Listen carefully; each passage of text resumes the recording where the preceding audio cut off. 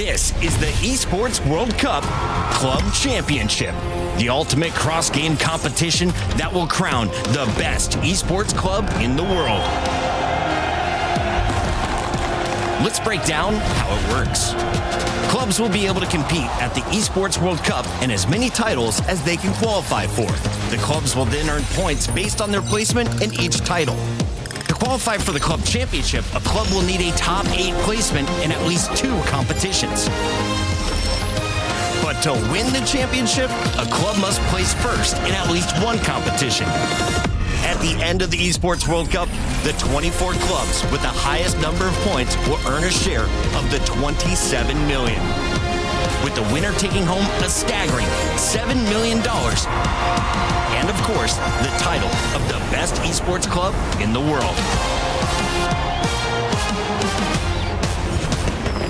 Who will rise above and write their place in history?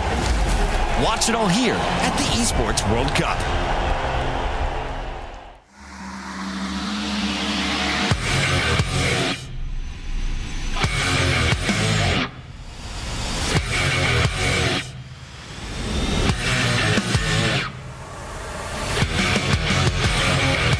Always expect the unexpected. Dear Papa, my studies have been very rewarding. They have introduced a new game to practice our skills. No abilities, no healing, just you against another. Electric.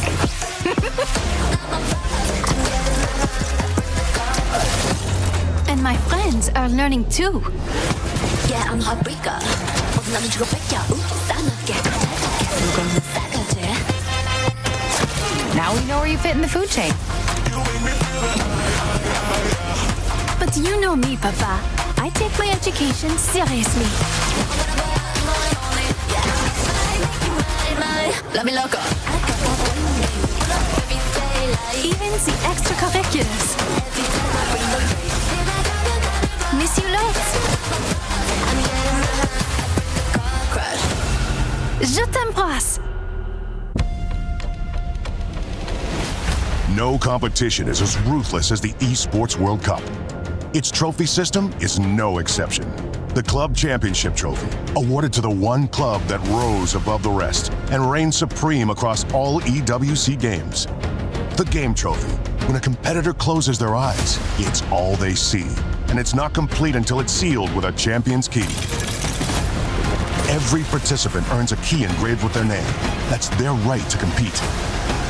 This year, returning champions hold a key unlike any other. Only one can place their key into the Game Trophy and become an EWC champion.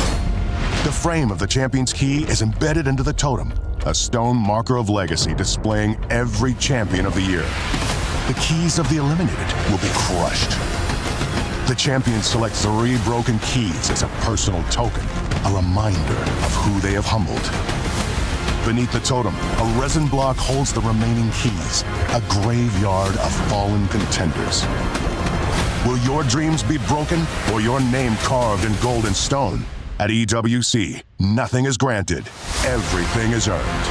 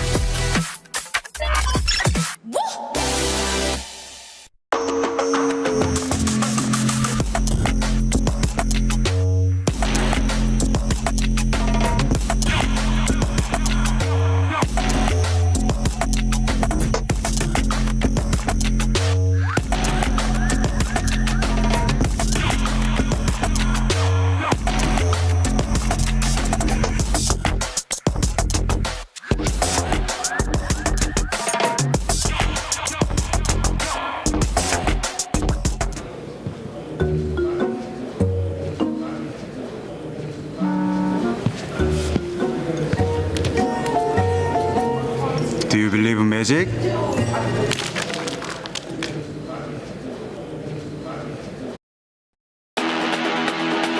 The this tournament is very important because if you do very well, you have an opportunity to change how the Apex history is written. I signed with TSM knowing that, there's going to be pressure and expectations, but I don't feel it per se, but I know it's there. We know we have big shoes to fill, but we're the new era of TSM. Falcons are down to the elimination bracket as Green Stego will be your champions. จริงครับที่พวกเราเล่นแบบ aggressive แล้วก็อยากให้ผู้ชมชินกับมันเองครับเราจะไม่เปลี่ยนเพลย์สไตล์ของเราครับเรามั่นใจการเล่นแบบนี้และเราจะเอาชัยชนะกลับมาให้ได้ครับ It's 1, 2, and it's going to be another huge win for Fnatic! 今がそのナンバーワンだっていう証明するつもりは全然なく、いつも応援してくれている方たちを喜ばせるためにいい成績を残したいと思います。頑張ります。Coming here to EWC is our first opportunity to rectify losing that tiebreaker in Pro League. Our team has something to prove, every one of us, and we won't let Falcons take it again. Falcons rising! Falcons champions! The ALGS Open was my 10th LAN, so to win that was kind of everything that I wanted. And it just ignited that passion of, okay, you've done it, you can do it, now you just need to do it again. And for us, anything that's not first is a failure.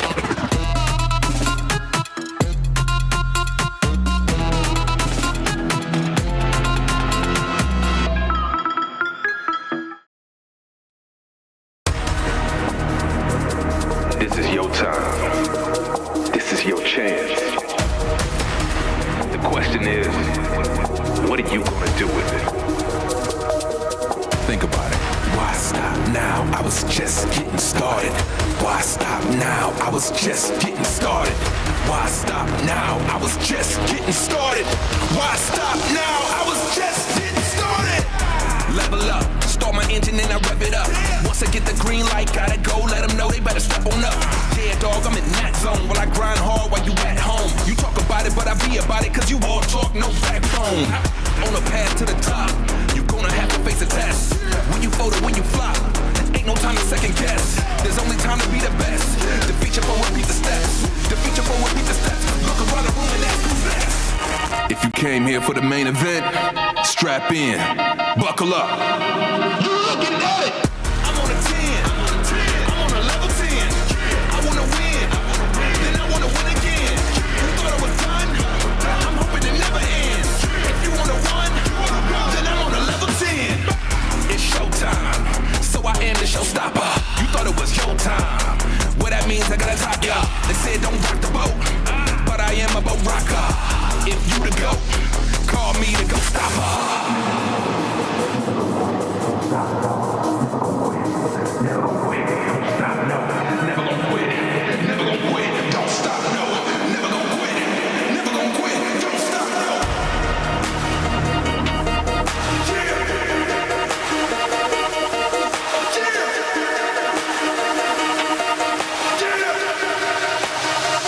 Let's go! I'm on a 10. I'm on a level 10. I wanna win.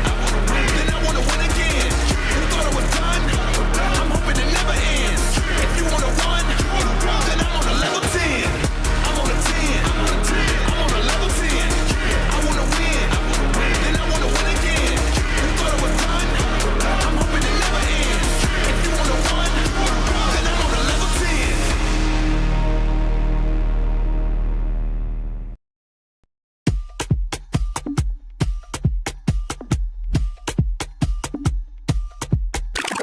Winning a game in a battle royale is always good at partly playing luck. It's going to be Navi who sent it on to face the Maggie Ball. It's a problem, but surely this just opens the door for Go Next to move in. Winning at the top level in the regional finals shows that we can actually win and that we're here to win it all. He gets taken out! Rock now move in for the dub! I think being labeled as a dark horse team is deserved because all three of us haven't really been at the top at Apex. Through the win in regional finals and NA, I think we've proven to show that we can stand at the top. And if we could translate that into EWC, I think we have a good chance of winning it all. APAC ノースで MVP に選ばれましたが、今回私たちは EWC でチャンピオンを取って日本で初めての世界大会優勝チームになることを。 As a team, we're extremely motivated to win. We've been consistent throughout the whole year. Now we're back in a tournament that we have won before, so winning again, hopefully luck is on our side. The boys who always struggled in finals have this game in their hands, and it's now their chance. LG are down as the Lions will do it!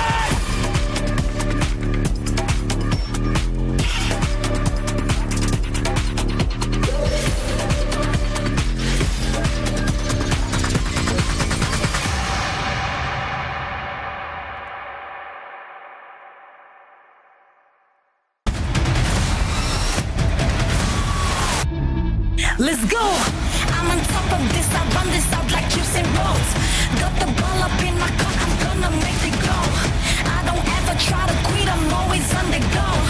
Ain't left no crumbs on the plate like a pro. Ain't scared of miss, ain't scared of nothing. Nothing, ain't scared of miss, soon I'll be hitting. Hit, always on the grind, never lose, I'm winning. If I choose to do it, I'ma kill it, ain't no pity.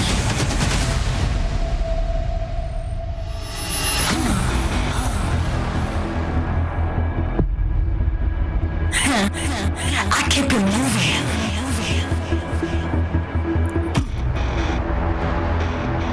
Ain't no one can stop me. I do it like a pro. And now I'm fire. Biggest in the game. Let's go. Different strategies when I play a slave. When they try to predict me, I know they always go astray. Ain't no corner up and down, surely gonna make them pay. When I say no distractions, then move out of my way. I'm on top of this, I run this out like Usain Bolt. Got the ball up in my cup, I'm gonna make it go. I don't ever try to quit, I'm always on the go. Ain't left no crumbs on the plate. Like a pro, ain't scared of miss, ain't scared of nothing. Nothing, ain't scared of miss, soon I'll be hitting. Hit, always on the grind, never lose, I'm winning. If I choose to do it, I'ma kill it, ain't no pity. No it's unstoppable, yeah.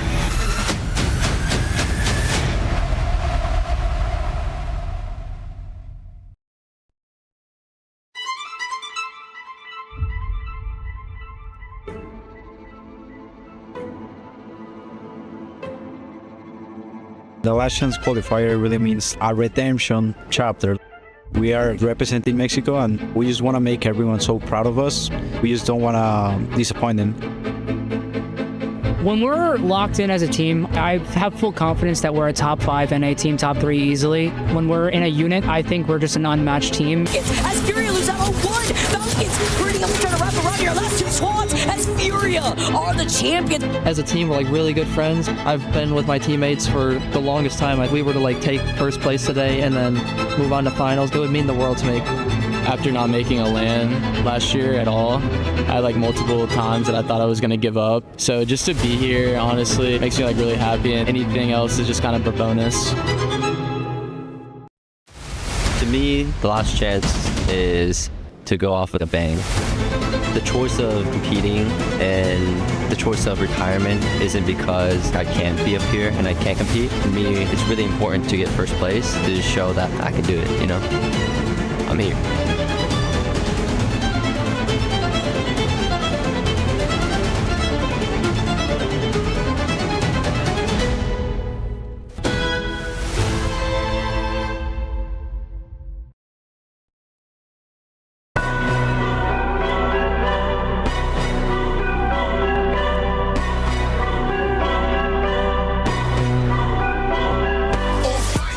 My whole team on fire, dominating down to the wire.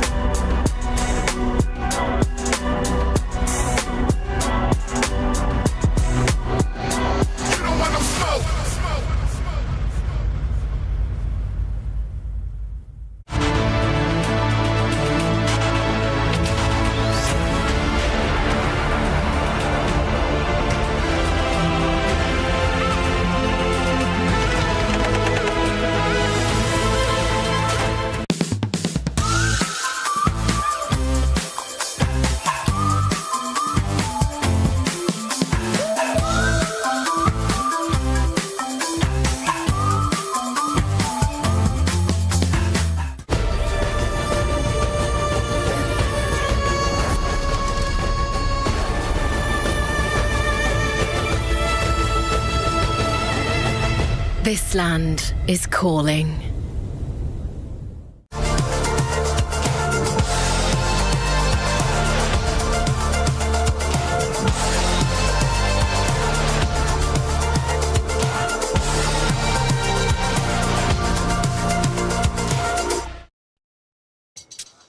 It's match point finals day at EWC 2025.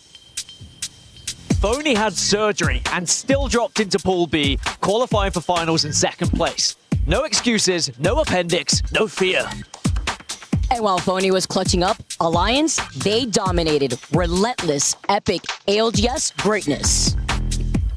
Speaking of Alliance, they had a monster in their ranks. Effect dropped 39 kills in Pool B. Question is, can he do it again today?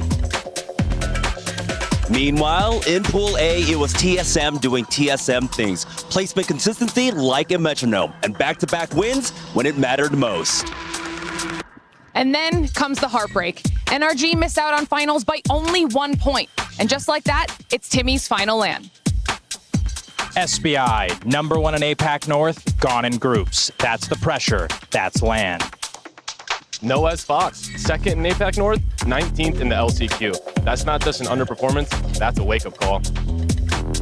Records broken, legends tested, and still, the finals are just beginning. Welcome to the ALGS.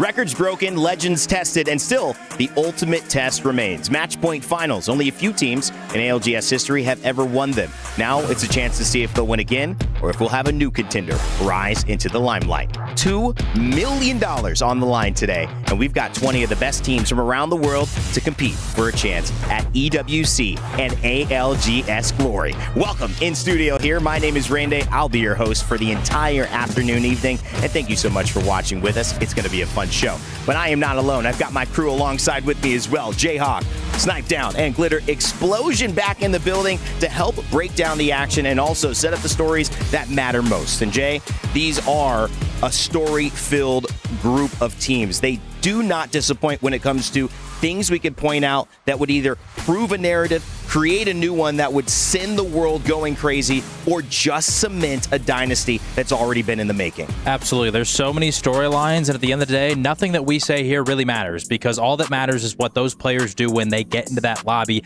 They are the ones that have to be the author of their own story. And so all these other teams, they're trying to prevent you from getting that win, but you have to be the one that either, like you said, cements the dynasty or makes history and becomes the first-time champion for yourself. Snipe Down, in these moments, coming from a professional player who's won playoffs before, but now at the limelight in a playoffs that feels a little bit brighter than usual. How do you take this pressure and turn it into fuel?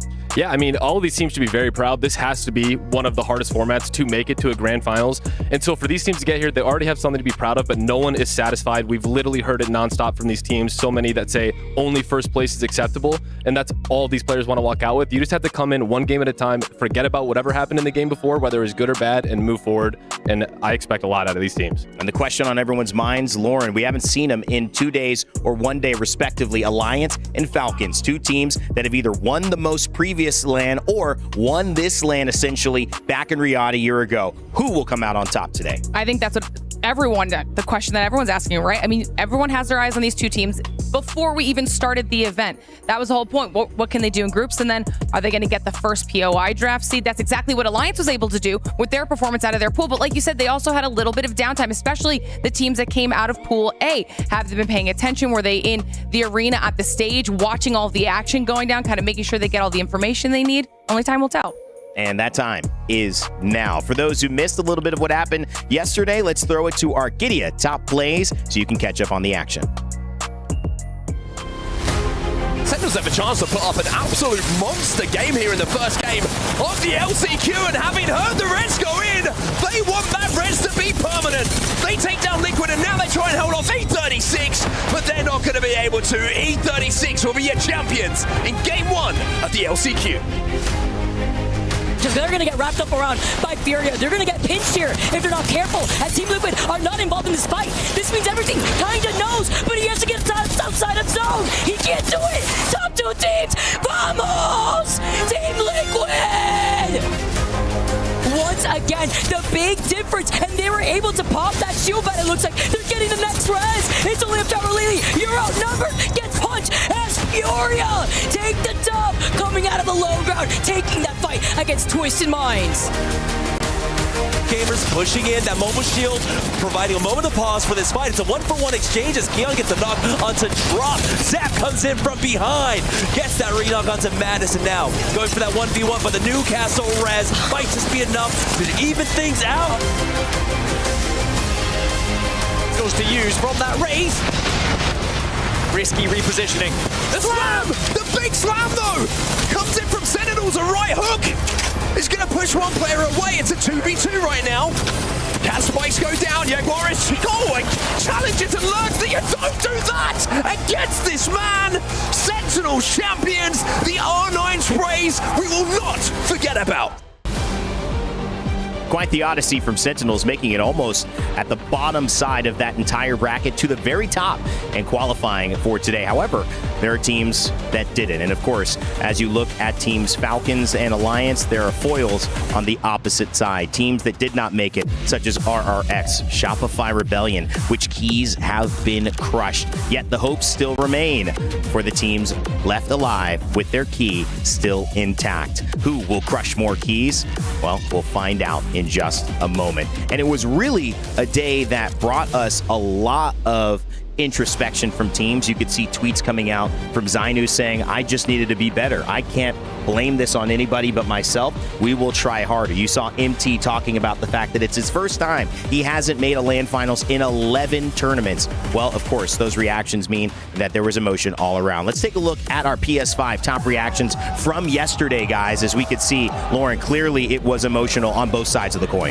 Yeah, and I think that's what made yesterday that much more enjoyable a performance, whether it was from the teams that were finding success or, like you said, the emotional side of things, the teams that were struggling to make it. Top 6 is so much more difficult than what we typically do at an ALGS lane, and you could see how much relief there was for the squads that were able to fight into those positions. Tonight, Madness getting excited about this Furia team that's been on and off, especially when it comes to bubble play, but they found a way to make it into today. Yeah, one of my favorite things about Furia is the passion that Madness brings. We've seen it from the start. He's been a very polarizing player from the beginning to now, and honestly, I love how he carries his team and uses that momentum, good and bad, to get them going.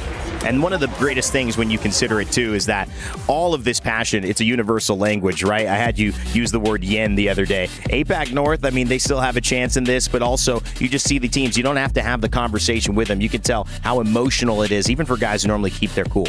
Absolutely. I mean, listen, this is $2 million on the line. It's a legacy-defining moment. You want to be the team that has a chance to put yourself into the history books. You don't want to go home early. You at least want to give yourself a shot. And if you don't, those games are going to eat at you forever. And so you can see the relief on those teams' faces just knowing that they made it, that they had a big game, and that finally maybe they were safe. Well, that was yesterday. Let's take a look at what's in store for today, because we mentioned over the course of 3 days, we've whittled it down to 20 teams. Those teams about to take place in a match point finals. Last chance was yesterday, but this is really their last chance to show what they have to do. Interforce 36, Team Nemesis, Furia, Sentinels, Liquid, Gen G, Rival, Alliance, 100 Thieves, Rock Esports, Virtus Pro, S8UL, VK Gaming, Navi, Wolves Esports, Kinotrope Gaming, Fnatic, Ninjas in Pajamas, Team Falcons and TSM. Those 20 teams earned at least a mention here because they did all the work to get here. This is just an achievement arriving to this moment. And actually, speaking of arriving,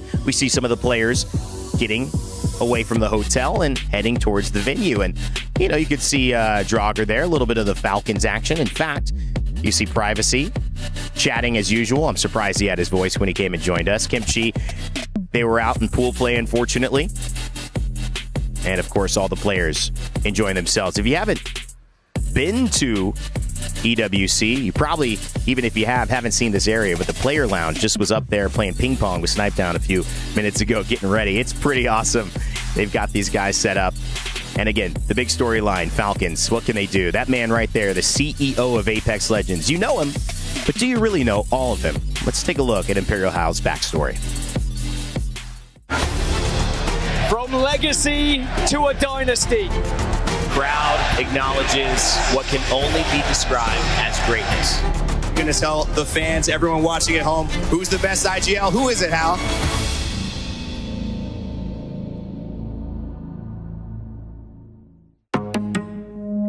I started playing video games when I was 3, very, very young. My first enjoyment of gaming all came from my father. He liked playing games, he loved Halo, and then I started playing it. You know, I would play against him and his friends and beat them when I was a little kid, and he saw the potential in me. One of the biggest moments of my life when it came to gaming was in high school. I always wanted to move to PC, and my father would tell me, you have to get straight A's if you want me to get a PC. He gave me reasons to, you know, focus on school. My parents came from nothing. They knew or understood the importance of having an education. They immigrated from Bosnia. They barely knew English. You know, they didn't have a lot of money and they had to work multiple jobs. The main thing that my dad taught me was, you know, earning what I wanted or what I needed. And I feel like that carried over a lot to who I am today. I decided to keep pursuing gaming. Eventually Apex came out and I was like, this is the game for me. And my father even told me in the very beginning, you know, this game is literally meant for you. Now the fight goes down. So important that you get the damage here, and it's done! TSM up in the skies. House goes down for the heavens. I feel like my father probably knows me more than anyone else in the world. So if he says something like that, it's probably true. The CEO with the hostile takeover.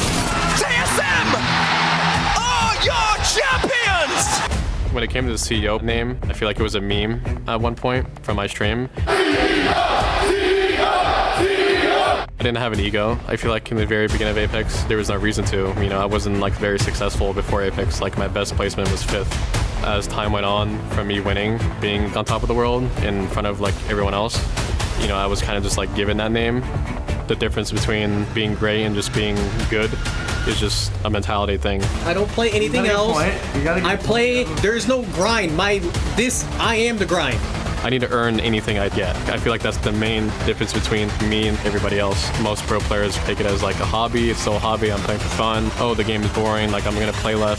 A lot of people just don't care enough. Looking back at my career, I'm very satisfied, but I hate looking back because I don't want to feel content. I don't want to feel that I've done enough. Alcazia down! Falcons rising! Falcons champions! I love my career so far, but I know I can do a lot more. There's times where I started to doubt myself because I was at the top in the very beginning, and then all of a sudden I started having mediocre performances, and I feel like I was trying to do everything and anything, and I just couldn't get what I wanted. But my father was always just pushing me to just, you know, stay and keep doing what you're doing, and it'll eventually work out. If he wasn't here, then I probably wouldn't be a streamer. Maybe I would have quit. Maybe I would have, who knows? Honestly, it would have been a way different life. I'm not ImperialHal without my father, so that's the best way to put it.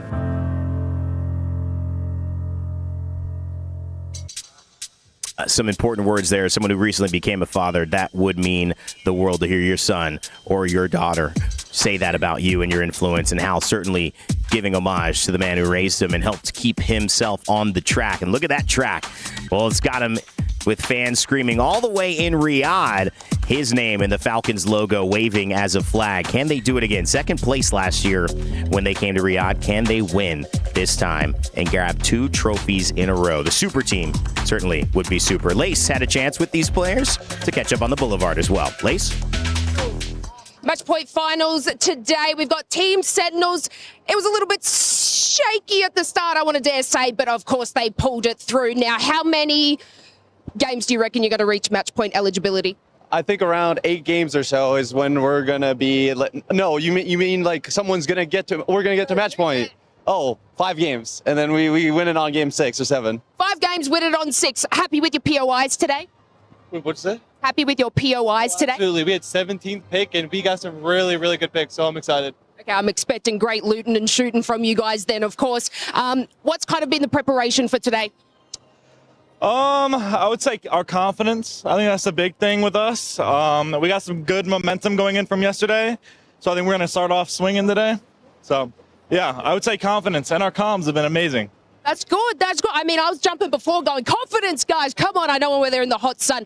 But, of course, what team are you going to watch out for today? Probably Gen G. We seem to run into them like every game, so we got to be a bit careful rotating through the map, make sure they're not ratting us anywhere. And if we have to take a fight with them, we're going to take them down. So, I mean, us Apex South people are kind of annoying. So best of luck to you guys, Sentinels, in match point finals. Thank you so much, Lace. Great interview as always. And walking down that boulevard, it's hot. Let me just tell you. But she does a great job of keeping her cool. And I love the blue outfit. Snipe, just a little reaction to that piece from Hal. You're obviously very close friends with Hal and have been for a long time, a teammate as well. You've been through the trenches with him. How did that impact you? Yeah, I mean, honestly, just the passion that oozes out of him and having the support system that he has with his family. He's talked nonstop about how much that has impacted even his decisions to stream or play games. And I heard a little bit about, a game he started with a little bit of Imperial Halo in there. So I love that. And just proud to see the progress that he has, and staying hungry as often, even when you are accomplished, is a great way to see goals.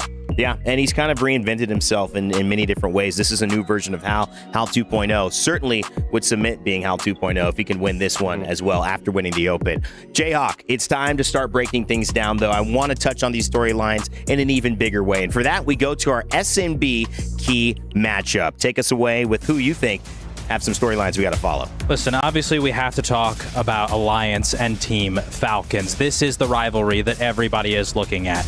And this is honestly, in my opinion, the best rivalry that we've seen since Prime TSM versus Dark Zero back in Year 3. But that rivalry ended when the era of the dynasties died. And we begin a new era, which was the era of the Super Team. And yet, Falcons did not dominate that era like the dynasties that they formed from. Instead, it was Alliance who lifted the trophy here in Riyadh, officially breaking the curse placed upon them as the group stage team. While Falcons were seeing internal changes, Alliance continued that streak of dominance. They placed top 3 at every single LAN since that victory. And coming into this year, it was clear that Alliance was the best team in the world. I mean, when you see this play from Effect, how can you doubt that maybe they're the best team here? But Falcons, they have something to say about that. They would not allow the conversation to end there. They struck back, making history in New Orleans, becoming the first ever team to win from the elimination bracket. They do not take kindly to the assertion that Alliance is the best team. Zero and Hal are no strangers to Legacy. Zero was the only player who was able to go back-to-back with Dark Zero, and they're looking to do so again after that win in New Orleans. This is a legacy-defining moment for these two teams, and I'm very excited to see who comes out on top. Immovable object versus an unstoppable force. Will Falcons or Alliance take the victory? Only one can claim the title of champion today. Great setup there, and that was our SMB key matchup, thanks to Jayhawk. Now, Snipe, I know we got a lot of teams representing all different regions, but Americas have have been the most dominant coming into this tournament, and they've stayed the most dominant in this tournament as well. Yeah, absolutely. I mean, America, and a team specifically that I want to talk about is TSM. And we heard it in an interview with Gent before. He said this is a new era of TSM, which it is. And one of the most impressive points that I talked about on day one that still holds true to now is TSM is the only team in this entire tournament that has yet to place outside of the top 10 in any match. Their lowest is 9th, and their average placing is 4.4. And when it comes to this match point format, there is no other team in terms of consistency that I would think would be able to get to that point, and that's only going to propel them. And another player specifically has got to be Panic. This kid was one placement away from making it to the grand finals at his first LAN. He was almost exiled as a pro player in terms of people writing him off, stayed true to his passion of the game, absolutely just wanting to take it to the next level. He talked about it, how he was looking up to all these peers, and now he's playing right next to them, putting up the same types of damage numbers and literally in the same category. He was the second highest carry rating in the entire open land. Wow. And when it comes to aura, there are certain players that have it, and he oozes passion, and that type of passion only elevates the people around you, brings out the best in them, and we're seeing that with this current TSM roster right now, and it's going to be very exciting to see if they can get that championship under a new team in that new era. You know, top placement, that's a big deal, especially as we transition into match point. Being consistent or just making it through to these group stages can be two different things, because one big blow-up game and then some terrible performances, all gamers in their first pool play, can get you into a position where you're competing. But staying in those top fives, top fours, that's how you have a chance to win match point. Lauren, I know there's other regions to speak about, and APAC, they have represented as well. A great showing from them. Yeah, let's talk about Gen G a little bit, okay? Because we've highlighted just how insane yesterday was with our last chance. And the team that we saw at the top of it, at the end of it all, was Gen G. One of our teams out of APAC South can make their way through to the match point finals. The trio of Ziki, Asia, and Dexter. And this was just such an impressive performance because we were watching points determining 4 to 5 placements depending on what game we were at in this series, and they were not in that discussion of concern by the bubble. They were so far at the top that they had at least 10 plus points, I think, by the end of it between them and second place. They were consistent the entire time. If I'm not mistaken, it was only 3 out of their 10 matches that were outside top 6 placements. They were consistent in their placement, then had 2 pop-off games to really solidify that point gap, and they just looked so strong. And that was in last chance, though. Let's just talk about the region as a whole, because arguably at this event they might be considered the most impressive region, period. 5 out of their 8 teams have now qualified through to match point finals. 4 of them did it straight out of their pool play. We had 1 out of pool A, I believe that was Wolves, and then we had SA, Rival Esports, and VK out of pool B. And the fact that we're talking about a region that only had 8 slots, getting 5 of them, that's over 60% of their teams qualifying through to match point finals. It's the highest percentage out of any region participating here.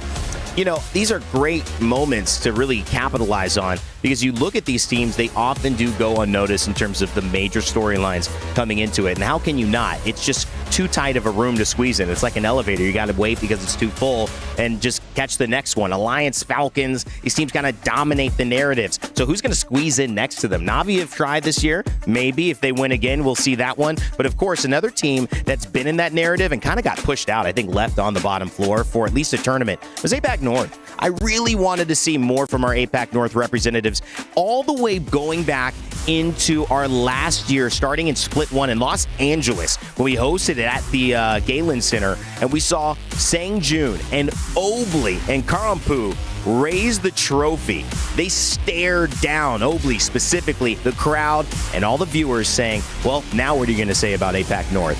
After that, we haven't had an APAC North win since. Is it time? Are they due? Especially with the news that we're going back to Japan this year and next year. So, well, I guess 2 years from now, because I guess next year is this year in terms of our ALGS year. Interesting to know. Will these regions rise up? Will they claim supremacy? This is certainly the last chance in the calendar year to do so. ALGS is in its prime, and I cannot wait to see which team says we were the best when the best was on the table. Let's find out who takes the stage and center spotlight here on our match point finals and send it to the opening ceremony.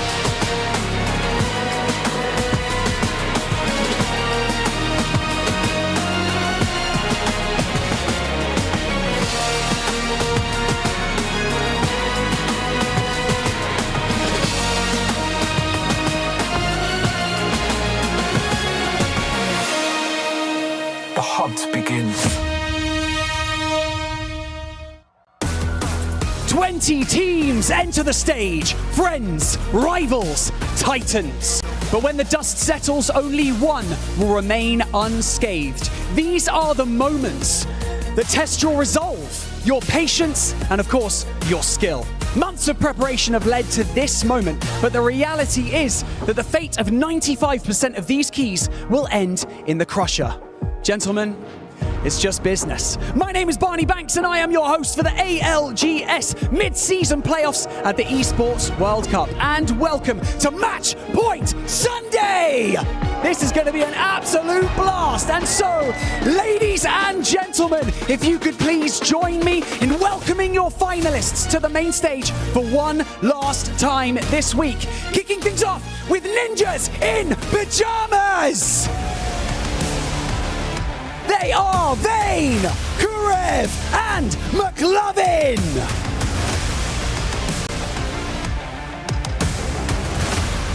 Virtus Pro. They are Lou, Zach Mazer, and Slayer. VK Gaming. They are Kassa, Ladud, and QQ.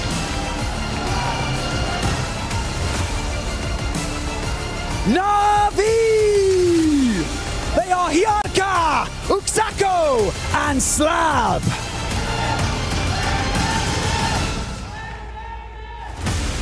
Fnatic! They are Yuka, Colonel Garcia, and Libel Ace.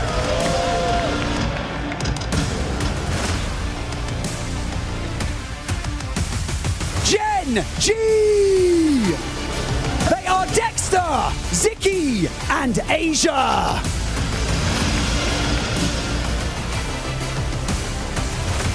Hundred Thieves. They are Jen Burton, Verholst, and Phony.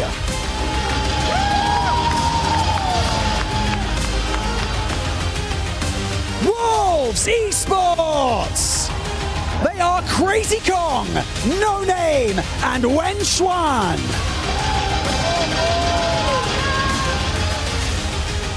Team Liquid! They are Yanya, Jaguares, and Nizel.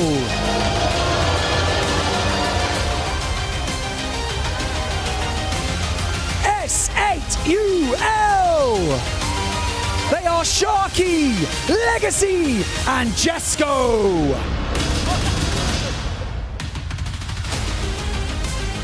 Enter Force 36. They are Juzna, Sinap, and Illy.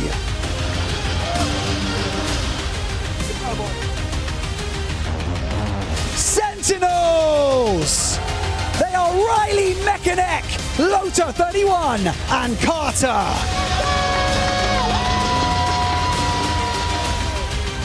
Furia!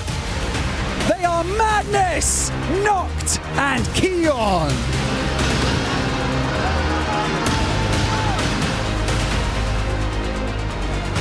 Team Nemesis! They are Kaishiha, Zuni, and Remix Powers. Rival Esports. They are Aflo, Fafafi, and Gotgap.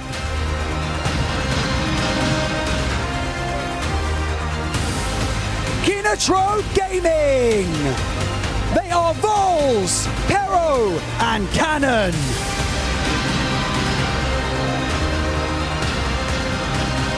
ROC Esports. They are Deeds, Sorcerer, and Baxlon.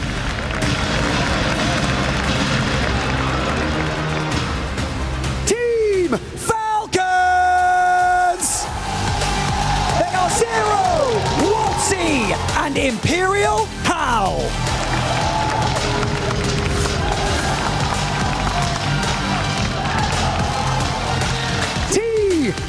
TSM. They are Panic, Duplex, and Gent.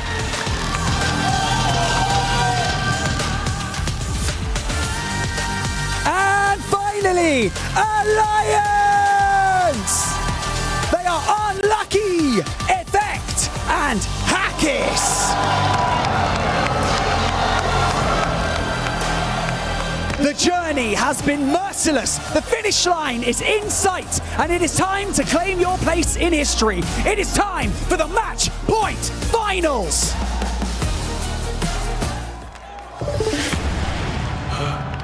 Every time there's a finals day, it's do or die.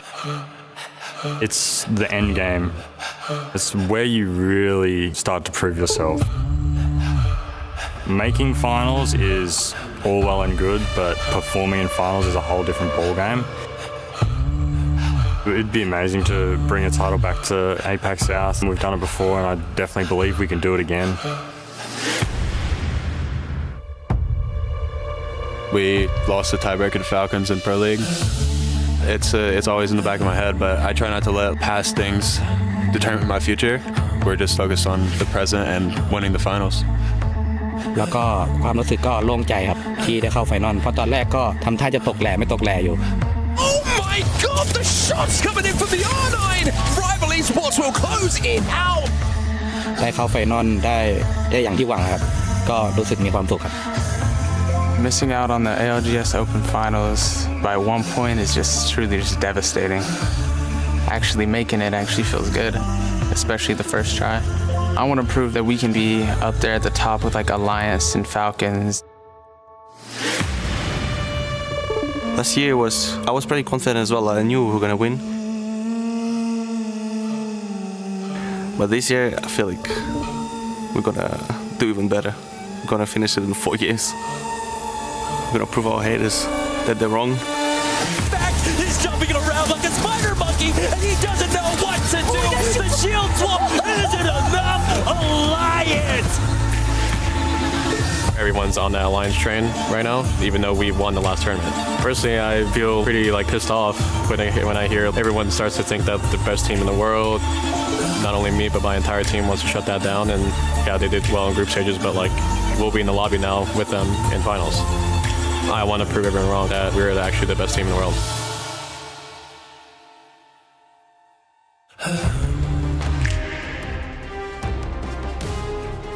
It is finally time to start our mid-season playoffs grand finals here, match point finals.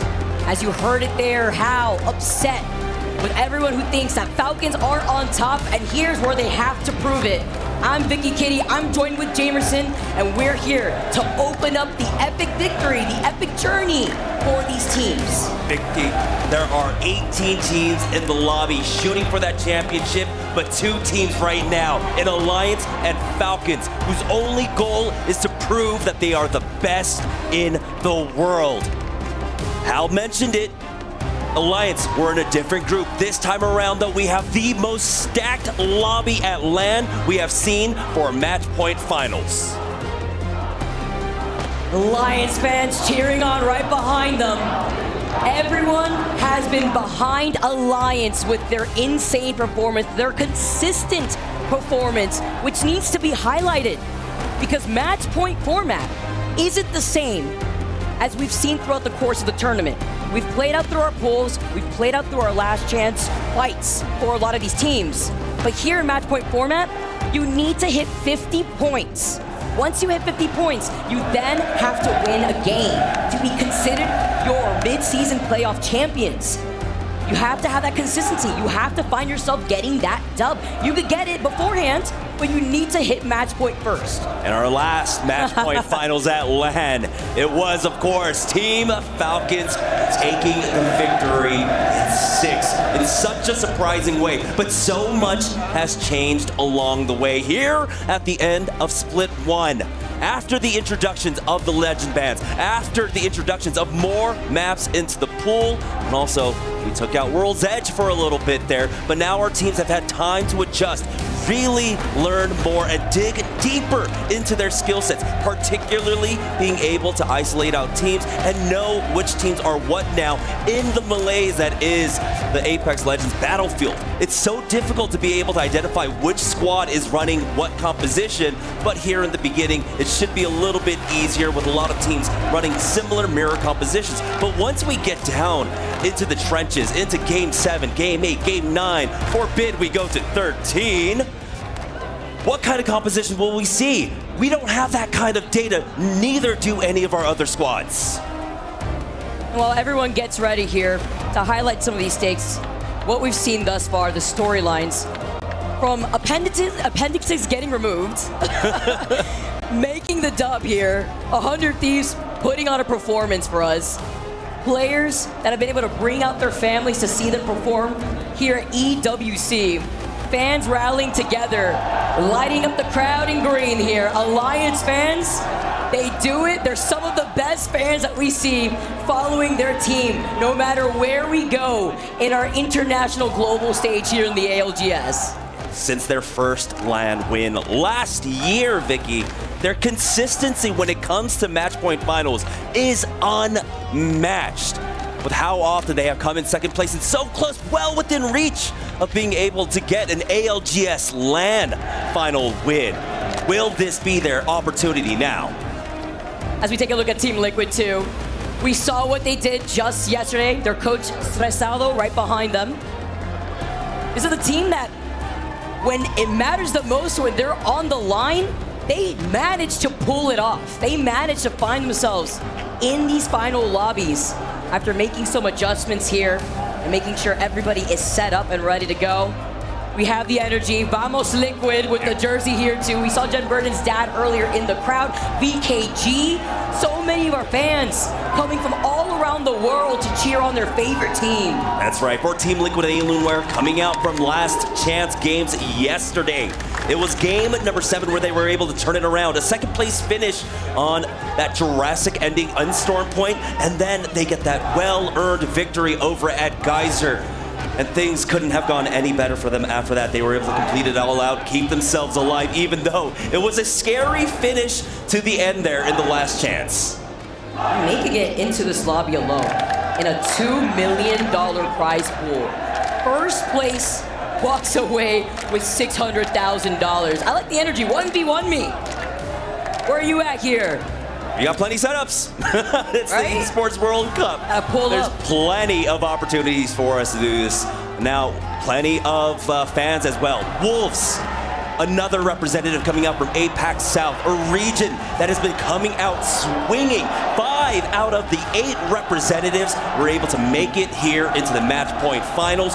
4 of those teams doing it by winning in their pool play and securing a spot here very early on. And of course, one more had to secure their spot. But we also have to mention a team, when we talk about LAN, that we're so used to seeing in the match point finals, ALGS unfortunately missed out by about 9 points in that tight grouping pack in the middle for that top 6 spots. But they have plenty of APAC South representatives to try and make them proud. Cutthroat competition within that last lobby. Literally a 1-point difference meant for teams to make it in here into this lobby. Probably the most stacked lobby, by the way, that we have ever seen at a match point finals, at a LAN here, to compete, to raise that trophy, send everybody to the crusher. And that's why I keep putting the highlight over on this prize pool.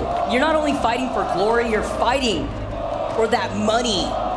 Fill up your pockets here. Alliance also want to get that 2nd title in a row, and this has more emphasis in the fact that this is part of our mid-season playoffs. Alliance has yet to take a win in the ALGS. This would matter so much here for Alliance. And for those who are joining us a little bit late here for EWC, for the mid-season finals of ALGS Split 1, that man right there, I think I saw one of the best tweets. That appendix in him? Nah. That dog in him? Yes. Phony. Ended up, of course, coming down with appendicitis out of nowhere, had emergency surgery. Next Today, he is straight into group play. We didn't know how many games he would play, if at all. We were thinking maybe he gets in 5. Bronzy comes in to finish out the series. No, he stays in it, gets all 10 games in, but he also gets the first win of the day, and I believe also bookended with the last win as well. So, Phony, despite having to go through surgery, I don't know how invasive, an appendectomy is. It's still a surgery. You're still on some meds. It is not your usual, oh yeah, I'm just going to sit down and play Apex for a few hours, guys. He had surgery coming into that one. Yeah, dude, it literally appendix legends, right? Like, that's what Onset said earlier. Like, I was cracking up in the back. Dude, that was some aura farming potential right there for 100 Thieves. As Yuka, another player to highlight, Fnatic making their way here into this match point finals lobby too. Yeah, this is, again, like we were talking about, Vicky, the most stacked lobby. Representatives from every LAN winning team in the last year are here, along with so many of our consistent teams. VK Gaming, another one that we do have to mention as we are on board with them. QQ showing up. They are one of those silent teams, right? They are successful, they get wins, but they don't do it always in the biggest of fashions. But we can always count on them, representatives from APAC South, to be here in the finals lobby. And not just be here, but have an impactful role when it comes to it. They know how to fight in the early game. They know how to fight in the mid game. They run into the zone fairly early on, play off of a lot of priority, but they are proactive in their positions. And we're looking at NIP. You talk about being proactive. Kurev in that first pool we saw with 21 kills. NIP were so consistent. Right behind him was Vayne with 20 kills and McLovin with 19 kills. Raven having a lot of accolades under his belt, showing consistency no matter the team. And importantly for NIP here in this series, Vicky, we are going to be playing all 4 maps once again, but we are starting off on E District, which is where NIP picked up the majority of their points, and which is why they also were able to pick up draft point for themselves. Yeah, they got that mezzo, right? You gotta highlight that here. Raven getting set up behind the rest of the team. I really like, you talk about their POI and how they lean into those strengths here too. Tactfully, they're going to be landing, I believe, on E District close to Team Liquid too. So that's going to be a little check mark to follow once we get into the game. Yeah, dropping off at Lotus on the north side, like you had mentioned, next to Team Liquid over there by Electro Dam. But the wins that they were able to get over there on Draft Point on Electro Dam, or excuse me, by Electro Dam was fantastic. Okay, we are getting ready now, everybody. Everyone's loaded into the lobby. Thank you for your patience. Let's get this started. We're here, we're ready to go, and we're ready to start off our finals. First game. As Jamerson mentioned, we are going into E District. It's a snake draft here too, of course. So we're gonna have E District, World's Edge, Broken Moon, Storm Point, and then we go right back around here into Broken Moon, World's Edge, E District, and then World's Edge again. Make sure you guys tweet at us. Let us know which team you want to win. How many games do you expect it to go? Jamerson, I'm putting you on the spot right now. What team do you think is gonna take it? How many games are gonna take to go? I'm going to go with Alliance in 5. If Alliance do not do it in 5, it will be Falcons in 7, I believe. We see that teams put a lot of thought and emphasis on our map draft. Taking a look at Alliance, our first seed coming into this one. This was a 3rd pick for them, and that's kind of fortunate because this is, again, Alliance, a squad that commands respect on other maps, and so they're allowed to let their 4th pick of Storm Point and still secure themselves Trident throughout that. And so because of that, they get that pick on E District in 3rd, and still a pretty decent spot.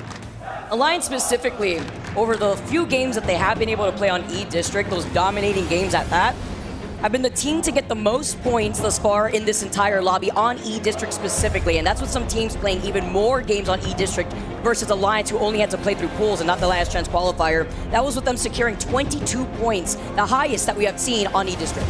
Yeah, and for Alliance, coming out from Shipyard, they're going to look at history just a little bit, right? The 7 times that we ended up playing on E District, well, we've got 3 energy bank circles, 2 of them going toward that southern side.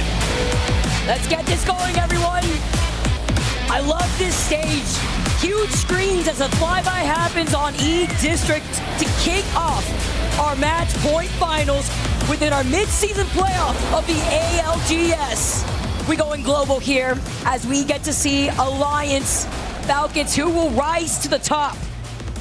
Love E District. I love the incorporation of these legend bands and what that means, because we've been seeing Alter be that legend to always be the first to go out.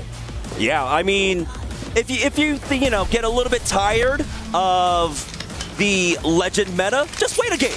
Just wait a game, because someone's going to get banned out, and all of a sudden, it gets open wide in terms of legend compositions, legends picked. Teams divert pretty early on, but in particular, we do need to note the crypto. We saw some hyper-accelerated ban rates coming out from him. In Group A, he did escape the bans. In Group B, he ended up getting banned around Game 5, Game number 6.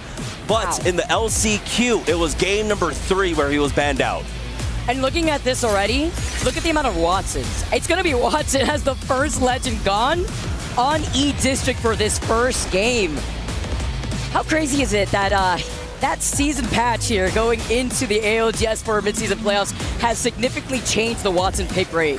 Heading into the match point finals, Alter was leading in terms of ban priority, but now with this first ban onto Watson and the strength that she provides, it is no question why. We saw the biggest of buffs coming out to her entire kits, as we got 100 Thieves first on the move right now over here at Energy Bank. Be able to secure this ring console for us eventually. Oh, they do actually already have it, and it's going to be pulling up north to Lotus, and we were talking about a team that converts so extremely well here on E District, Vicky, and it's NIP getting that pull up towards Lotus. Oh, they're going to be feasting out here. They're also going to get the memo once they start seeing other teams rotate, because they're not the only ones here that have to look around, because Gen G have now made their appearance. Team Liquid that exit out of Electro Dam have a ring console to that south side of Electro Dam, so they got that scan already quickly rotated. Same thing for Rival Esports, Sentinels, and Wolf Esports too. It's getting hot here as NIP have already lost out on Vayne. That's Dexter picking up the first kill within our match point finals, game 1. They're going to try and make their way out of Lotus here, but so many teams have already shown up. Wolves Esports, Rivals as well. NIP looking to see if they have a mobile respawn beacon, and they do in the hands of McLovin. So they will have an opportunity to get him right back on in without too much pressure applied. The difficulty is once that mobile respawn beacon goes down, once you plug him in, all these alters will be able to jump right on top of you. Yeah, you want your crypto player to stay alive to then remotely get that res instead. So that's not going to be the case for them since they lost out on that crypto player here. Let's see if we can make the magic happen, because it's already looking congested up here. We know over by Lotus that there's a lot of space to coexist, and it's like an altar playground to feast from. Phony taking a lot of damage, 100 Thieves playing off the low ground. Yeah, one member of Gen G ends up going down here. NIP get a little bit of revenge as they plug Vayne back on in. So they trade kill for kill, but Asia might be the next one to go down. Gen G, our first place team out of that last chance, almost knocked out here in game number 1. Served on a silver platter in the line of sight of 100 Thieves who walk in, pick that up. They were in some trouble, specifically Gen G. They were running from that team on the outskirts. We saw NIP Curve also taking some damage there on the other side of that building. 100 Thieves have been able to now find that building secured. Newcastle wall in that corner. We get to see the highlight here too. What happened with Gen G before, as Ninjas of Pajamas aren't going to be moving from this spot.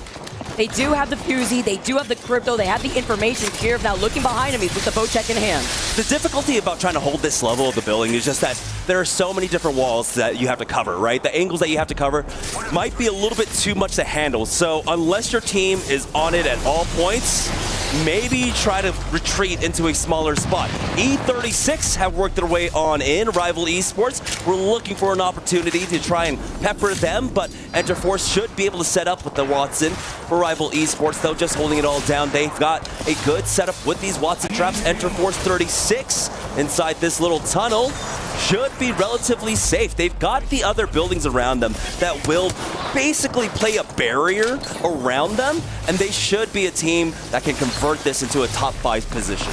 55% of this lobby, by the way, is rocking the Alter, Crypto, and the Watson. So you know these EMPs are going to delete these Watson fences since 90% of the lobby is running the Watson within those compositions, as Fnatic involved in a fight. We were talking about Fnatic earlier before. I believe they had finished Group A in 3rd place overall.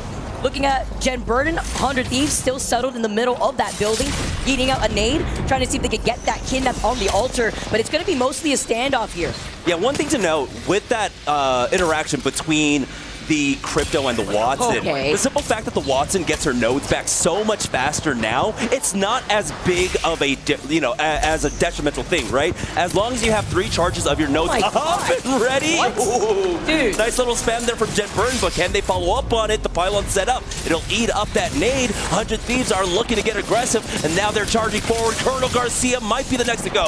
Oh, what a great first knock here for Jen just to start off this fight, but Burrow's Pony take a lot of damage. They dance around the Moby shield, and 100 Thieves with a very clean fight takeover. Jen getting all those 3 knocks, Fnatic getting eliminated, the first team to go out in this lobby. Yeah, this is what I was talking about having that retreat position for yourself. That's the nice thing about running that Newcastle, having that extra wall. So you basically create a second room to be able to play on instead of that entire lobby of the building floor to try and control. It's so difficult with the prevalence of the altar right now, especially here on E District. You can get approached from any angle.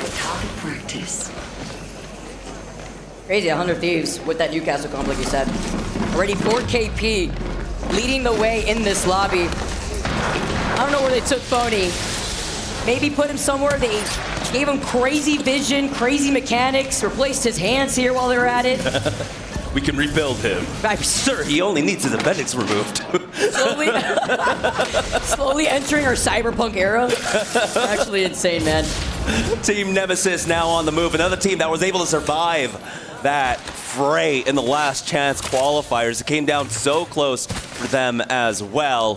They're just happy to be here, but they are moving their way through Galleria right now. You can see that altar port being set up just in case. It's been some time since they have hit a man scan, and they have Alliance shadowing from Energy Bank along the way. So they're just playing this one extra cautiously. They'll have another survey beacon scan to hit to know where they can go safely inside of Lotus. Yeah, it's important to know in an end zone like this, even with this EMP coming out here, as Falcons are looking at the team up ahead, they're trying to see if they can gatekeep the squad that's over to their south side. It's going to be Kino Truck, it looks like here. Yukapero is going to now have to wrap around. They do have the blue Evo shield versus Falcons, who does have that purple Evo. You can see how over to the side, who takes it off angle and one clips that one teammate here onto Cannon. Walty follows up. Hal gets taken out, but it's only one player left. Can he clutch this? The EMP from afar. Walty, though, looks like he was trying to reload. Pressing square now, forced to backtrack. The reset with the Alter Void Nexus. S8UL here for that third party. And so unfortunately for Falcons, getting their drone taken out, not having the EMP in the fight, just slowed them down too much. If they could have connected with it, if that drone didn't get taken out, this should have been a clean wipe for them, especially with how well Falcon got that entry frag. And then the follow-up from Waltzy.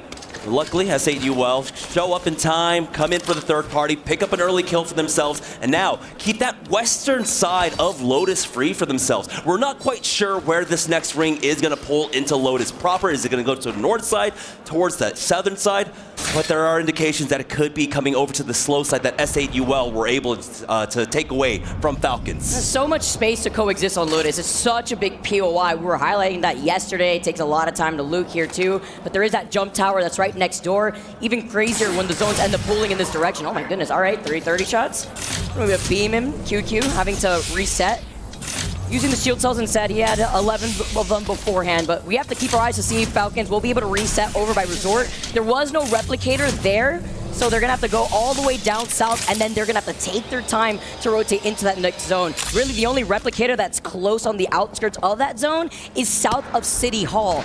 So it's gonna be a little quiet here, and Alliance will continuously hold that south side of the next zone for themselves. So that's gonna be perhaps an inevitable fight for these teams. Yeah, you have to be worried if you're a Falcons fan right now. Trying to go for that res over at City Hall could easily call Alliance your way. You can see right now, they are on the side of the zone that has very little congestion. And so if they see that res, this is a team that will run it down. They don't need to control that that position for themselves, as Na'Vi ends up getting eliminated to VP. Alliance just continue to hit that scan, and it does show that the ring will be pulling a little bit down here to the south. Fox looking right behind them. They're going to be wrapping around here, though, but they're not going to be engaging anytime soon. They're actually just going to poke from afar, but they're not looking to try to take these fights because the majority of these teams are over to the south side. A lot of these buildings, a lot of these floors, allowing these teams to share that space. Mythic Bin will be spawning in the next 2 seconds, though, and it's closer to Rock and TSM over by the south side of Lotus. Yeah. In the meantime, Falcons are able to hit a man scan as they go for a replicator, but we're on board with NIP. Like they were possibly looking to get aggressive onto VP, but they don't want to give up the position inside of their building quite yet. We can see on the map there from VP, the ring will be pulling towards the eastern side of Lotus. So for the teams that we saw earlier that were established there on the west, S8UL, Alliance, Rock Esports, all have to move forward with the next zone. The team who called out the potential shift over to the east side was VKG, Ruland, and Humbert Labs, so they wrapped around the entire east side of E District. Same Team Nemesis, though, inside this building. Again, just looking ahead at that Wraith portal, was a team that was trying to engage here originally, maybe trying to see if they could get cheeky with a kidnap. Well, it's VKG that are up that hill, too, it looks like. Wolves Esports on the same building as they're trying to collapse. It was Alliance actually on the other side. There's now a replicator over to the south side of Alliance, and this is what I was worried about. With Falcons now getting the res, it's been the green light. Alliance were trying to clear their backs. They heard the res, and they're now looking on to see if they could take this fight against the bludgeoned Falcons, who now have to reset. Currently, we have the two fraggers of Alliance setting up. You can see Unlucky along with Effect setting up the crossfire at this choke. No eyes on them quite yet. Hawkus, the man, the eyes in the sky, ping down from Unlucky, telling them that someone is coming around from the right-hand side. Alliance are on the hunt for this kill, and it's Team Falcons who are able to utilize that altar portal to get themselves up towards that northern choke instead, completely avoiding this fight with Alliance. That altar Void Nexus is so insane. It can cover like 2 POIs if you space them out with one another, since you could put 2 down. Great placement here, works out considering it was still active. Zero being on that altar early on when they were originally trying to take this fight, grabbing back their loot. 30-30 pings from afar, as Alliance had no idea that they had that altar portal. They were looking to try to keep up with the delete, the evac tower. Zero now forced to wrap around here together with what looks like Hal, who also had fallen down. So they're going to be able to regroup all together as a full squad around that next corner. Feeling that pressure, but uncontested in this choke is great because nobody's waiting for them to gatekeep them on the other side of this hedge. Just ahead of them, though, they do have Gen G and 100 Thieves. I believe Gen G might just be a solo still. Yeah, they are. Never able to really recover. Unfortunately, it's going to be their Watson player remaining. The next ring pulling far east. VK Gaming. Vicky, you had mentioned it. They're kings at calling the zones, it seems like, and they're controlling that eastern choke. They know no one's coming up behind them, and so now they just need to start working on this eastern side. Start whittling away at Team Nemesis, Wolves Esports, and Sentinels. Try to alleviate some of that pressure and walk their way on in for free.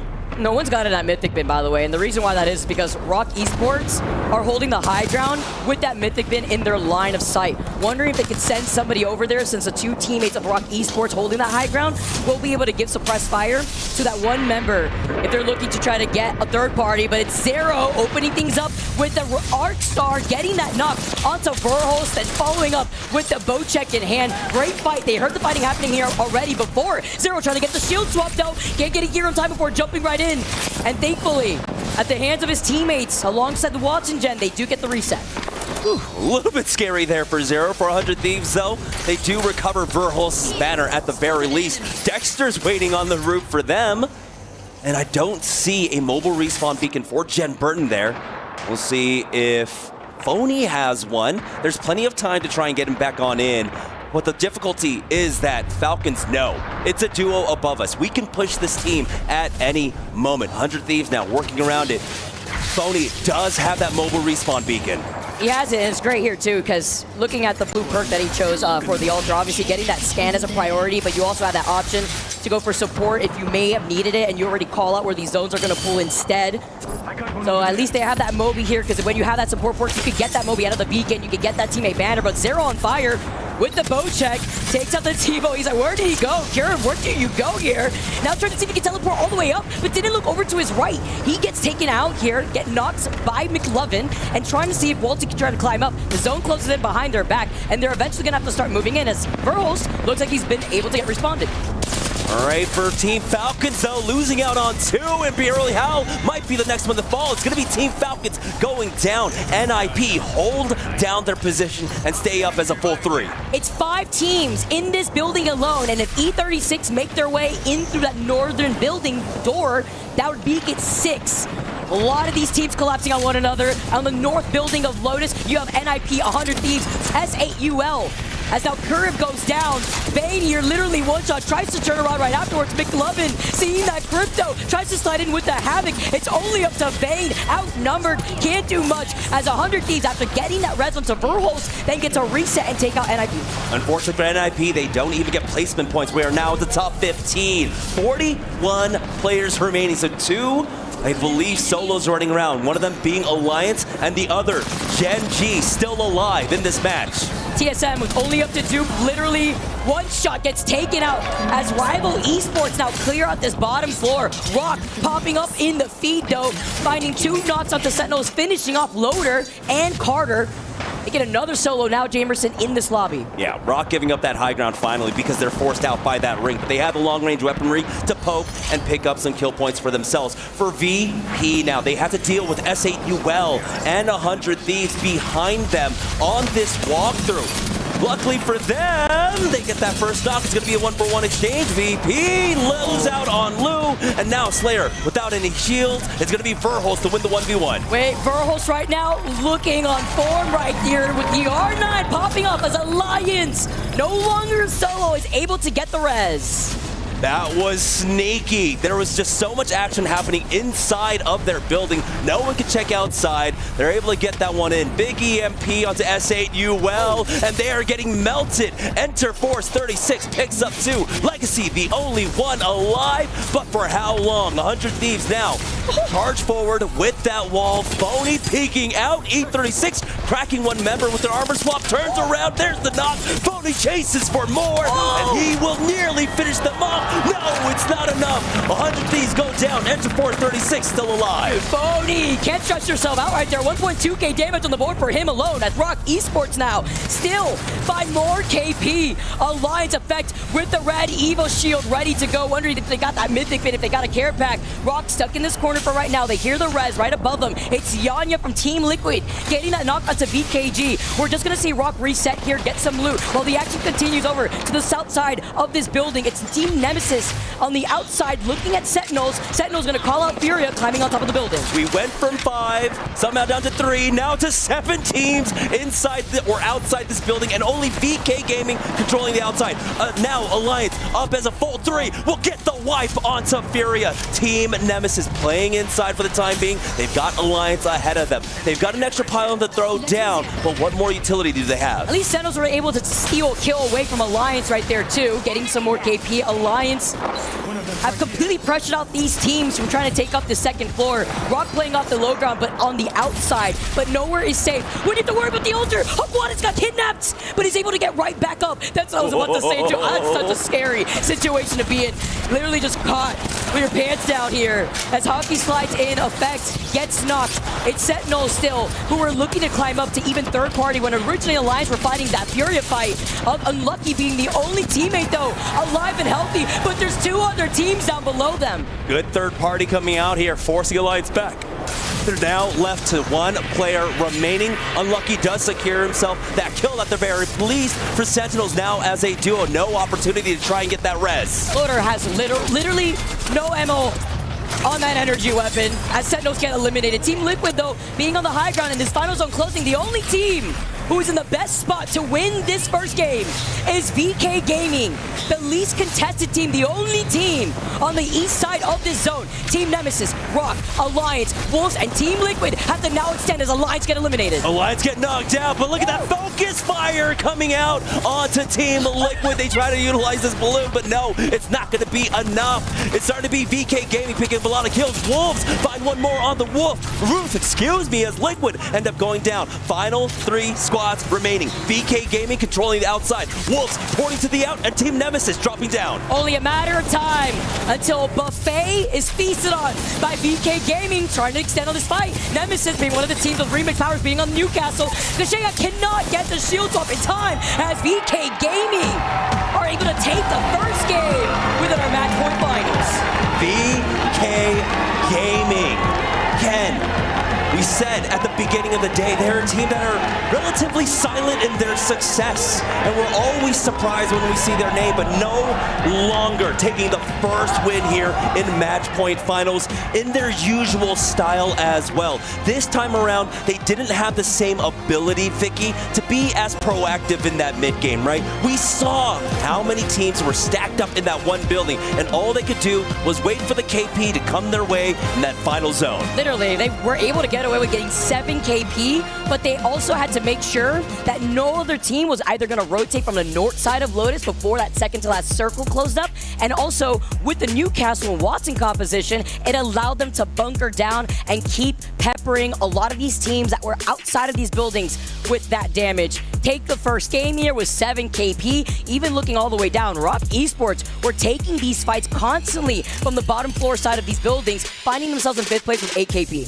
Yeah, we have to mention the APAC South representation. VK Gaming, of course, with that win, but not to be outdone. Wolves Esports will come out in 3rd place there with 7 points from placements and 2 kills. Wolves Esports in that top 3.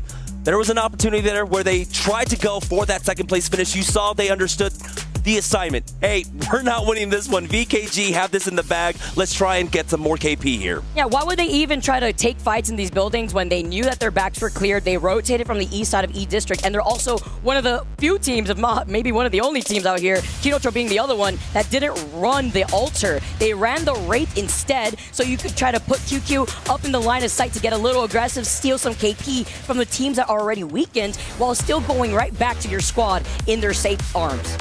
Now, at the beginning of this map, we were talking about teams that do like to prioritize E-District, but you know what? We're going to be moving on to our next map. Right after this break, we got World's Edge for EWC Midseason Playoffs.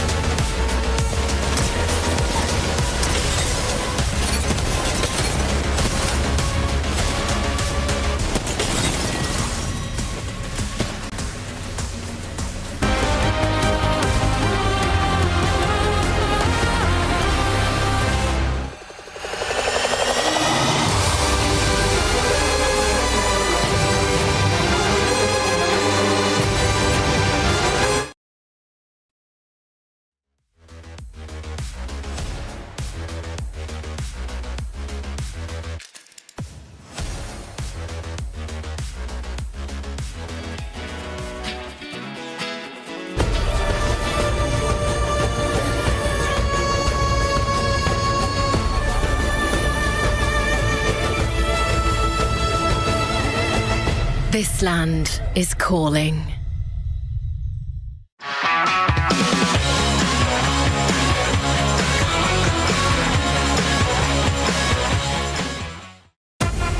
Dear Papa, my studies have been very rewarding. They have introduced a new game to practice our skills. No abilities, no healing, just you against another. Electric.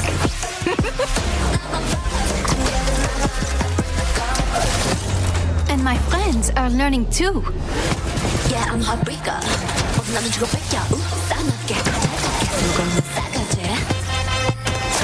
Now we know where you fit in the food chain. But you know me, Papa. I take my education seriously.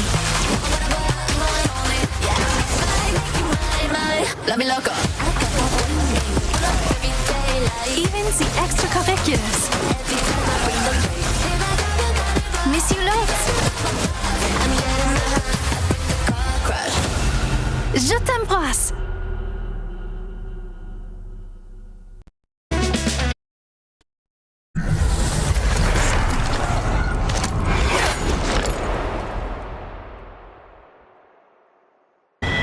看准没？看准没？准备两队，准备两队，准备两队，我们两队，准备两队，等等，等等，等等等，有没有没掉？有没掉？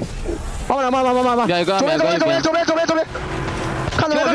边，看左边，看左边，全场全一。另外一，再有，可以，来吧！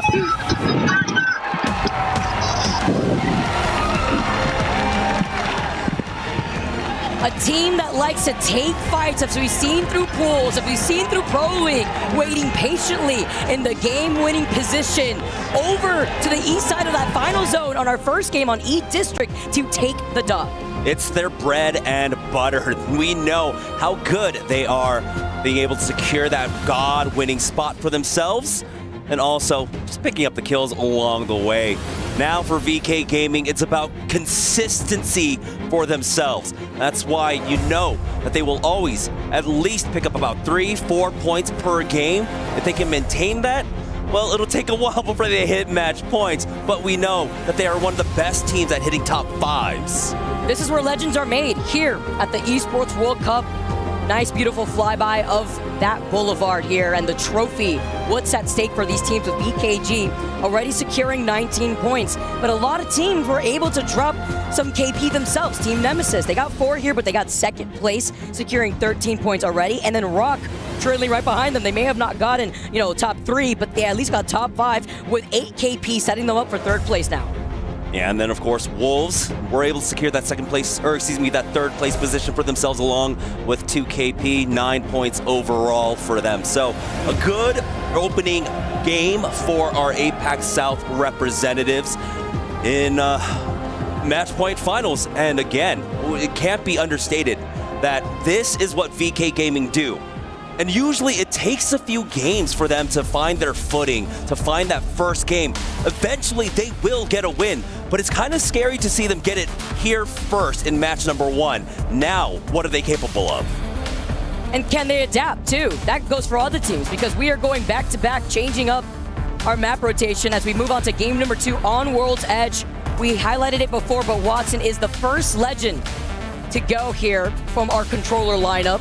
And it's crazy because you talk about Watson, you talk about the amount of alters in the lobby when alter is usually that first legend to go, second most picked legend in that first game, and in a final zone like that it could be really scary as we look at our POI draft moving onto World's Edge. Yeah, we saw a lot of teams kind of highly prioritize this one, and in particular it's going to be Alliance, making sure they get Skyhook West. We've gotten 2 Skyhook zones out of the 7 games that we've played, and I believe a countdown zone, a landslide zone. So a lot of this northwest side of the map has been heavily favored throughout our games so far here on land. The other ones that we have seen going over towards Fragments, I believe Lava Siphon was one as well.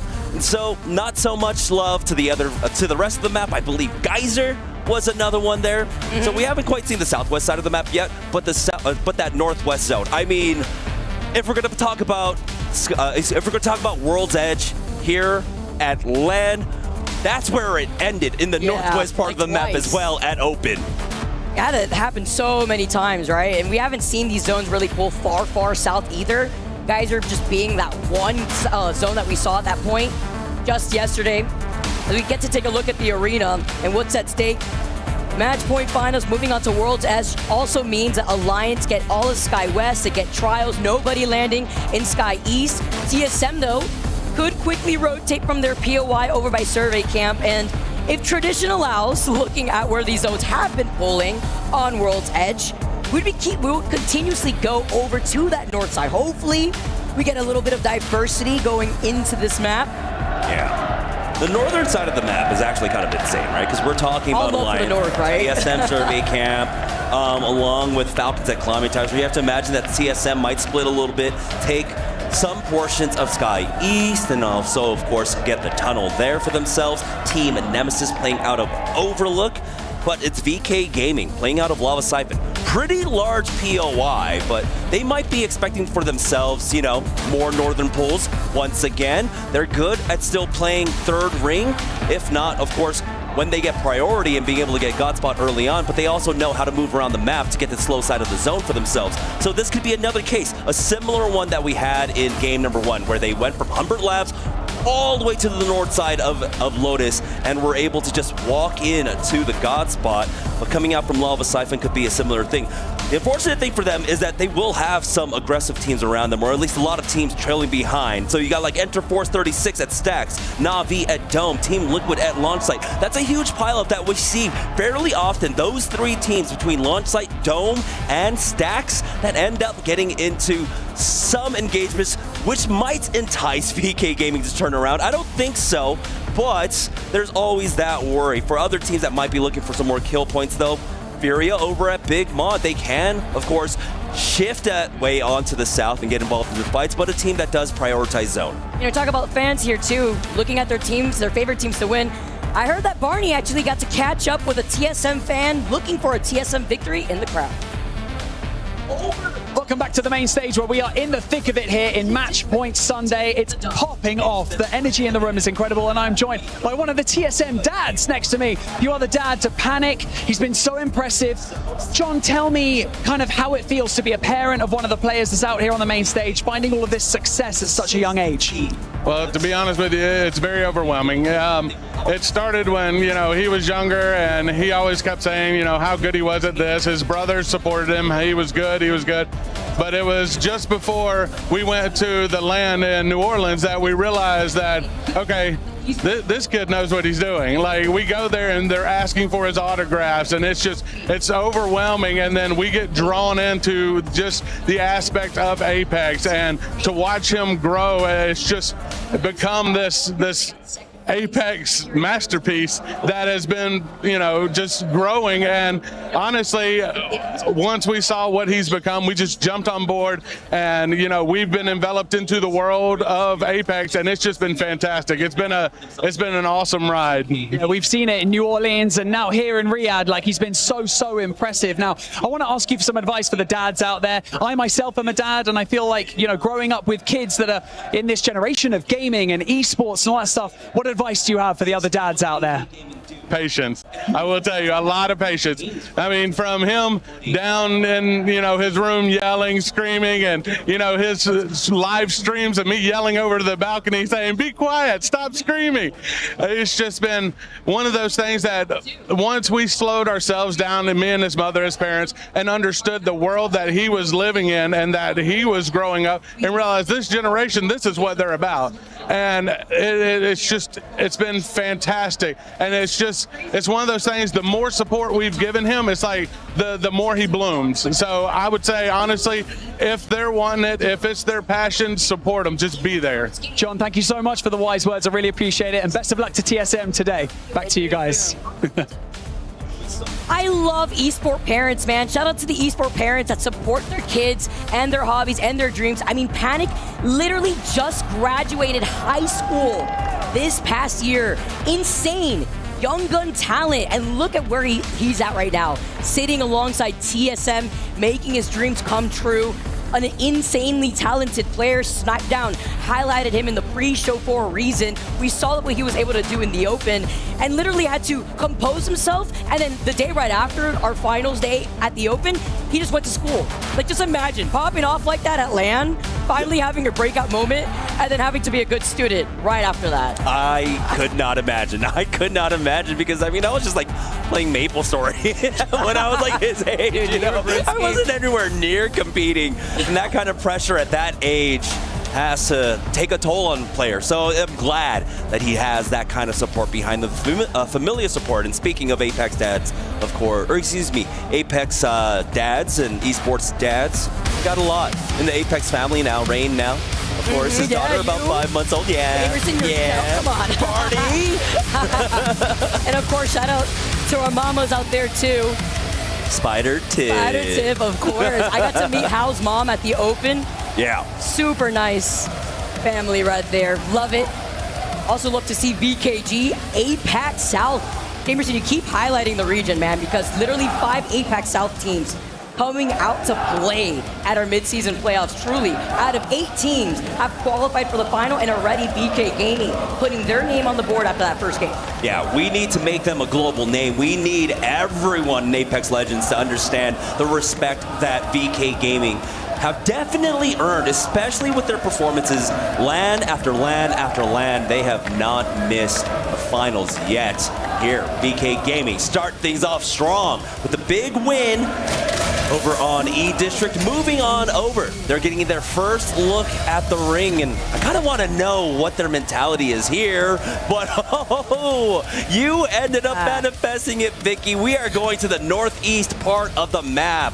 We have parts of Climatizer in, a little bit of the Overlook Rocks as well, but smack dab in the middle, it's going to be Wolves Esports moving out from their position. It does look like they had a ring console for themselves. They're moving to try and control these bridges. We haven't seen a zone like this just yet, I believe, throughout the EWC, right? We've had that Monument zone, now pulling to that northeastern side. Falcons, coincidence, we're just talking about Hal's mom now as the zone pulls up towards their POI over by Climatizer. Teams already making their rotate, like Team Nemesis, who have a ring console and a survey beacon, over by Overlook, as well as Wolves coming out of Epic. Yeah, this is a little bit scary if you're a team that's trying to get into early position. I think a lot of teams want to try and play the rocks or some of the train tracks. It's Team Nemesis getting into a fight with Wolves right now. That's the first knock coming out from Nemesis. And already Team Falcons are turning around for the third party. Team Nemesis, our second place squad from game number 1, already knocked out by our third place team of Wolves Esports. Well, now fourth place team of Wolves Esports. We saw Wolves Esports fans in the crowd earlier as we get to see the side-by-side here, giving them their energy, already taking that early fight, 3 KP to their name. Great calculation on when they needed to go, as TSM now are engaging in a fight versus Team Falcons. See TSM having that high ground advantage after they come out of survey camp. They didn't have a ring console, but they call out that one member of Falcons who was looking to get the Evil Harvester. Zero is the first to get knocked. Yeah, Falcons did answer quickly to this threat. They were able to get back with the port, and Walty answers back. We'll see if ImperialHal can stay alive. 1 HP, stuck behind the boxes for the time being, but he will get chased down. That's going to be Panic picking him up, and Walty will go ahead and call it on this fight. Don't know if he'll have an opportunity to try and get his players back on in, because so many teams now are rotating in to this ring. I mean, the script writes itself. TSM now immediately engaging on Falcons, finding 2 knocks, leaving only 1 member alive for Falcons. EMP coming out. It's just Waltzy alive here in that crypto drone. But TSM understands. We were highlighting Panic. We just had the interview with his dad, who sees the success here, who sees his son popping off. Panic now, trying to find him. He runs right into Waltzy. What are the chances? I mean, he knew. He heard the drone. He had to just find him when that crypto's invincible, and he just happened to be right in front of him. He hits him with the peekaboo. Team Falcons, unfortunately, get distracted by the fight that took place to the south, and it took them a little bit too long to respond. Even if they had the altar portals to get them back all the way to the north-hand side, you saw the positioning coming out from TSM. They had a great arc of fire set up on them, and the positional advantage. As soon as they got that knock onto Zero, they chased him down. ImperialHal to go down. Walty just not in position to help out. A lot of teams moving into this zone, going all the way up towards Climatizer. They are expecting it to continue to pull up to the north-hand side. That remains to be seen, though. Some teams now rotating in from the zone. From the south side, Enter Force 36, Rock Esports, Kinotrope, all on the path to actually meet up over at Fragment fairly shortly. But for Na'Vi, they are taking their time. Again, this is a long rotation for Na'Vi. Coming out from Dome, might as well pick up every last bit of loot as you can. This is World's Edge. Yeah, just play objective, you know, when the zone's pulling over to that north side. There is going to be a pretty big pileup, though, eventually. Fnatic, 100 Thieves, S8UL, Furia, who have already found themselves on the north side of Overlook. And with the teams that are now rotating, it's important to also highlight the objectives that are on the edge of this zone, that things that these teams could try to gatekeep other squads, since the main objective in match point format is to get to 50 points. You want to be able to frag out. Aside from getting that 12 points that you get from winning the game, there is a ring console over by Monument, a survey beacon too, closer by Fragment, another one over by No Name, as we see the replay here from TSM. So they lost out on Zero originally because Zero was trying to get to the Evil Harvester north of survey camp, because I don't believe there was an Evil Harvester by Climatizer. Sure, they could have gotten that information. That's why they sent Zero out, being on that ultra to get right back into position with the ultra ult that you were talking about, Jamerson. TSM going to utilize that Alter just to check their low ground, and it is clear for the time being, but they've got the Newcastle setup, so they're going to play a little bit smaller for now. It's not the same kind of defensive setup that you would have with that Watson getting banned out so early on, but you have to imagine just keeping your back clear is going to be nice for them. I like to see that Fafafi working into this composition that they're running with the Catalyst and the Crypto has opted for the Alter to pick up that blue perk. That is the support perk, so when you get the res, you get that passive healing as well as being able to remotely loot your teammates' death box and get their banner, as well as getting a Moby. Could come in clutch if this pulls out into the open. You could use that Moby for some extra makeshift cover. Kenotrope still on the high ground, where we saw Jen Burden get a knock from 100 Thieves with that 30-30. Yeah, 100 Thieves, basically dead center of the zone right now, but VK Gaming should be able to recover him and get him back into the game. QQ ends up going down again. I think there was an interesting stat on the walk-in where during their pool play, VK Gaming had the most knocks, or were knocked the most, despite their performance in the group. And there was one E-District game in particular where I remember QQ consistently just getting knocked down every 10 seconds or so. They were stuck in one of the stalls in E-District. Someone had sights on their toesies, and he was going down every few seconds. And there it is again. VK Gaming want to be able to pick up that, I don't know if I want to say it's an award. I mean, but I guess that makes sense. They run the Newcastle here too. Well, Phony then gets QQ again. McLovin wants to also put his name up on the kill feed, is able to get that knock onto IOI from E36. NIP looking behind him to make sure that no team walks up here on the next side of zone, because they have information. QQ, High Purples, now taking turns from 100 Thieves to rotate how many knocks they can at least put on the stat board. Stat farming! Liable Ace! Now for Fnatic joining in. QQ will fall once more. I need to just know what's going on. What is going on with VK Gaming right now? I see them in position. I see them playing inside the truck. That's why. They're playing inside the truck right now. We don't have Watsons.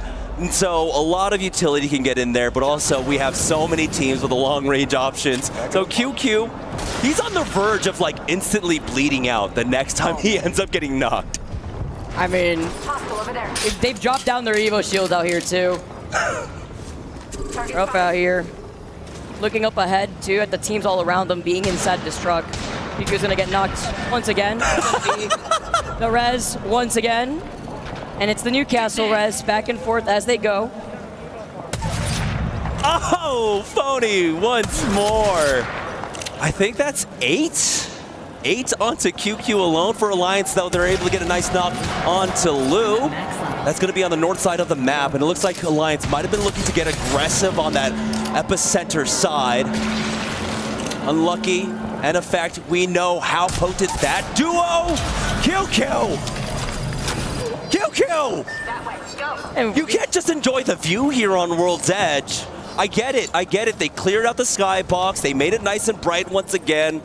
But that was years ago. You've enjoyed this view plenty of times, QQ. All right? It's okay. It's okay. They have their armor shields right there at their feet here, so it's inevitable at this point here to get taken out.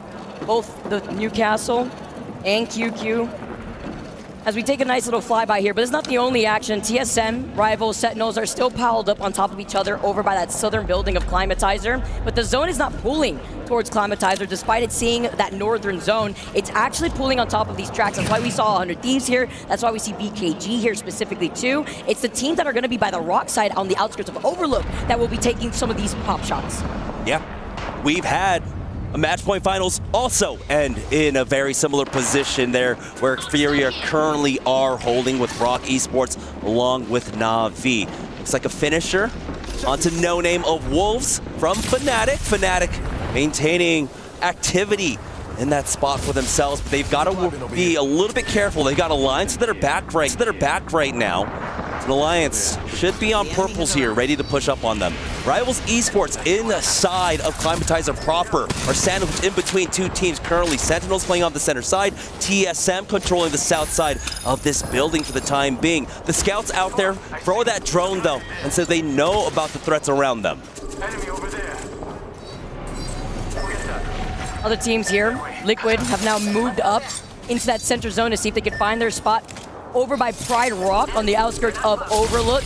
And the only team right now who's committed to try to hold that position, because you can put yourself in the line of sight of a lot of teams holding these 30-30s. They put down the Void Nexus just to allow the rest of Team Liquid to close in that gap. And Rival Esports also now make their move outside of the building of Climatizer.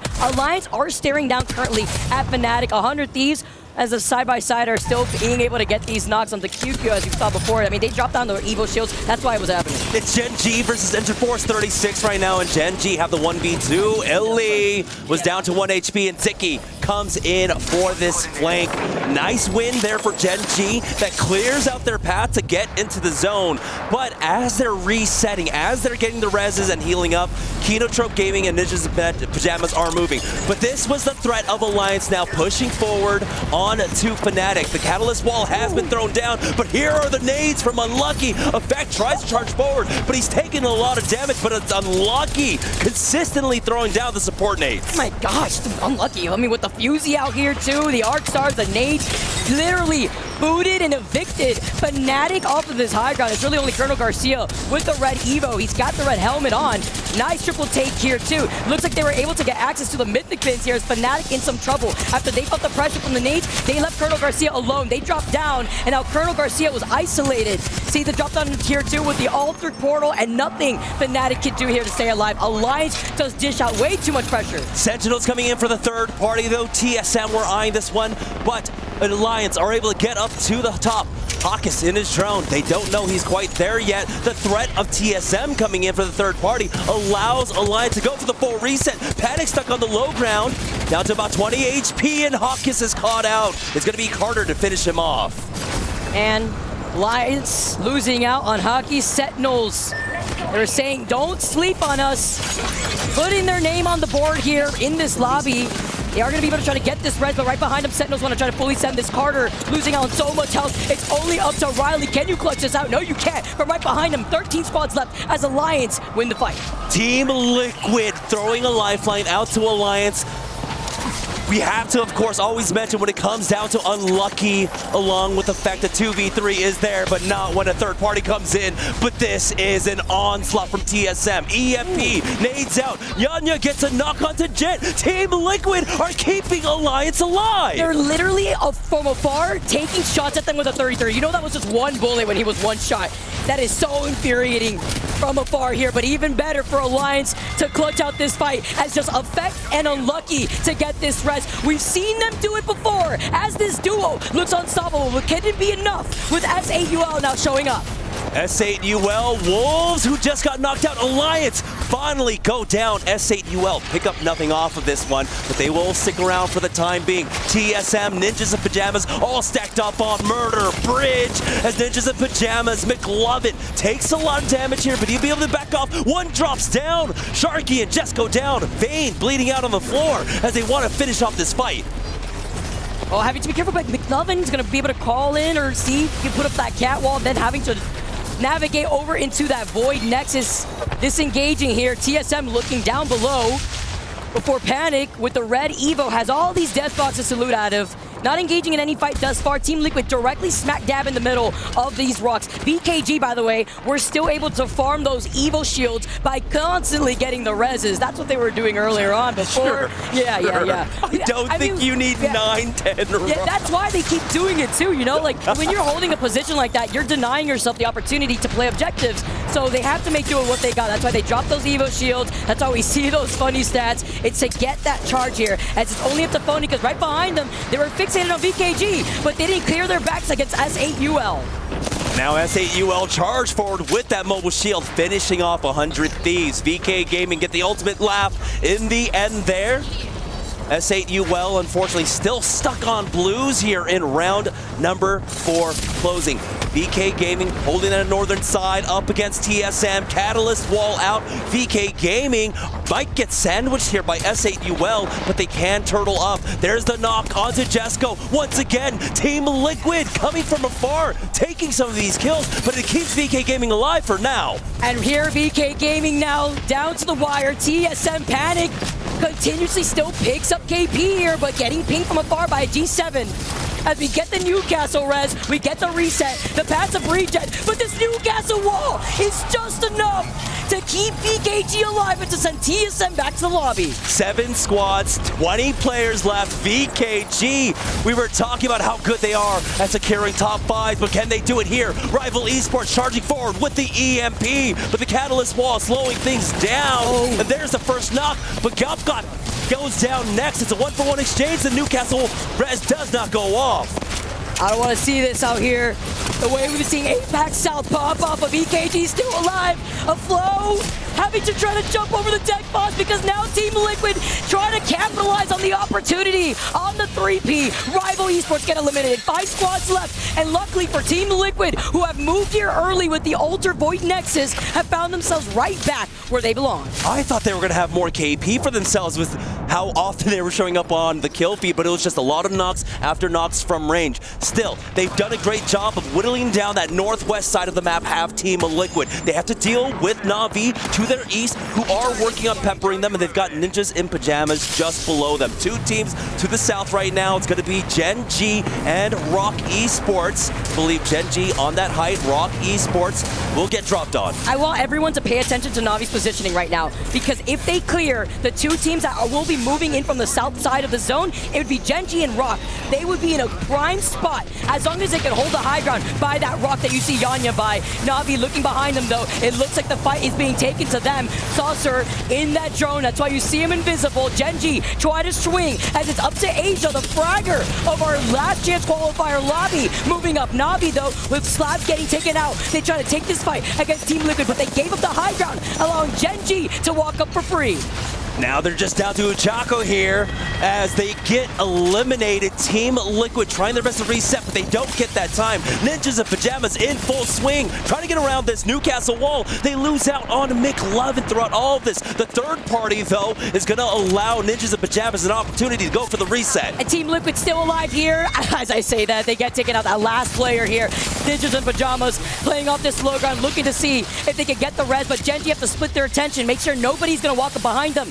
Because in the action that we were talking about, Na'Vi, Rock have been taking their time with the fights happening in front of them. Rock looking to see if maybe they can wrap up on the other side of Gen G. This is a scary proposition. While it is quote-unquote God's spot, Alter is still alive in this lobby. Rock and NIP both have it. They can get up onto this high ground instantly, so Gen G have 360-degree threats that they have to watch out for. They know where the teams are, but they can appear at anywhere. It's about trying to hold on to your utility. That Ashe needs her tether back. And that's the one thing Gen G doesn't have. They don't have an Alter. They have the Ashe, Crypto, and Fuse instead. Meanwhile, Rock, they could play off this low ground tunnel. Why? Because they could just go all the way back up with that Alter. And you can see with Vaxilon having the red Evo, they were able to get either a Mythic Fin care pack here, same thing as Vayne over on the other side, still playing off that low ground. Rock take up on the high ground, they call them the catwall, and they're looking to try to force up the engagement. Bait that out as NIP will be looking to try to 3P this since they're on the low ground at disadvantage.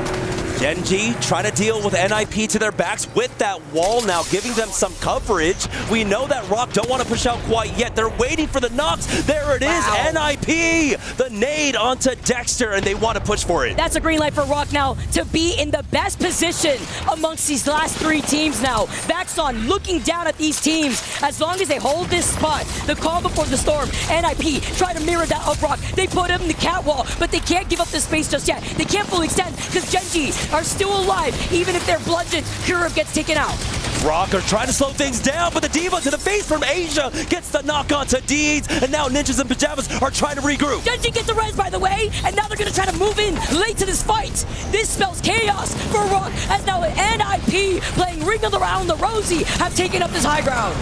Gen G now left with Ziki, the slide down from 2 members to try and finish him off. Gen G, it's Saucer on the low ground here. It's an all-out brawl. Now moving up though, Saucer as a solo looking down at Curve. NIP get eliminated as it's a 1v1. Saucer with Rock take game number 2 with a huge clutch. What an intense final fight. each of these three teams, they understood the assignment. Who was going to play king of the hill on top of that rock, stave off all the pressure and damage to take that dub. We throw this term around 4D chess, right? All the time, but this is literally 3D chess because you're not just dealing with up, down, left, right. You have to deal with height as well. And I don't know if we've ever witnessed an endgame quite like that, Vicky, where it came down to individual 1v1v1s. And the Reds, like, fight too, like what? Oh my goodness, but Rock Esports did an amazing job there securing that victory. We saw how so many teams put that emphasis on getting the God Rocks on that spot for this ring pull. Team Liquid was one of those initial squads, but again, with Alter changing the dimensions of the battlefield makes it so incredibly difficult to do so. Yeah, we also saw some help. We didn't see it from Junji having the catalyst, but Rock and NIP having that cat really allowed them to get out of disadvantage without having to burn an Ultra portal through the rock instead, right? A little risky sometimes too once you exit out of that portal, and you would rather have some extra cover knowing that there's still a third party, so that way if you need to back away, you at least could get out of their line of sight with the catwall. Yeah, one thing in particular, right? Genji weren't playing with that Alter. They had the Ashe. That's what they were using for their rotations, and so that's where the value of the tether ends up kind of falling, because we saw the tether going down, I believe, onto Rock that were stuck on the low ground. They were going to try and push out from that train tunnel, but it doesn't matter because you just alter your way up the hill and all of a sudden you completely avoid it, and they can't predict your movement from there. And so it became absolute hell in the end.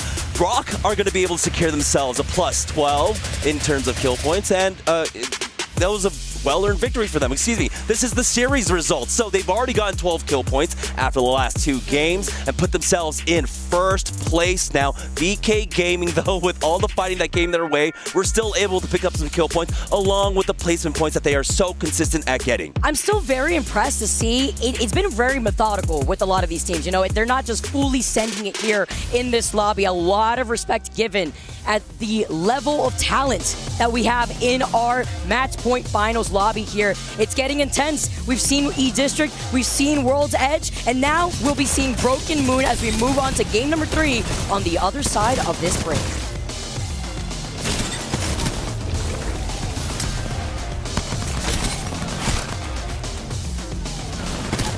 Sorry, I was yeah.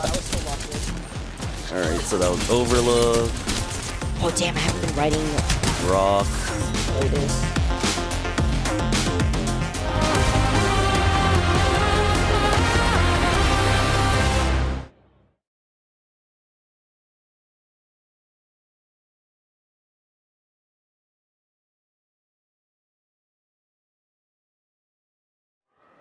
We are 2 maps into our match point Sunday right now, and as you can tell in the arena, it's pretty loud. We've got loads of fans. It's a full house right now. It's spilling into the outside, and the energy in here is definitely palpable. So what I'm gonna do, if you can hear me back at home, and if you can hear me in the arena, I'm gonna do a little test to see who's got the loudest fans in the room. Okay, so we're gonna kick things off. Who here is cheering for TSM? We've got some in the room. We've got some in the room. Okay, everybody. Who's here cheering for 100 Thieves? That's what I'm talking about. I can see Team Verhulst up there on the stage with Weston and the gang. It's great. It's great so far. Okay, okay. How about Alliance? Ooh, it's getting spicy up here. I like this. We're only 2 maps in. What's it going to be like later on today? And finally, let's hear it for Team Falcons!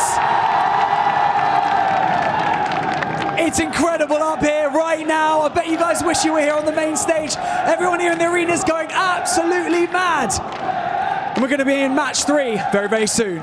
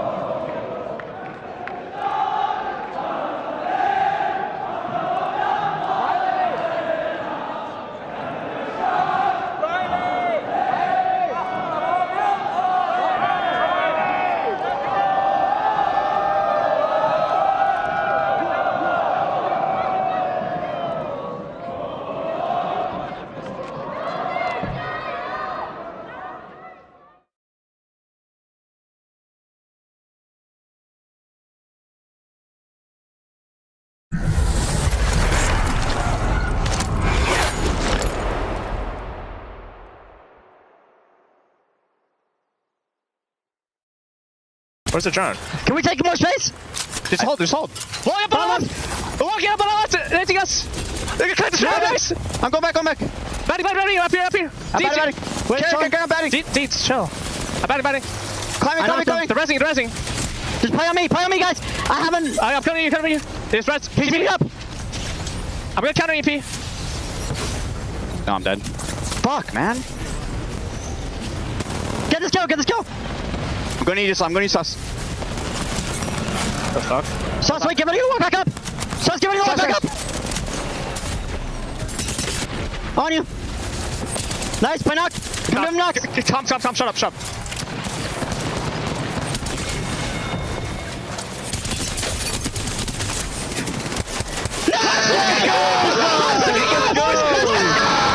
Match point finals always provides a little bit of magic, and as we return here into the gameplay, we've got to talk about the magic we've just seen. Sorcerer, the man in the middle of your screen, Farok, a huge solo performance at the end of that game to claim victory. And of course, a very little thing, but just asking for clear comms. Sometimes you just need silence to focus on yourself and get the job done.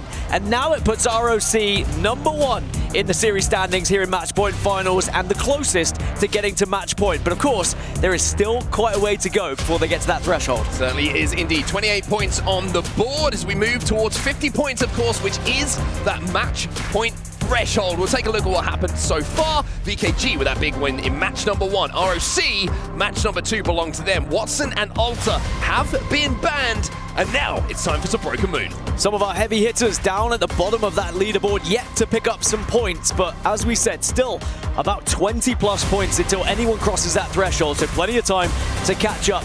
We've lost now Watson and we have lost Alter. As I like to say, we've lost Walter in the first 2 games. And that means we're going to start to see more Ash start to come into the equation, of course. Certainly are indeed. And how is that going to affect the drop spots? How is that going to affect rotates? And how's it going to affect Broken Moon? Well, let's take a look at the POI draft. This is where your teams will be landing. And of course, TSM down at Terraformer. They took this as their second pick, so they're expecting big points here, or maybe the chance to win the whole thing when we go back to Broken Moon later on. The same can be said for 100 Thieves at Quarantine Zone. There's a lot of expectations when you're in these central POIs here on Broken Moon. Also, you got to establish where those zones are going to be going early, and if you get that opportunity with a zone coming your way here on Broken Moon, you quite simply have to make the most of it. Such a difficult map to rotate across if you are far away and you get that unfortunate pull away from your POI. Interestingly, we've seen a few teams really struggle when it does come to Broken Moon, but the actual best POI has been Underpass for points, but Eternal Gardens has the most wins thus far. So we'll see whether that carries through into match point finals, but sometimes these stats do get a little bit skew-iffed just by one team absolutely dominating throughout group stages, of course. If you think about how Alliance, Falcons, TSM did when they performed on first day. I don't know about you, Dan, but I was sat in the green room watching these games, and we saw some of the big teams falling out early. It's been a bit of a quiet start for the likes of Falcons, for example. I get the feeling we might be here for quite some time. 13 games it took us for Alliance to get over the line last year here at EWC. What do you reckon this time around? Well, it is worth noting last time we saw this competition at EWC, it was a 60-point threshold. This year, it's back to ALGS format, is 50-point threshold. So there is a chance we could go a little bit sooner, as it, if we had been on a 50-point threshold back then, we would have finished earlier, but, you never know. Hindsight, yeah. Hindsight indeed, you never know what could have happened. And one thing we do know that has happened so far is the slow start with these 3 gentlemen. Now, don't get me wrong, long way to go. We know that this only 2 games have elapsed in front of us, but a 19th and a 17th so far for Falcons. A little bit quiet by their own standards. Yeah, I mean, first game, Zero couldn't get the Void Passage up to where he wanted to, ended up going down. They were struggling to get into a ring anyway. It was a bad zone for them, let's be honest. And then game 2, they get pushed aggressively off drop. And then sadly, Waltzy tries to get away, tries to get into his drone, and then when he comes out of his crypto invisibility, suddenly he's already been pushed. Just really bad timing at the moment, and I think that moving forward, they could put these bad games behind them, and I'm still expecting Falcons to get some points. Now, Team Alliance, 6th at the moment. They've got 11 kills. They are still certainly up there in the conversation. Not the dominant performance we've seen so far, but Alliance, in effect, have still been doing the same thing we've seen time and time again, just dominating the fights they find themselves in. Certainly have been dominating those fights. Alliance looking to pick up even more momentum, and Barney was able to catch up with Alliance fan, and of course part of Alliance, we've got Pontus here with him. I am in and amongst the green army that is Alliance. Make some noise! We have just gone into match number 2, and it's spicing up over here. I've got Pontus here with me, the general manager of Alliance. Pontus, how are you feeling today? Feeling awesome, dude. I'm loving it. I'm loving all these mascots. They've loaded you up just before we go live. Do these guys have names? Ratio. Okay. Team mascot, version 1, version 2. Version 1, version 2, get your merch here. They're expanding, okay. Look, if you could give any words of wisdom to the boys as they're down here, and quite literally facing the Falcons boys as well, what would you say to them? I mean, we spoke before the game. We're not bothered by anyone. We're going to play our game, and we're going to win. That is what I like to hear, is Effect feeling spicy once again. Of course. Of course he is. Pontus is a man of few words, but he knows what he's talking about. You know what? I'm going to let you guys cheer from the sidelines because map 2 is underway, and we'll go back to you guys for now. Always great to see the Alliance fans in behind their boys who are looking to go back-to-back. It is such a fascinating kind of storyline that we've been following coming into this event. The fact that Alliance, yes, defending their throne here at the Esports World Cup, but yet to win that ALGS competition. Well, if they do manage to defend their title, then they will win an ALGS event. It's a real opportunity for them here. Playing in the form that they have been, it's difficult to suggest that they won't be able to do it. I mean, if Alliance can get into those final circles, the way they've been playing, the way they've been fighting, it is hard to argue that they would not find victory in those moments. But it's about getting there first. And sometimes you need the rub of the green, you need to have the zone going your way, but also sometimes you just have to bully your way through. Furia on our screens right now, a little bit of a quieter start for them. Not a huge amount of points, but like I say, there's going to be quiet starts for a few teams because we've only had 2 games. It's a long way to go still before we start talking about what teams are performing badly and what teams are getting close to match point and might have a chance of winning the whole thing. One team who kept us extremely nervous yesterday, and certainly their fan base, wherever they were watching around the world, was Team Liquid. They love to leave it late to get to these match point finals. They really do like to make their fans just sweat a little bit more, but they got the job done. Also in game 1, they had a fantastic position, able to put some points on the board. They are definitely going to be up there in the conversation of teams getting close to that match point threshold, probably around matches 5 or 6. But I think what's happened thus far is some of the teams that maybe aren't as much of the heavy hitters have put points on the board, which means if we do see the likes of Alliance, the likes of Falcons, for example, taking game 3 or 4, it means we are going to still be quite far away from that match point threshold as well. And as you said, that could lead us to going quite far into this series. I think we're going a long way today. I think if you're watching right now, you love match point finals. We've been part of those match point finals that go on for some time. We get a shout one more match where you get the feeling, and I certainly do, that this could be one of those occasions. The Falcons fans out in force, as you would expect here in Riyadh, supporting their boys. Maybe that energy can just get them going a little bit now. Now, as expected, Ash is going to be the most prominent legend selected here in this one. It's going to be 15 Ashes throughout the compositions. A few more Cryptos turning up here on Broken Moon, which I do think is interesting. In the previous game, we didn't see as many after Watson had been banned because, of course, the natural counter to Watson is going to be Crypto. But I feel here on Broken Moon, Crypto becomes a little bit more important because it is still a bit of a guessing game sometimes on this map. People are not as confident. I don't care how many times you scrim it, people are not as confident in these zones, and you need as much information as possible. My question to you, Dan Gaskin, very simple one. You ready? I am born ready. Let's get into this one. It is the continuation of match point finals. Broken Moon is where we find ourselves. It's match number 3. As I said, 12 Cryptos, 10 Catalysts featuring as well. But then we've got Fuse Newcastle, Sparrow, Rampart, Valkyrie, Wraith, Ballistic, Pathfinder. There is a big legend selection here already in match 3. People starting to diversify a little bit, trying to find maybe a composition that won't get banned going into future games here. What a clutch it was from Sorcerer in that endgame as well. I think everybody who was watching in the green room backstage was just all of a sudden at the same time went, 1v1v1, he can win this. And all of a sudden, he peeks up behind the last remaining player, gets that beautiful spray with the Havoc and finishes off with the hipfire of that Scout. Those moments calm every single nerve in your body. During the moment, you find out nerves exist that you didn't know existed before. I love final circles like that as well, because it's one of those where sometimes you get, you know, the 3v3v3, where one team pushes another, and then it's an easy flow thereafter for the team that follows up. But we didn't have any idea who was going to be winning that one. Well, this is the lay of the land of where the zone is going to be heading. You can see Furia already moving very quickly from Cliffside, Fnatic moving fast as well, but they might walk in to Na'Vi, who are quite spread out, because the zone is going to be heading up to around Stasis Array, as you can now see on your screen. But I think actually Fnatic might just hold this position you currently see on your map, and then Na'Vi will join in on their rotation. We'll have to see where this zone does pull. Stasis Array usually a pretty good indication outside of that fence line, kind of in the open ground. It's usually a pretty good indication of where it's going to be going. We've got a little bit of a pause in the game at the moment. We'll get back into it. Good news for everybody, including the players, ourselves, everyone watching at home, fans, wherever you are in the building.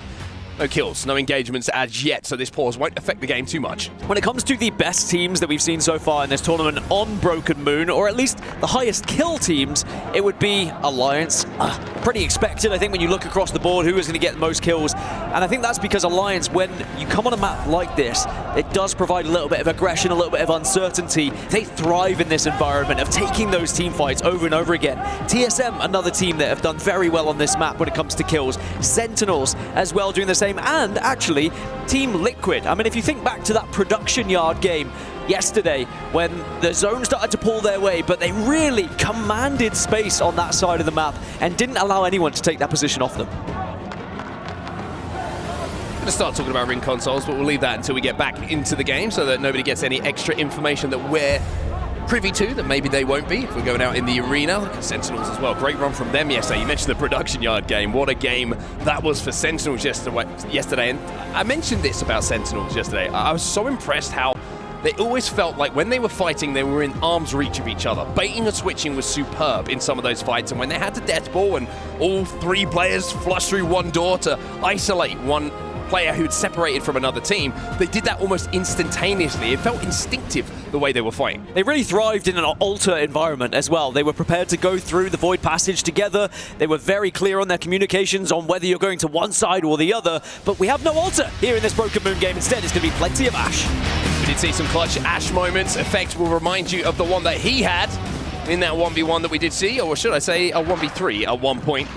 As we go back into match number 3 now, the game is unpaused and we get to continue what is going to be Broken Moon. So one thing I do want to highlight, and the fact that we did get Watson banned in game 1, means that a crypto ban in general is less likely to happen in these early stages. And there are teams who really benefit from the crypto meta. I think of the likes of Alliance, I think of the likes of Falcons, teams who have these incredible IGLs. They get even extra information provided to them. When will Crypto be banned? Will he even be banned at all? Yeah, it's an interesting one for sure. Crypto certainly not banned, and Na'Vi finding that out themselves at the moment. As they do get EMP'd, and it's going to be Panic once again leading the charge here, trying to be that entry fragger as TSM pressurize Na'Vi inside of this building. TSM showing aggression at the start of the game yet again, really wanting to find one of these dominant spots from the early stages. Duplex has gone down, that's the Newcastle down as well, and now Panic is thinking about escaping rather than engaging. It looks like he might have just been able to do so. This isn't just two teams, by the way. That was TSM and Rock Esports are here as well. Jacko has to jump into the void here to escape. Deeds gets that wall down, but there's a grenade just behind him. Got to be careful that frag grenade doesn't tickle him around the corners. Deeds will be able to pop this barrier as now they stand up against each other once again. Elsewhere, you can see the rest of TSM struggling as Fnatic get involved. I mean, these are huge teams fighting early on as TSM will be eliminated, could not escape. Fnatic were able to clean up the pieces. Now ROC using this Newcastle shield wall and will clean up the pieces of Na'Vi as well. Our #1 team now up to 30 points, 20 away from match point threshold. And if you're wondering why there's so much action on this one particular building, well, I think a lot of teams recognize this building is going to be essentially where Godspot could well be when we get towards this end game. So everybody take a little bit of a risk early on. Na'Vi win the race to get there first. TSM try and take it off of them, but Na'Vi stalling them for that long and other teams rotating quickly means it becomes a little bit of a ruckus. And the winners of that ruckus, the team who won the previous game, is going to be Rock. And the fact that there were several teams there shows how important they believe this building to be. In the grand scheme of things, where this zone is going to be going and where you want as your priority spot. As in the kill feed, you can see Sentinels also getting involved in a scrap with Virtus Pro, but also Nemesis are on the other side of this. Yeah, Riley's down. And you can see the Carter and Lota just decide they want to get out of here. Might be a little bit of a split of resources as Nemesis do manage to hold their ground. A great hold from them. Second place in game number 1 for Nemesis. We've been talking about the EMEA region, how maybe didn't have the representation they would have wanted in this match point finals lobby. Well, Nemesis, I think, have maybe solidified themselves as one of those top 3 teams in EMEA, one of the teams to make it through to match point. And with the, I would say, relative to the rest of the lobby, low LAN experience for these players, it is such an impressive performance. It's going to be vital experience they gain throughout this lobby, game after game after game as well. And it's about putting that into effect as you march on, because if this does go the length, like you said it might, and suddenly some of the things you learn in games 1, 2, 3 could come into effect games 8, 9, 10, as Falcons, ImperialHal will take down Zach Mesa. Virtus.pro struggling to find their footing in this game at the moment. Seems like anywhere they go, they're being shot by someone. Volts is trying to play up on the position of Rocket. He wants to try and find a cheeky pick. He's got the Ash to play with, so he's got the maneuverability to get in and out. And having recognized the drone went out and that he's been spotted out, he's just going to return to the safety of his teammates here. It looked like that knock from Falcons came in from a distance. So it looks like VP will be able to get Zach back to his feet. A little shield swap comes in to make sure everyone's got enough health to deal with a push should it happen. Now VP will be able to hug these tires of the big truck, get themselves healthy once again. And I do wonder whether stats are going to play a part in this game, because as I mentioned, Eternal Gardens, the most winningest POI on this map so far. ROC did drop there, and they have been able to get priorities in this zone very fast. We could see another win from Eternal Gardens just from the position they currently hold. But they've done job 1, which is getting to one of the best positions and win that initial fight. But of course, there is a lot to follow. You're not always going to be in a 1v1v1 in the final circle. Sometimes you're going to have to take a straight 3v3. Well, VP under a little bit of duress at the moment. You see a lot of teams are trying to focus onto them. They're now starting to find a little bit of space to play. Lou's going to jump into the drone to get a little bit of info. Sentinels did manage to get a respawn in all of this, by the way. And oh my! I mentioned how they're under duress. Well, Carter, it's a big 104 headshot onto Slayer, gets the finish, and VP now find themselves down to 2. Gets the shot, then he is out of there as well. Again, one of the benefits of Ash having the phase breach available, so you can quickly move from point A to point B. Sadly, you won't be able to do it in the next game. And this is another reason why I'm wondering when will a crypto ban, if at all, happen, because people want the rotational abilities. They want the ability to get out of fights. So once Ash disappears, suddenly people start to look at how else are we going to do it? We've already lost Alter, we've lost Ash. Do we look over to the likes of Pathfinder, for example? One thing to highlight there, VP did have a Moby down while they were holding that space, so they've been able to get Slayer back into the game. So VP back up to 3.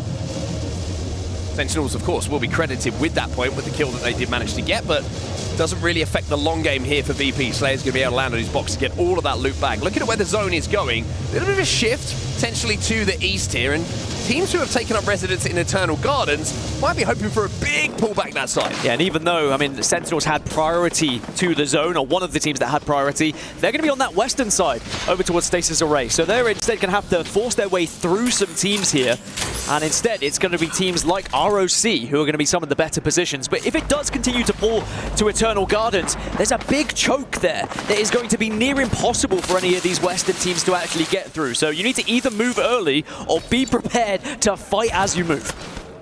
VK Gaming a long way away from zone at the moment. They're trying to get somewhere near it. Wrapping all the way around the left-hand side of where this zone is at the moment. They're going to have to go through a little tunnel towards Quarantine Zone, probably hit the ring console there and the survey beacon. Liquid are going to be closest to them, but again, some way away for now. But VK Gaming, second place overall at the moment. 26 points already on the board for them, over halfway to hitting match point. You always wonder what is going to be that game where suddenly match point comes into effect. As I mentioned last year, it was 60 points here at Esports World Cup, but this year, as it's the ALGS Midseason Playoffs, we go to ALGS format. It will be 50 points. So ROC, if they were to win this game, and let's be honest, in the position they find themselves in, they have a huge chance to do so. There is a possibility they could cross it here in match 3. We just saw Zero's dad in the audience, as well as Privacy, the analyst for Falcons. Speaking of Falcons, they're actually in a really good spot on the northern side of not just where this zone is, but where the next one will be pulling. So if Falcons can hold this choke that they're in, they will be set up for potentially a very, very strong game. VK Gaming still taking their time, though. Still a long way away from a lot of the action that's going to be going down. They'll be safe for quite some time. Speaking of action, Team Liquid trying to get underneath Nemesis. There's a couple of teams involved in this one. You can see SAUL are going up against Team Rivals as well. Team Liquid down to just Jaguares and Nizel now. Yanya has to be recovered and then potentially respawned, but they do have the mobile res. Obi is available for them. But VP now, they sense an opportunity. Big Tether coming in from Nizel though. Plus he's got the Devo. Plus he has a problem. Slayer's turned his back, but he turns back just in time to win the fight here for VP. Question is he going to be able to rest?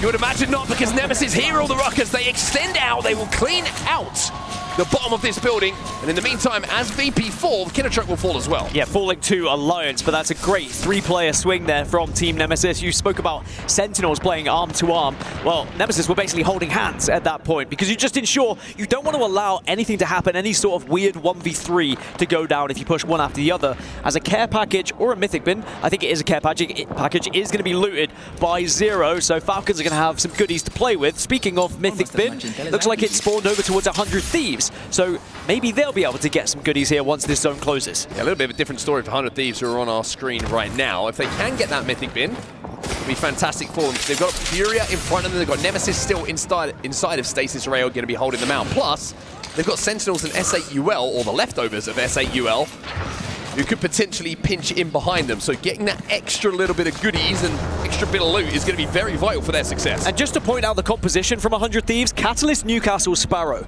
That is not a composition that's really going to see much effect on bans, as S8UL down to just Legacy, by the way. Sentinel's looking to close this one out. They try and do what he can, but the swing's now going to come in, and even though he manages to dash away, he doesn't escape the devotion. Not many people can. And S8UL will be eliminated here as we find ourselves now with 14 squads. Just to go back to my previous point, 100 Thieves might be able to avoid bans for a couple of games here, and there is something to be said about playing the same composition for a consistent few games to put points on the board. As in terms of zone, it does shift back towards ROC again, who are still being rewarded for their early fight that they took, the aggression that also TSM tried to do as well. All these teams realized where this zone was going to be pulling. They hedged their bets, but it's ROC who have come out on top so far. Mythic bin is going to be picked up by the looks of things by 100 Thieves. We did see them on blue armors last time with them, and now there's purples and reds to play with. So we mentioned how they're going to need everything from that Mythic bin if they want to be able to fight their way in towards this zone. Well, they've completed stage one of that plan, but Furious still in front of them. This is the position of Falcons, though. At the moment, you can see ImperialHal is holding forward. He is controlling and relaying the information back to his teammates on what is in front of them for the next zone. But they have to hold their back. They have the drone in the air from Waltzy, Zero alongside him. If they can hold their back as this zone closes, Falcons are in a great spot. Falcons need to see how important this game is and their chances of finding points, because the first two matches, they didn't really get a chance to play the game. But now perhaps we'll see them with their best opportunity. As VK Gaming will walk in, thankfully, because Rival Esports had decided to fly away there, but VK now with the zone to their back have to approach the southern side, and I think Alliance are going to be in front of them when they do move in. Well, Rival Esports have just pushed Rival Esports down to that low ground, to the golden building, which is still owned by ROC. So Rock still hold that building, but Alliance's presence on the edge of this zone has made it very uncomfortable. Speaking of which, Gen is on his own. 100 Thieves versus Furia. We've seen it. Now Gen has to clutch. Sprays, plays in and around that mobile shield. We'll keep our eyes on the kill feed here to see where that 1v1 goes, but a big moment in the game for both teams. Yeah, a huge 1v1. Elsewhere, Rival Esports trying to survive against ROC. And you can see Furia did lose out there. 100 Thieves will survive. Genji also going down. Now we're on 12 squads. But Rival Esports have managed to find themselves in a pretty central position here. They avoided the gunfire of ROC because, of course, they're within that building. And the zone is going to force ROC outside of it. But now they have to turn their attention to behind them, where Alliance currently reside. Oh, this is aggressive. They're trying to get aggressive off the EMP damage that just came in. But getting aggressive is tough, especially when you've got ROC still looking at you from that golden building. They will get that knock initially. Damage continuing to come in here. Unlucky, 1 HP, but it doesn't matter. He still outputs damage. He tiptoes into the zone. He'll pop that medkit after the shield swap, and Rival Esports will be dispatched by a combination of Alliance and ROC. How many times have we seen Alliance do it as a duo? But it doesn't matter which duo is still available. They will always find a way to survive. One of the best fighting teams. Fnatic now in this fight. Important to note as well that 100 Thieves got back up to a 3. So the clutch that came in from Verhos absolutely... down the walls in front of him. Fnatic will fall as now we find ourselves with a lobby and half. 10 squads remain. 10 squads remain as now everyone's kind of been forced together. There are still 3 teams on that eastern side that have to come from Eternal Gardens, by the way. But Alliance were just checking in on that building. They quickly turn back as they say maybe this one isn't worth pushing because ROC have a full 3, but now Alliance back up to a full 3 themselves, and this is when they usually like to get aggressive, when they feel like a team is weak, when they feel like they have maybe an advantage, when a team is pinned, sometimes they do really force their way in. They want to try and take this building. They don't have an, excuse me, they might have an EMP or be waiting for an EMP as Wolves Esports will be eliminated. It'll be Ninjas in Pajamas who win that fight. But this fight we need to stay with here, or this potential fight, Alliance are looking to bully. And Deeds has got to hold. Here comes the utility, here comes the EMP, and here comes the snares. Counter wall is available though. Ninjas in Pajamas have just gone down. Effect gets slammed back and will be slammed down onto his back. It's an amazing hold, not for the first time, of this building from ROC, and we would see Deeds on the Newcastle be able to get his teammates back up as well. Again, this is the benefit of the composition that they're playing. I believe Hackis was out of there though, decided to go into his drone, go invisible, and just hold position for now, as there is still good potential placement points, but actually no, he gets caught out. He tries to go for the res. ROC Esports say we are not going to allow you to get away. Yeah, absolutely love that from ROC. They know they've got the 2 knocks, right? They want to make sure those players not only turn into KP, but at the worst situation, they have to deal with just Hackis on the outside of that building. 41 points now on the board for ROC, 9 points away from match point. Yeah, suddenly a top 3 might find them a chance to actually cross the match point threshold here. They've been incredible so far. Let's jump into a quick listening with ROC Esports. All right, okay? Yeah. Grabbing all 6 cells. I'm gonna find nades. There's 1 nade on the body I just left. I got a nade, I have 6 dots. Okay, I'm gonna get a drone here. That rock, right, Deets? Yes, we have to fight for that rock. We need to push Falcons down, and that team bottom left. EB, go off, get a drone, So you got pink Falcons over here. Zero's just fucking hard angling over here, and they're 2 on height. We just don't give them entry, guys. Yeah. They're crossing, you shoot his teammates. On our left. They're walking up on our left on the rock.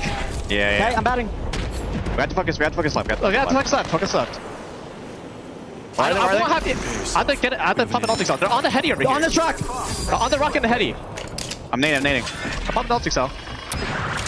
I'm just burning them so I can keep pressure on them. You can hear the intensity. They know how close they are at this point. Something to note though, Falcons very much in this game and very much have a chance to influence how it goes. Zero has a Kraber and he has been hitting shots recently. I mean, look at the team names that are left in this lobby right now. ROC, 100 Thieves, Falcons, Nemesis, Sentinels, and VK Gaming.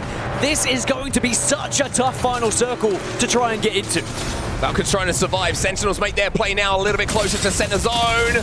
Zuni manages to get one, but it's not going to be enough as Nemesis will now fall. Falcons take the Ashport and now slide down, but oh, how? That's a horrible surprise. He might have just slid down right into the clutches of VKG.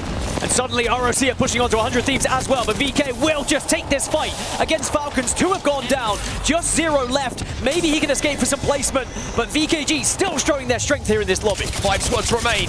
100 Thieves are going to lose Jen, over peeking through the catwalk. Baxalon be brought back to his feet here by Deeds momentarily though. Deeds now has to escape on the Newcastle, but I mentioned that Kraber, and there is Zero again as a solo hit for Falcons. ROC will not be finding match point here, but Falcons maybe can do something still with Zero here. Phony gets one in the back, but it's not going to remove that head. He will stay on his feet. No more Kraber bullets to work with though for Zero. That makes it a little bit more difficult for him to control the space around as that solo player. I mean, I bet Zero would love a final circle like we just saw previously, ending up in a 1v1v1. But right now, there is 4 squads still remaining. I still want to point out the fact that 100 Thieves also have a Newcastle here, which could be very beneficial for them. VK trying to hold at the moment, but Sentinels are pressurizing them. Sentinels are stifling them. And Casa is now the last player alive. VKG have been picked apart here. 100 Thieves still on that high ground, waiting for their opportunity to pounce. Casa doing some good damage, but does get snared. Zero playing a part in this fight as well, but has now been spotted out. VK eliminated though. Falcons get top 3, but that's going to be short-lived. It's a 3v3, 100 Thieves versus Sen. has not had the chance to pop a shield barrier or get a shield swap though, and 100 Thieves will march forward. 100 Thieves from the high ground after the clutch will surely move in to win this game here. Game number 3 belongs to 100T, and Jen pops off. And Phony has found another victory from the hospital bed to match point finals. 100 Thieves just put themselves right back into the conversation for this entire tournament, up to second place, 35 points on the board. And I said they did it with Catalyst, Newcastle, Sparrow. They'll be able to play that composition again. They are looking hot right now. 35 points on the board now for 100 Thieves. 15 away from match point, but it's ROC who will find themselves still closest. They finished with 42. They will be 8 points away as we take a good old look at Papa Burn. A very happy man indeed, and for good reason. I'm sure that not only the 100 Thieves fans, but also the players were pretty worried when the news came of Phony having to go to hospital. You never know what's going to happen. Are we going to play with the coach? How are we going to do if Bronzy's going to be competing? As Jen Burton goes over to give his dad a hug as well. But the job's not done yet. 35 points, you've still got another 15 before you even get to match point threshold.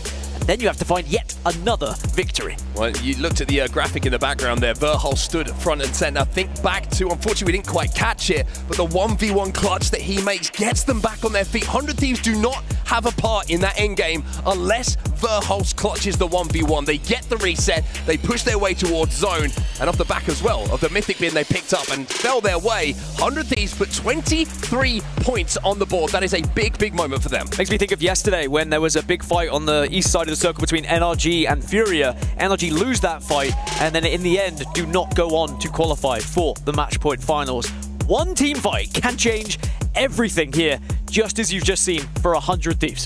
Some of the stats from the players you can see on your screen. This is the series so far. 20 kills for 100 Thieves in 3 games. Very, very impressive from them. And you can say the same about ROC on the left-hand side of your screen. 22 for them. 22 is a big number. 42 is even bigger though. 8 points away from that match point threshold. And of course, as I mentioned, Ash is going to be banned for this next game, which changes everything. And not only does the Legends change, but also we change map yet again. But for the first time in this series, we will be going back to back on Stormpoint. But nobody getting too far away at the moment. You look at ROC at the top, they're closest, but the chasing pack, you think about 20 points or so for a win at the moment with the level that these teams are playing at and the KP that they pick up. That could be any team in this lobby being right alongside them with just one win. But those fans in the crowd of 100 Thieves, what a journey they have been on so far this tournament. They will be hoping and wishing that that good luck can continue here. 100 Thieves win the previous game. When we get back, map number 4.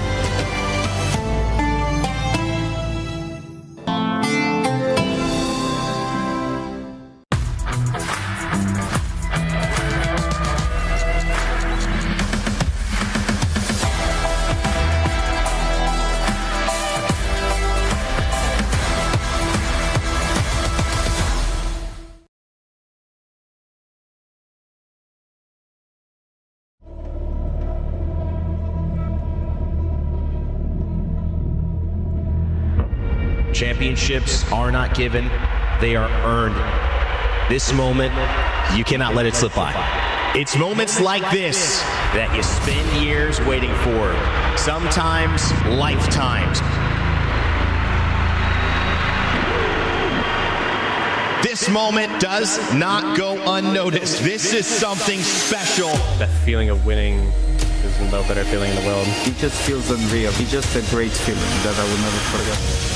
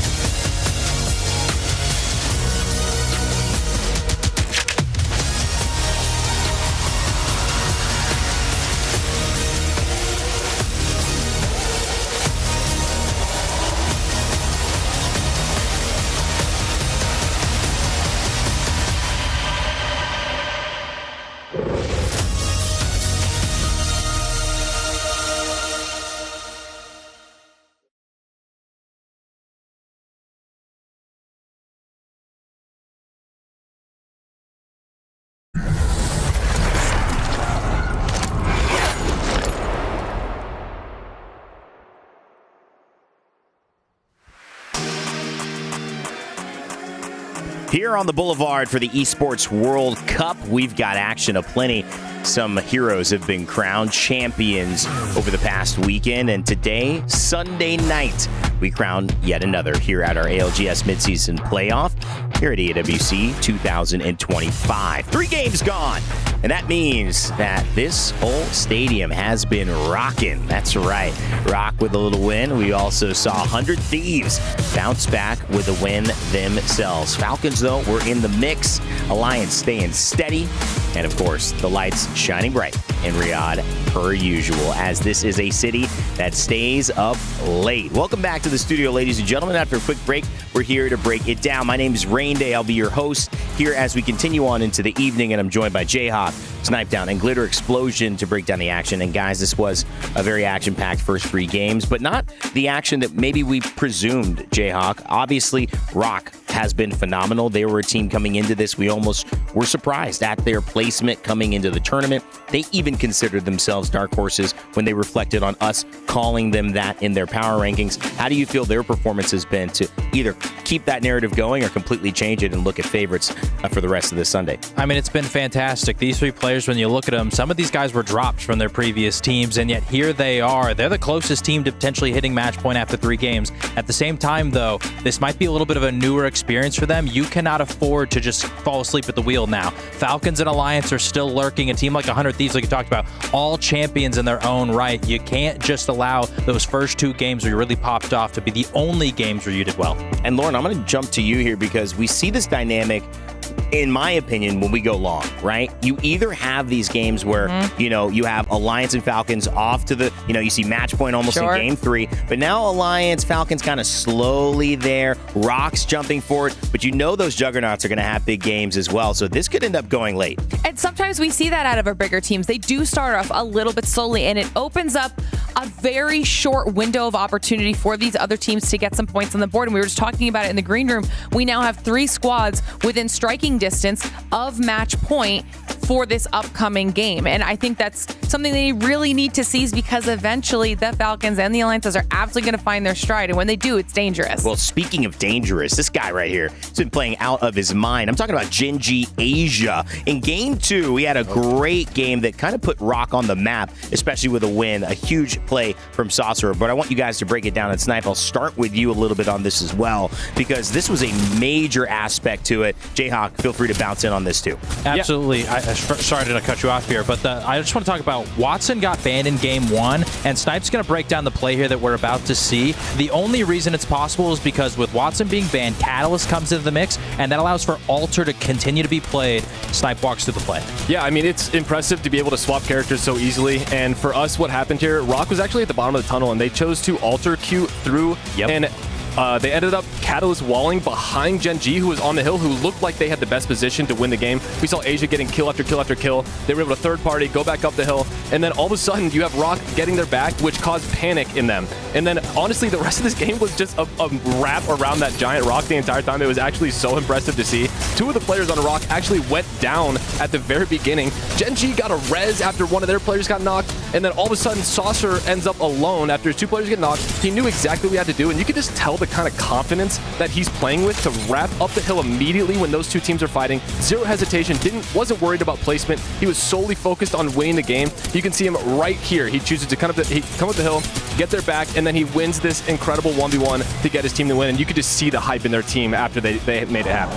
And the beauty of the timing is that it's a 1v1v1, so Vayne goes down and then he's able to take on Gen G and find a way to get that kill. It was phenomenal timing, but also Saucer has proven himself to be a successful IGL, a successful teammate, a successful player in the ALGS, and even at the Open. I appreciated the way that they navigated this, and yes, while getting dropped and moving on with Rock, certainly made the best of it. Absolutely. I mean, listen, he said that he wasn't the problem, and at that point, you can say those words, but you got to move forward and prove it. And I think right now he's proving he's one of the top IGLs in the world. He had something that you could say a chip on his shoulder from that moment, and sure, you have a new team, and maybe it's not the ideal scenario, it's not the best players in the world, but Deeds is popping off right now. We've seen Vax pop off all throughout his career, and so you make the most of what you're given, and Rock, they're doing well. All right, we'll hit some more storylines in a second, but right now, we've got an update thanks to our STE update for the Club Championship here at the Esports World Cup. Lace is standing by. Lace, what's up?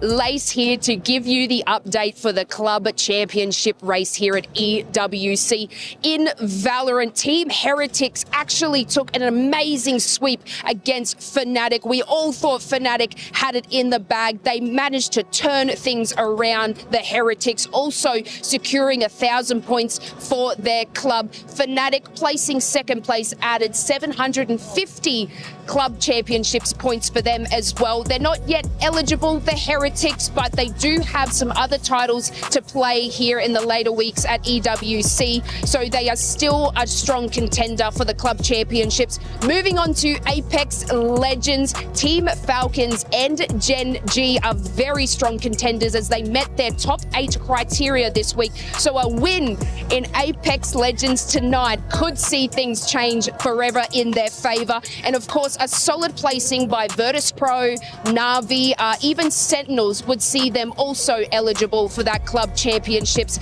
And now to wrap things up for Fatal Fury, Detonation Focus Me took first place, adding 1,000 points to their club as well. So you can see the trophies up here on the totem. Apex Legends will be adding their frame very shortly, of course, after their matches. But this has been your Club Championship update for EWC 2025. Thank you, Lace. Great to get caught up on what's going on at the Club Championship here at EWC. You can see some sim racing from Rensport. It's got a couple of clubs out in front. Valorant as well, obviously finishing up. Apex will add a few of those. And Fnatic, you could see Gen G in there. A lot of these teams, Falcons, Na'Vi, in that leaderboard right now. Well, speaking of those teams, you also, if you don't see them here, have a chance to see them at the start of next year. That's, of course, at our championship, the biggest event in the ALGS, and you don't want to miss it because we're going back to Sapporo.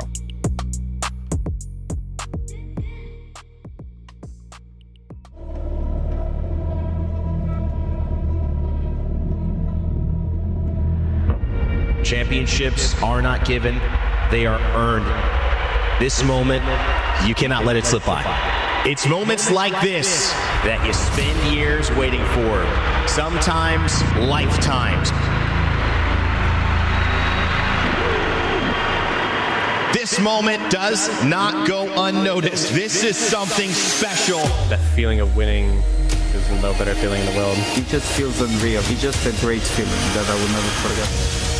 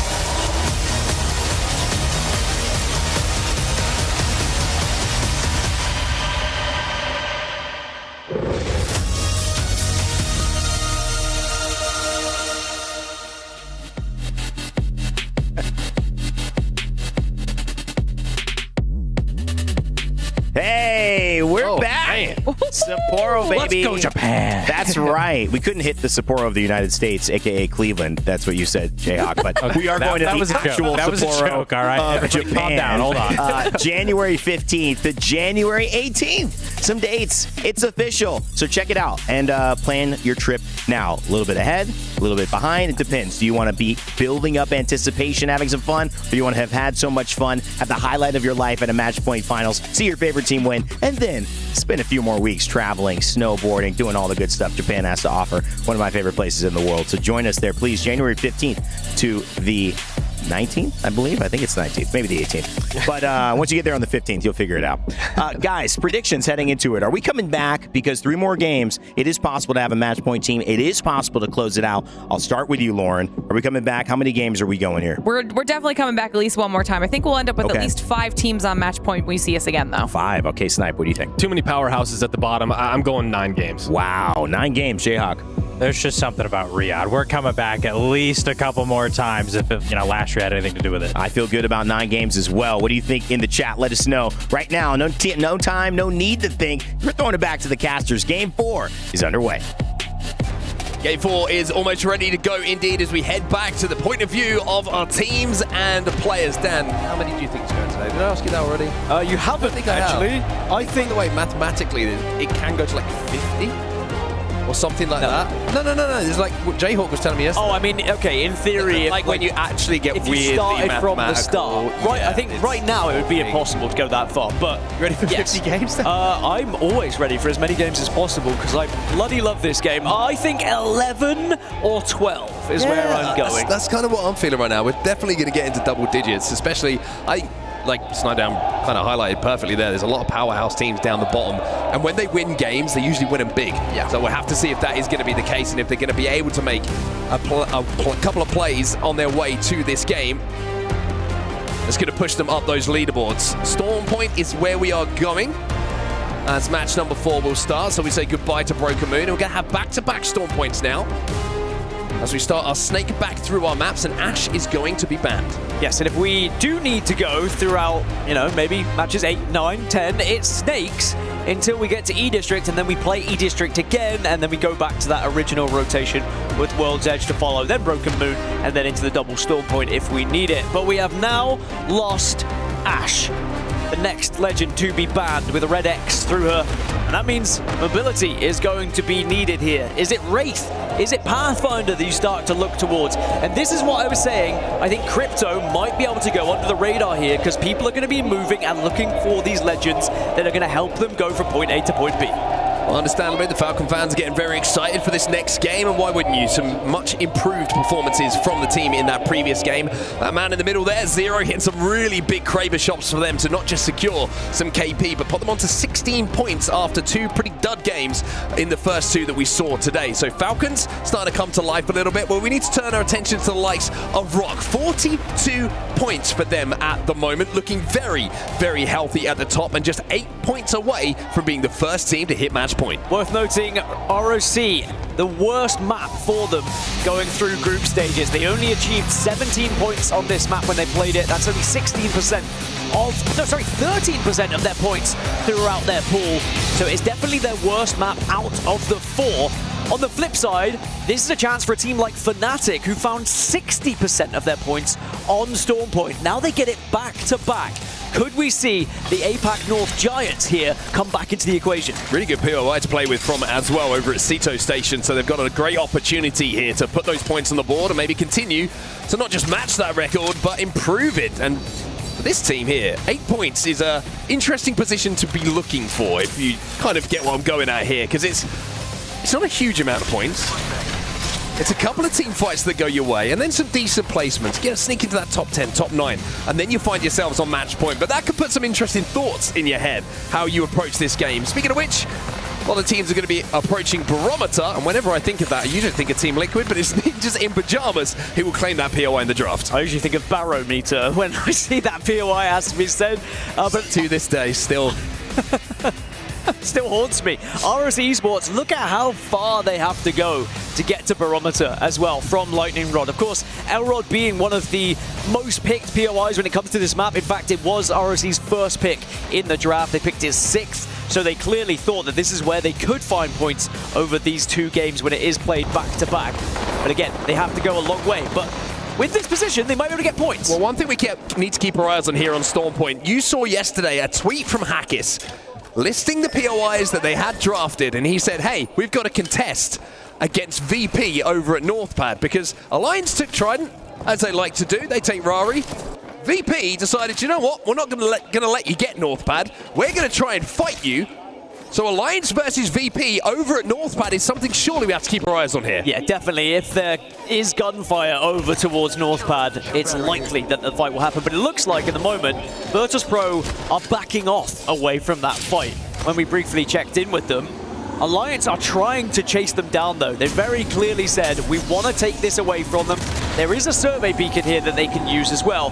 And they have changed composition. Interestingly, no crypto being used here by Alliance. They are going to favor Pathfinder instead alongside the Sparrow. So we'll see how this one plays out. I think that is a decision being made because of the potential fight as well. I would agree with you, and I also think there's a little bit of Storm Point in that as well. We know that Alliance were very, very good at making those micro rotates late game, getting point A to point B using that Pathfinder zip. So Alliance may be thinking the contest potential, like you quite rightly highlight, but also something they're comfortable with if we find ourselves in a situation like we do now, with a potential fight against VP. But VP have backed down. They've got over to down beast. It doesn't look like this game we're going to see it. No, not this game, but potentially the next one. And maybe it'll happen on rotation as well, because you have to remember they are going to be both trying to get from point A to point B in the same area of this map. Speaking of going down to Barometer, a lot of squads have already found themselves in that area. We check in with 100 Thieves, who are currently on the northeast side, being followed by VK Gaming, may I add. So another potential for a fight to happen here as well. Another quick rotate coming in from 100T as well. You saw attachments being shared between them, and when you're dropping a 1x2 for someone, usually gives a good indication that maybe you don't have the loot that you would have wanted. Another good example of that is Kassa doesn't have a single attachment on his longbow right now. And when we speak about teams within touching distance of match point, VK Gaming are one of them. 17 points away. A victory plus kills is going to get you there. And I mean, imagine that. Imagine VK Gaming were the first team to hit match point. We've always known them as a squad that can play aggressive, can find those kills, a great fighting team, but it would definitely be a dark horse moment if they were one of the first to cross match point threshold. Yeah, certainly a criminally underrated team, I think, in the ALGS, and the only way that you can stop being criminally underrated is continuing to perform at the level that they have been in recent events. ROC, 42 points on the board. We're going to keep highlighting that. Only the 8 needed as they hit the survey beacon here. They're going to get a little bit of an indication of where teams are going to be laying in front of them. Sometimes when you're on this position, you might be using that survey beacon to find teams. I feel like ROC could also be considering how do we avoid teams and instead think about getting our Evos up for potential fights. But by scanning, they did give their position away to TSM, who are a little bit ahead of them on this rotation through Cascade Falls, because I think ROC want to go down and hit that ring console so they can get more Evo and get more information. A lot of teams inside the zone playing deep into zone as well, right down on that southern side. So the general feeling from the majority of teams is that they're going to be expecting that endgame to pull towards those buildings right down on the southern side. TSM, going to take a lot longer to get there, as you can see, with the POI that they dropped at. So going to get the scan here from the survey beacon on what teams are going to be in front of them. The first one in front of them is going to be Sentinels. This is Barometer, though. This is a lot of where we expect endgame action to be taking place. Rival esports against Wolves also taking place in our kill feed, or at least there was a knock, but it looks like maybe that fight has subsided and it was just some damage from distance. Speaking of damage from distance, SAUL also taking down a member of Wolves Esports, so they are really struggling at the moment to stay on their feet. Yeah, there's a lot of teams inside of Barometer at the moment. All these knocks are coming in and around Barometer. You have to wonder if there's going to be a little bit of res farming potentially going on with these teams that have rotated, looking for those extra free Evo points. At the moment, Legacy looks like he's a little bit worried that there's a lot of angles that he's not going to be able to avoid all of. I wonder if SAUL can find their way back into the conversation as well. Of course, we know that Sharky's been very successful throughout Apex South. The real question is, are they going to be able to actually get some points here in this lobby to consider themselves potential chances of winning? Because at the moment they're a little bit of a way off, and as teams get closer towards match point, you start to wonder if you'll even get a chance to be on match point yourself. Nemesis having a little bit of a scuffle. You see that in the feed as well. Fnatic are going to lose one. Again, all these fights at the moment seem to be fairly inconsequential, apart from, like you say, that one we've just seen, because ALGS will be finished, and that will be him out of the game. That's going to force Fnatic to go into a position where they have to look for that res. So elsewhere, VK Gaming, they're going to be safe down on the bottom here. They've got the Newcastle to play with. They've got the wall they can use. Also a Catalyst as well. So if anyone tries to siege them, it'll be very, very difficult without taking damage. RSC Esports, I can see, just ballooned into the north and have just found a building for free. So they've done their job on their rotation all the way from Lightning Rod. Now are within the next 2 zones. So a chance really to play from here and pick up 8 points that they need, as Fnatic will respawn ALGS back onto his feet. There's a lot of expectation and weight on the shoulders for Fnatic, from me in particular, with the amount of points they found on Storm Point. I'm wanting to see something special here. One of my favorite zones, I would say, in POI is to see an endgame at Barometer. Skyhook's always up there for me when we get those crazy stacked up finishes with teams sharing buildings, sharing floors. Almost guaranteed to have 20 squads alive in those situations. Barometer, I feel like, gives it enough of a home for a lot of those teams to exist in a similar way. Especially on Storm Point, which usually POI doesn't allow most teams to get in there, but there's a lot of playable spots here. Rival Esports, 20 points to their name. 30 might seem a long way off, but that's very achievable in a couple of games. So most people are safe in Barometer, but down here on the southeast, you've got Na'Vi, Furia, and TSM all in the same area trying to move from this eastern side. TSM are going to be the last to arrive, and I don't know if Furia know that TSM are there. They were looking towards Na'Vi previously as VP get eliminated in the kill feed. They die to Alliance as well. Nowhere near the contest, but certainly happening over at Mill. So I'm counting that as a 1-0 to Alliance. So all these teams, all 3 of them, hesitant to actually get involved in this fight, because now they're all aware of each other's presence. They know all 3 squads are here. The zone might have to force this fight to happen as it begins to close. As TSM have gone slightly back into the zone, Furia also having to go into the zone as well to try and avoid Na'Vi's gunfire. Shako going to get the first knock here as well. This will be finished as well.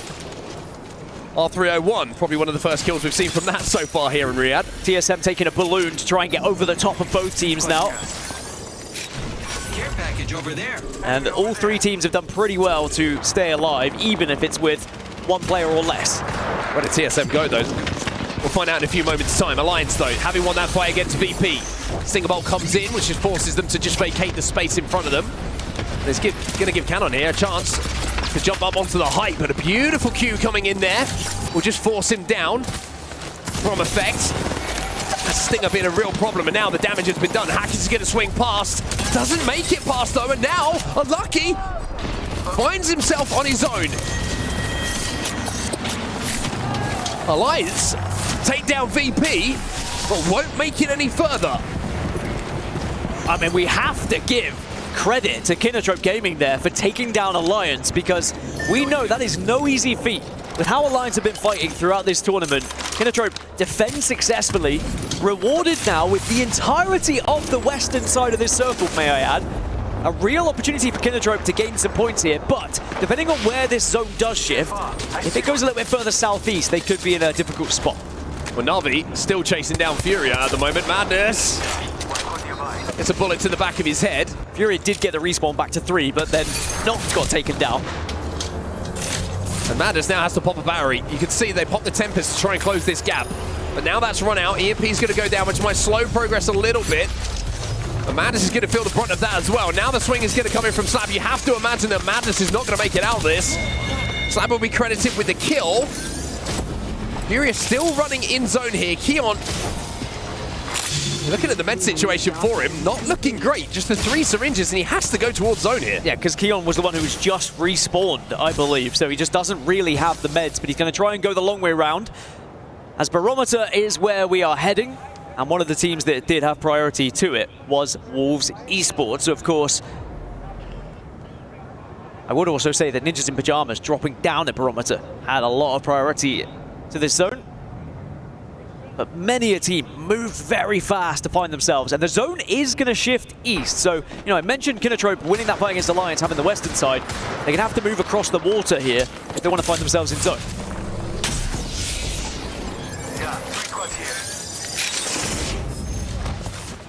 Gen G look like they're backing off initially. As 100 Thieves do at least make their presence felt here. It's not going to be a comfortable rotate for them. And 100 Thieves are going to have to think about moving forward in about 20 seconds time as well. There's a team on the island. That's going to be Sentinels, who are aware that 100 Thieves will have to move in very soon. They do have the cat wall available here. Jen Burton have that available to make that cross. Have an enemy out there. But outside of that, the rotate option's pretty slim here for 100 Thieves unless they just bully them away with bullets.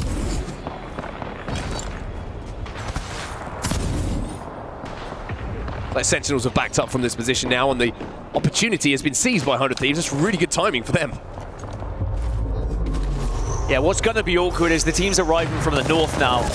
Speaking of awkward, Na'Vi also losing one out here to enter Force 36. This is going to fly in himself, try and do a little bit more damage. Slam drops a frag grenade, but that's not going to hit. Tina though is going to have his toes and calves and ankles singed as this fight just invites Team Liquid now to join. Oh, what a win this could be for Liquid. If you take control of this building, one of the few buildings within the next zone, but it's not done yet. They need to make sure they heal up here from Nizel. Now they've been able to stabilize would be my question. Fury just been eliminated by, in the meantime, the last player alive, Keon, wasn't able to make anything happen as a solo. Na'Vi still was a 2 though. Important there for Liquid that the one player that went down wasn't the Newcastle, able to quickly reset here. And speaking of resets, Hiaka also gets back to his feet, so they have the Crypto back now. 100 Thieves now push up onto Sentinels. This fight's been waiting to take place for quite some time.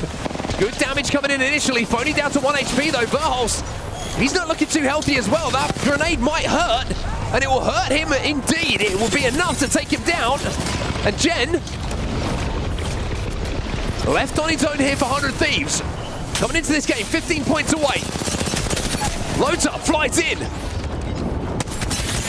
Phony back on his feet now, but it's ROC who are moving into third. All of this going on. Sentinels eliminated. Phony will go down as well. 100 Thieves, they are out. Points for ROC though, up to 45 now, and 5 points away from that match point threshold. Could we be seeing our first team cross it here as we see Storm Point for the first time? They are going to control like the entirety of the northeast side of this circle. A real opportunity for just getting placement points here. I mean, top 10 should be good for them, which would be one more placement point to 46. I mean, after that, you just need to win one more team fight. You'd be up to 49, and you'd gain a placement point. It's looking good for ROC. Looking really, really good for ROC. That pull back to the northern side of Barometer. We mentioned earlier on how it felt like a lot of teams were backing on it, pulling down to the southern side. Well, now making that rotate, everyone has to go through each other. Like you say, ROC have all of this bridge, all of this space in front of them, with nobody closing in to contest it. And you know, as a player, when you are like 5 points away from being that first squad to cross the match point threshold, and to think ROC are the only team out of all the regional final winners to actually do well at this tournament, they are still backing themselves up from their online performance. Well, Nemesis are in trouble here, though. They've got to take this port. You can see damage has been done. Rival Esports trying to pressurize them at the end of this portal as well. Nemesis do make it out, but are they healthy enough to reset here? That's the real question. Looks like the Newcastle wall has gone down, so Nemesis somehow, even with about 5 HP on both players, reset for long enough to pop some shield batteries here. They will be, I think, close enough to zone to be a problem, but Rival just keep peppering them. The ability to stabilize is incredible with Newcastle, but Rival Esports now need to push it. But look at the fight here from Nemesis. They won't go down easily, and now they're turning this fight on their head. Zuni gets one. He's actually going to be credited with 2, and the Flow is now the last alive. Last alive will be able to get at least a shield, but doesn't matter. Nemesis somehow stabilize and win the fight. But now it's just going to be down to 1. No shield swap available. Oh! But maybe a back can be popped. Gets behind the knockdown shields, Gen G in the meantime, respawning both Dexter and Asia while all of this fight takes place. Speaking of fights, you can see TSM and Falcons. They're throwing some fists at each other at the moment, and it looks like Falcons are in a position to potentially win this one, but no! No, it's Jen who clutches up. TSM again finding big points here when they needed to. How many times have we seen that throughout this tournament? But can they stabilize, just as they have done over and over and over again through pools? It looks like the answer's going to be no, as 2 teams manage to get their eyes on them. And Nemesis take a page out of the TSM book. They clutch, they stay alive, they reset, and now Zuni has a Kraber. Nemesis have fought their way from a horrible looking position into one now where they are in a position of power. 12 squads now remain. Remember, 1 placement point looming as soon as you get into top 10. ROC on 46 points right now. They did just get a knock onto Nemesis, but I don't think it was converted. VK Gaming, by the way, bang center zone. Liquid also in this zone. Na'Vi pressuring them. This fight has been written in chapters so far inside of this building, and this is the second one. There is VK Gaming, though, isolated on their own in that corner with a Newcastle wall down, away from all of this gunfire. I mean, I can already tell you this is going to be an incredible final circle because we've got like 6 teams within that next zone and still 6 other squads who have to force their way into the zone. Guaranteed fights to happen in the next 30 seconds. Jaguar is going to use that ultimate accelerant to get that Newcastle wall back very soon. But VK Gaming, all of a sudden they're under duress, all of a sudden they're under pressure, and Castor's last alive as it's been Wolves Esports who are just firing down on them. Kinnetrope have gone in the meantime. And if VKG go down, really it's only ROC who are likely to pass the match point threshold here at this point. They're on 47 points right now, and they're in the kill feed, oh, they're and making taking a fight. They are making a play for match point here. Enderforce 36 eliminated, and match point is hit. The Americas Regional Champions will be the team to hit 51st. ROC carry on their form from online, but now they'll want more. Now they want to take points away from other teams here. Now they want to get comfortable winning games. Vaxelon looks so cool and calm under pressure in this situation. Reloads that Devo. VK Gaming have been eliminated. They won't pick up any more points on their journey towards 50.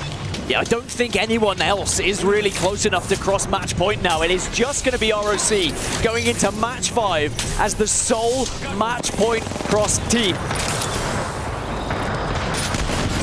Nemesis still holding on. Still surviving. Rock still outputting damage. They know Gen G are in this corner. They just can't quite get the angles for those headshots. One day to do it. But I don't think they've got any in the backpack. I mean, really good position here for ROC and a really good composition to work with as well. Having that castle wall available. Nemesis still have 1 player alive, but Team Liquid taking a fight against Gen G right now. You can also see Wolves are getting a big fight against Fnatic. SAUL, you mentioned how they'd taken the west side completely earlier on. Well, they're still there. Up on the high ground on that western side. Na'Vi still alive, taking on Gen G. Jacko will get a finish in that fight. Zip's going to go out. That's going to allow them to cross. Oh, wow. The wall goes down. Bang, center zone for ROC. Such good ideas and such good positioning, using both ultimates now to secure a spot. But you need to be making sure you're looking at this building, because Na'Vi were going to try and do the same thing. Well, the big thing there you might have noticed as well, they picked up a couple of frag grenades from some death boxes around them.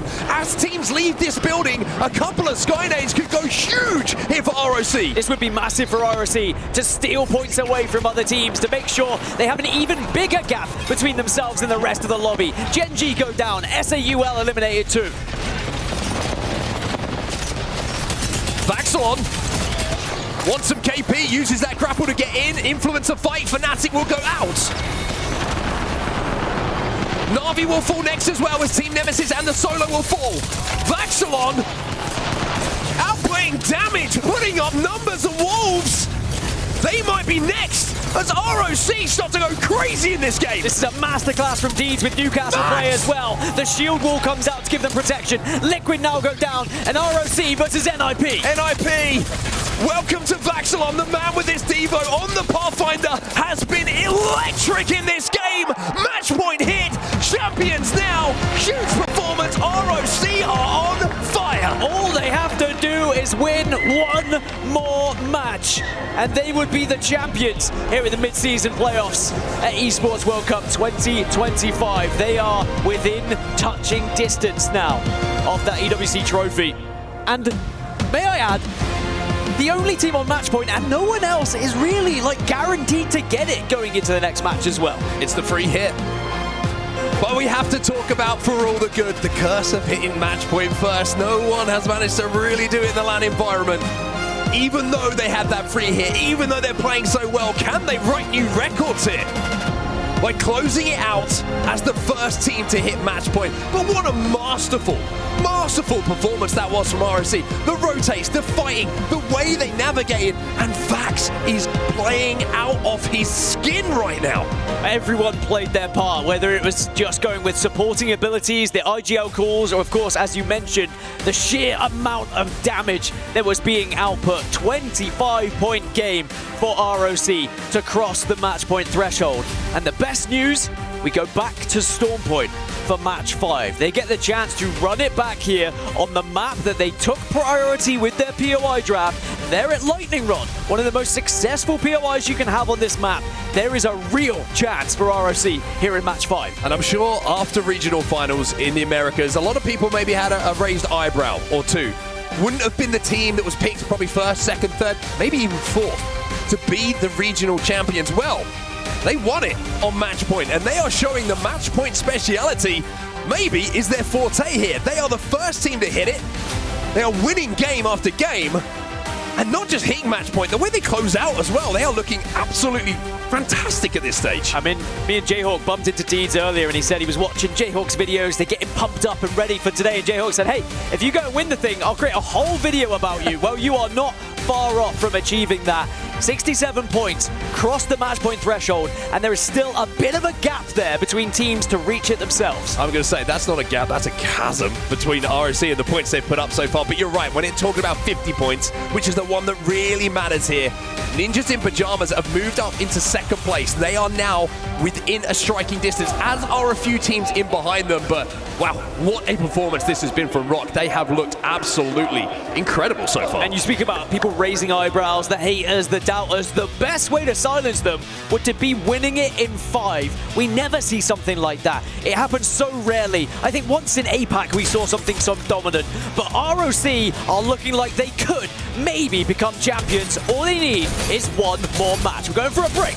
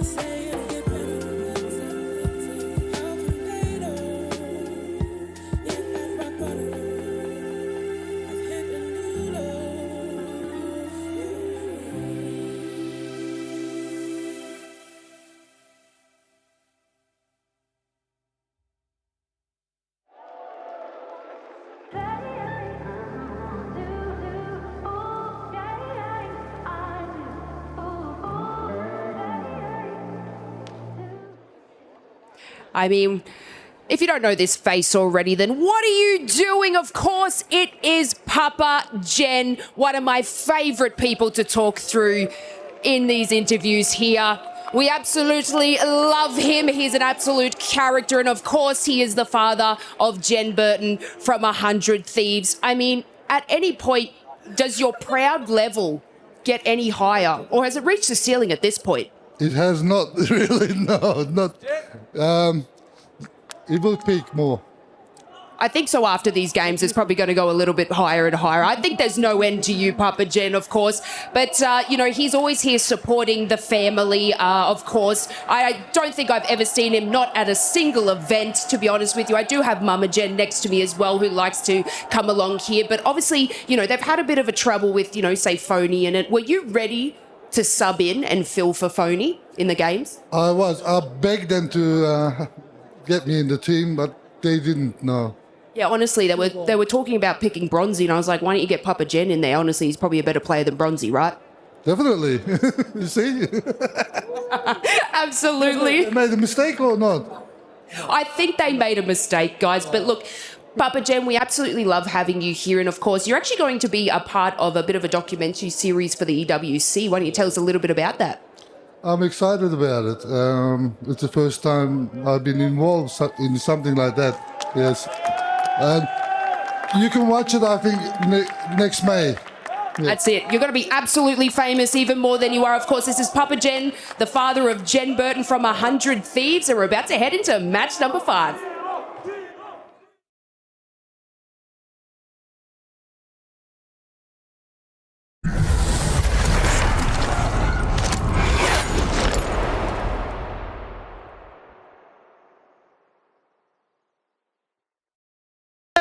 Killed one. Come back. Shit. IVP. Cruising left. Okay, yeah. We can't get this spot up. I'm IVP. Top 4. Swing left, back. We go. The rest so much damage. Just, I'm IVPing now. Did we kill this guy? I'm burning. I'm dead. Flash, you're split. I know. One. Patty one behind. Dead. I got swap. Top 2. Watch out, Ballistic. Last one. I'm reloading. Swing. No! Come the fuck on! Holy fuck. Good shit, guys. Come on, man. Last game, we would have won already. Holy fuck. My God. We're on a burner right now. We live in a world right now where Rock, now sitting at match point, could take the dub here in this mid-season playoffs. Vax, Deeds, and Saucer are playing out of their minds. The positioning in that end zone alone, Jamerson, had Vax literally baiting the opposing team to go into the line of sight of his own teammates. And also importantly, throughout the mid-game, just how well that they were able to control the teams around them, navigating the battlefield. That's why we've seen over the course of the last 3 games, Rock absolutely dominating, getting that win on game 2 when we were on World's Edge. Another close finish there in game 3, and here in game number 4, that barometer rotate all the way out from Elrod. Now, they're the only team sitting on match point. 2 teams stand on the cusp of hitting match point, but that means it's another opportunity for Rock to close it out without anyone stopping them. No catalysts, going right back over to Storm Point. I'm expecting to see an influx of these Newcastles. We've already kind of saw it in that last game too. Second most picked legend here, but with no catalyst and going over to Storm Point, it can get a little finicky when it comes to crossing that big distance here where there's little to no cover when it comes to the different POIs of Storm Point. We have a lot of options, right? We can see, of course, teams defaulting back to more aggressive compositions, but with that Newcastle, like you had mentioned, still being in play, can make it difficult. But I'm expecting some ballistic cryptos as well. We saw a steep drop off of the cryptos as the series continued on. We'll see if maybe more teams want to pick that one up. I think it's an interesting story, looking at the POIs here and looking where Rock had to come from specifically over to that north side of the zone, where teams like Alliance, who like to thrive with using that crypto composition, can't really get away with it in this case. I think they had ran the Ballistic, Pathy, and the Sparrow specifically. We're wondering here, looking at the results of pools, we have right now Rock, our previous regional winner finals from Americas, finding themselves here in the Esports World Cup for our mid-season playoffs, close to possibly taking this game here if they can remain consistent. And that's what they've been able to do. Again, 3 games in a row. First, second, and a first. Now they just need to string together one more victory. They have no other team that could possibly take it, so this is their opportunity. It was interesting, though, seeing the rotations out. Like we had mentioned, they're on the draft. Coming out from Elrod, they had VK Gaming, another squad that was right there just on the cusp of getting so close to match point over at Stormcatcher. They rotate in a very similar way down over towards that barometer side. And we saw that Rock being able to play this one a little bit more patiently, bide their time, and, well, destroy everyone in front of them. The third party coming out, eliminating 2 teams. Rock are just on another level right now. We know once we hit this threshold, though, one of my favorite things about match point format specifically is the target on the teams They have it on their backs against the other squads that know exactly where these teams are in the overall standings. The fact that Rock lead this entire lobby with 67 points, the same lobby that we saw Alliance farm within Pool B, the same lobby that we highlighted Falcons, we highlighted TSM and their consistent placement points is crazy. Can this be it? Can this be the opportunity right now as we get into game number 5 on Storm Point? It's going to be difficult, but they land over by Lightning Rod. They have a Trident for quick rotates. They have an Evil Harvester. Let's see if they have the Beacon for information. Rock currently leading with 67 points, like you had mentioned, 29 points in the lead. But that lead doesn't matter. All that does, closing it out. They need to do it here before anyone else gets on match point. This is their biggest opportunity where there is no other competition really to stand in their way. Rock Esports are on a generational run. I mean, we had so many high expectations. Falcons, TSM, Alliance, but it's not even any of those squads that we're mentioning right now. It's Rock, it's NIP, VKG, and 100 Thieves currently in the top 4, and those 3 other teams are about 12, 14 points away. So a decent game for any of them. They don't necessarily need the win, but they can get on top. And Vicky, look at that zone pull. We're going back down to the southwest over towards Barometer, but this is a different zone. It is pulling away just a bit from Barometer, so you're gonna expect a lot of that open ground, a lot of that open water to be in for this one. So it is gonna play out a little bit differently, but we're seeing now VK Gaming already making their move, 100 Thieves as well, and Fnatic looking to control a power position. Yeah, we've seen zones like this end up pulling towards that northern building of Barometer, so I'm actually expecting a Barometer zone specifically here too. It's about the early rotates and where you want to find yourself. NIP have that POI advantage. This is a team that you were talking to Jamerson in the break, where they stand after they were able to get second place in that previous game. This is our opportunity, right? NIP currently sitting with 38 points. They just need the plus 12. They were able to secure that second place finish with some kill points. So at the very least, get to match point by the end of this one. We'll see if they can play off the priority well. We talked about their draft on E-District. They did extremely well off of priority there, but now the zone pulling right on top of them. They've already shown us in game number 4 they can do it, but hold on just a moment. Furia versus Sentinels right now. Madness already getting the knock. Be able to walk away with that KP before going right back up though. Madness angry with the rest of Furia. They've only been able to secure 6 points over the course of these last 4 games. Neon, try and chase after this kill. Sentinels have already split up for this one, so Furia at best will only secure 1 more kill point here. But again, in this marathon run, that is match point finals, every single point counts. It's going to be Riley Mechanac on the other sides of the sights of Furia. Alliance taking the fight to VP here at North Pad. Oh, but losing out on Slayer before sliding in with the grapple. Missing out on some of these shots. Effect gets the back-to-back knock with the double Mozamps here, finishing things off. VP get eliminated. Alliance, they are one of the teams swapping off over towards that ballistic, and they are claiming their stake. Alliance is a squad that's already claimed the stake here at North Pad and Trident. So many teams avoid them on the draft. VP came in last pick, I believe. Their final pick to take North Pad. A few options were available, but of course, things like Lift, East Trail, not things teams typically take. But VP learning the hard way why you stay out of Alliance's way here on Storm Point. Genji being another one of those teams already making their rotate here, but they are trailing behind that Sentinels player. The rest here of this lobby have already made their way into this next zone.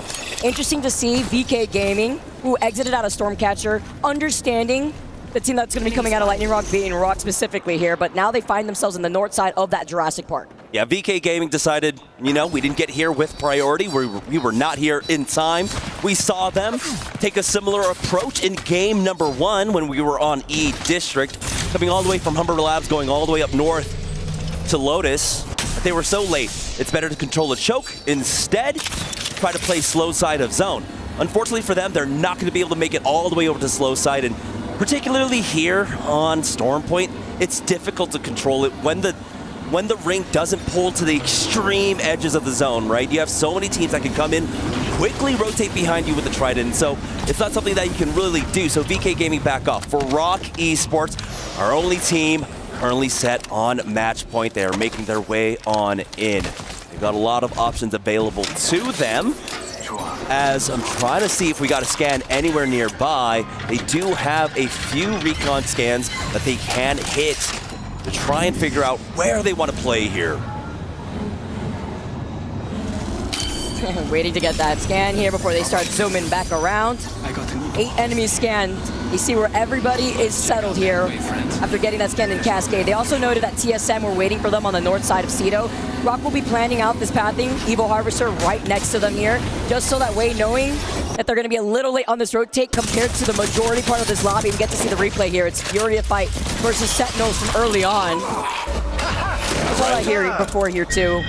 Well, they were able to finish that off though. See Rock making that rotate before finding themselves at the mouth of Jurassic. VK Gaming have not moved from here because they're trying to prevent other teams from getting information on the ring console that's in Jurassic. Well, there's really nowhere for them to play around Barometer right now. They hit that scan, they know. The large majority of the lobby, about 15 teams, are already inside of Barometer proper. For now, you just gotta kind of have to hope that you get an awkward ring pull that they can really capitalize off of. And so they are going to play things out. They've got that ring console over at Jurassic on lockdown. Rock, we're eyeing it as well. Inside of Barometer proper, you can see Fnatic holding position here on the northern edge. And it's VK Gaming that will secure that ring console for themselves. Thank you very much for that net set of information, and they'll get the word that this zone is pulling towards that northern side of Barometer, where we saw NIP off of their POI advantage, finding that building. They're going to be looking at Rival Esports on the other side of that zipline bridge. I'll guide you right there in the corners of Barometer. VK Gaming, though, as they find themselves going through the tunnel, it's Rock that are still waiting for them on the other side. VK Gaming then will be able to wrap around, go towards the Evo Harvester that we saw Rock go through earlier, and then approach probably through Cedo Station, where there's also another ring console, since they have to play objective, considering that they're still on blue Evos. Yeah, VK has to have like a decent understanding of who that team is probably going to be. Understanding that it's Rock Esports, they want to try and delay that ring console scan as much as possible, but unfortunately, they have to make their move fast, and they need to make the move now. So they give it up. Rock Esports are going to be able to hit that tag, and as soon as they know, they will have, of course, all the information they need to close this one out. Rock Esports, 67 points after 4 games, averaging 16 points per game in a match point finals. Slightly unheard of. Fast and Furious, I guess. They're rocking out. See the zip lines put up here too. And it was the Newcastle, by the way. 11 picks on the Newcastle. Understandable here. We see what Newcastle could do out in the open ground for the teams that have not been able to find their own building, especially in a zone like this where there's so many different angles in Barometer. 100 Thieves, though. Looking down at Na'Vi as they hold this high ground, though. So many cryptos still reside in the lobby. Rock running one of those compositions with the Crypto, Newcastle, and the Pathfinder. One of the 3, I actually believe. Nice highlight here, playing into that comfort on the Newcastle wall. Just going to be able to zap those knuckle clusters away. Yeah, for Na'Vi, they're just biding their time. This is, of course, what happens when you early rotate into Barometer for the time being. We have a lot of rotates coming out just to keep teams abreast. Rock Esports are moving their way south now through Jurassic, almost met up with Furia. As Furia give up their position at that choke to work their way on in. I think Furia took that as an indicator. They weren't able to get the ring scan for themselves. And noting that Rock, who did, they use that as the context clue for where they need to go. So they start working their way into the eastern edge. That gives Rock all the space to play off of here. Furia now underneath the bridge. They're going to have to worry about their back. You can see Vaxlon looking for some damage here. Gets tagged himself. Stays alive. Rock Esports, though, still have to be careful. Teams are behind them. They have not been able to hit a survey scan in just a while. So they are not playing with perfect information, but they do have the crypto to keep an eye on their back. Saw Duke getting knocked, it looked like, in the feed right there. Rival showing an appearance, one of the teams with the Cossack. I think the only team with a caustic. A little brave move out here when you see so many cryptos, honestly, as panicking and just trying to grapple away, getting that information. Fifth is on the chase, though. We'll see how much longer CSM can survive for. Fifth is forced to fall back. It's going to be Enter Force 36 to secure that last kill. TSM now eliminated, bringing us down to 18 squads. Rival Esports pick up some much necessary econ for themselves. Again, another team that ran in here really early on. They've got the Caustic. That's kind of interesting. Game number 5. We saw that one come out a little bit later. Game number 7, game number 8. But looks like it was a good call here in Barometer. That's Gobgaps. Brave with the crypto EMPs. Completely annihilating those barrels if you find your safe inside of that building here. But Baxlon moving right back over to the choke. EMP now coming out here. Going back though with the grapple. Has his teammates right there to give him cover fire. We see this constantly with this team. Great communication. Great guidance from Saucer. Alliance getting a nice team fight win, knocking out Wolves there in 18th place. It was a big fight over the Mythic bin. Kinotro Gaming looking to come in for the third party on that one, but it is Alliance. They're being slowed down just a bit as Rock Esports are looking for a fight up against Sentinel. EMP connects and Vaxlon is ready to work his way in. But they have to do this quickly because Genji are looking at this fight, and I believe Genji is also one of the teams with the crypto themselves, so they'll have that information.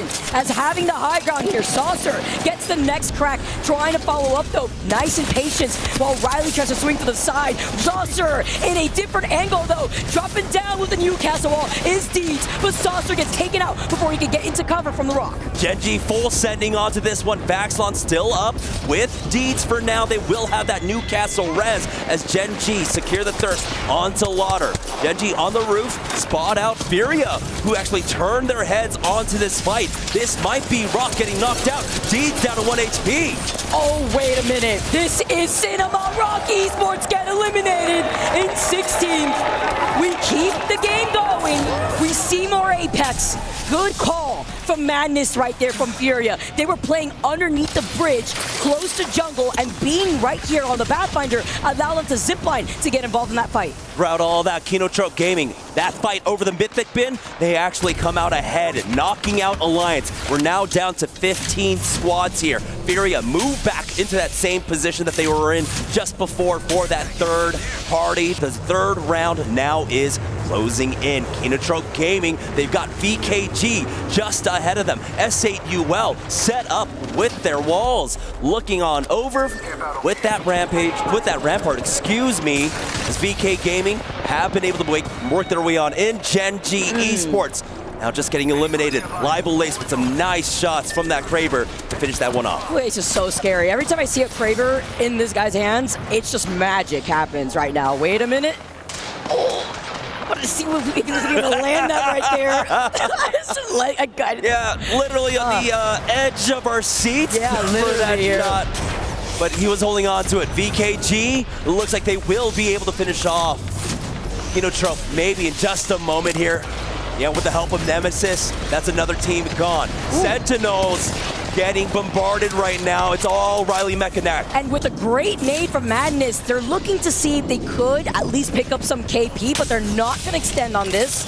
Is a team that wants to hold the low ground positioning of the bridge. Also noting that Rival Esports were right next door to Sentinels, so they didn't want to try to fully send that. Literally Sentinels stuck in that corner at the moment. Furia trying to ping at them from afar, while VKG moving underneath the other side, the other bridge here. Sentinels get eliminated. It's a very tough cable cart to hold specifically, especially when you find yourself pinched. Now, VKG work their way up towards one of the shuttles. Looks like they were able to secure some of the loot off of the Kinotrope players there. You see the gold helm now. The res from the Newcastle coming out to keep them topped off. VKG, one of the teams on the verge of hitting match point. They need 11 more points here, but Yanya is not going to allow them to do that. Here's a charge forward for Nizel with Sheila out. Get down, Presidente! Nizul tries to follow up with that Sheila, but VKG having the Newcastle get the res. Patient play, but Yanya not expecting QQ to appear on the other side of the door. VKG have the advantage. Oh my goodness. The plays coming out from VKG, biding enough time for QQ to come in for that flank.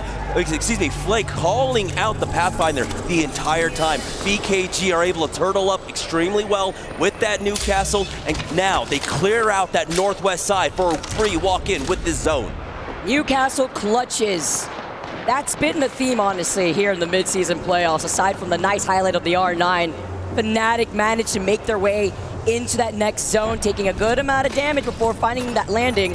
VKG, though, aren't looking at them because they got all the loot to themselves right at their feet with the graveyard that they left behind. Team Nemesis now up on the high ground. This is a great spot to hold here. Least contested, and you can try to steal some KP from the teams playing on the low ground. Yeah, and they need him.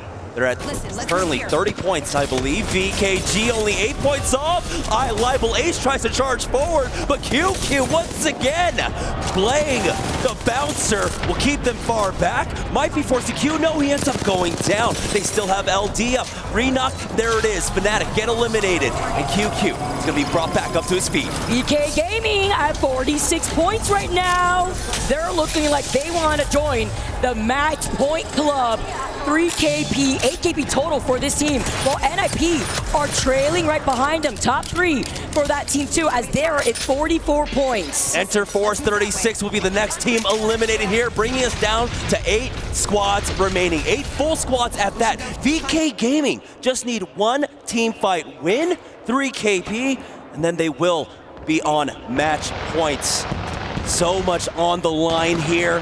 And unfortunately for Rock, they have to watch on as their competitors start catching up to them. You called it, Jayverson. You said the teams that were right there on the bubble to also hit 50 points, to be at match points. Now NIP, another one of those teams here, as we see 100 Thieves just drop down. Arc Stars hurtled in their direction, but look at this little house that they've set up. Newcastle walls, Rampart walls, but in the next 20 seconds, they got to start moving. See how it looks like as McLovin on NIP is over to the right side. Great angles, though, forcing them to hold back. 100 Thieves, another squad. It's a little bit further, but they are on the cusp of hitting match point.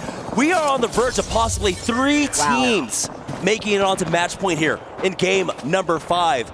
But they have a lot of work ahead of them here for 100 Thieves, getting caught out. It's gonna be Falcons poking out. Quality taking a lot of damage, but that's Phony getting knocked down from ImperialHal. That's Falcons wrapping up on the other side now, looking at 100 Thieves. Verholst staring down his former teammate of Hal here as Zero drops off with the Ballistic, with the Tempest, revving up the Rampage, but Verholst turns around and gets the clip with the car. He can't clutch it up. He's outnumbered. Was one shot. You saw him in the cam raising his eyebrows as 100 Thieves get eliminated. NIP and VKG both sitting at 48 points. 2 more kill points, and that will put them over the hill, putting them on match point. NIP, they have to sense it. It's VKG on the other side. They've done so much damage, but Rivals goes down.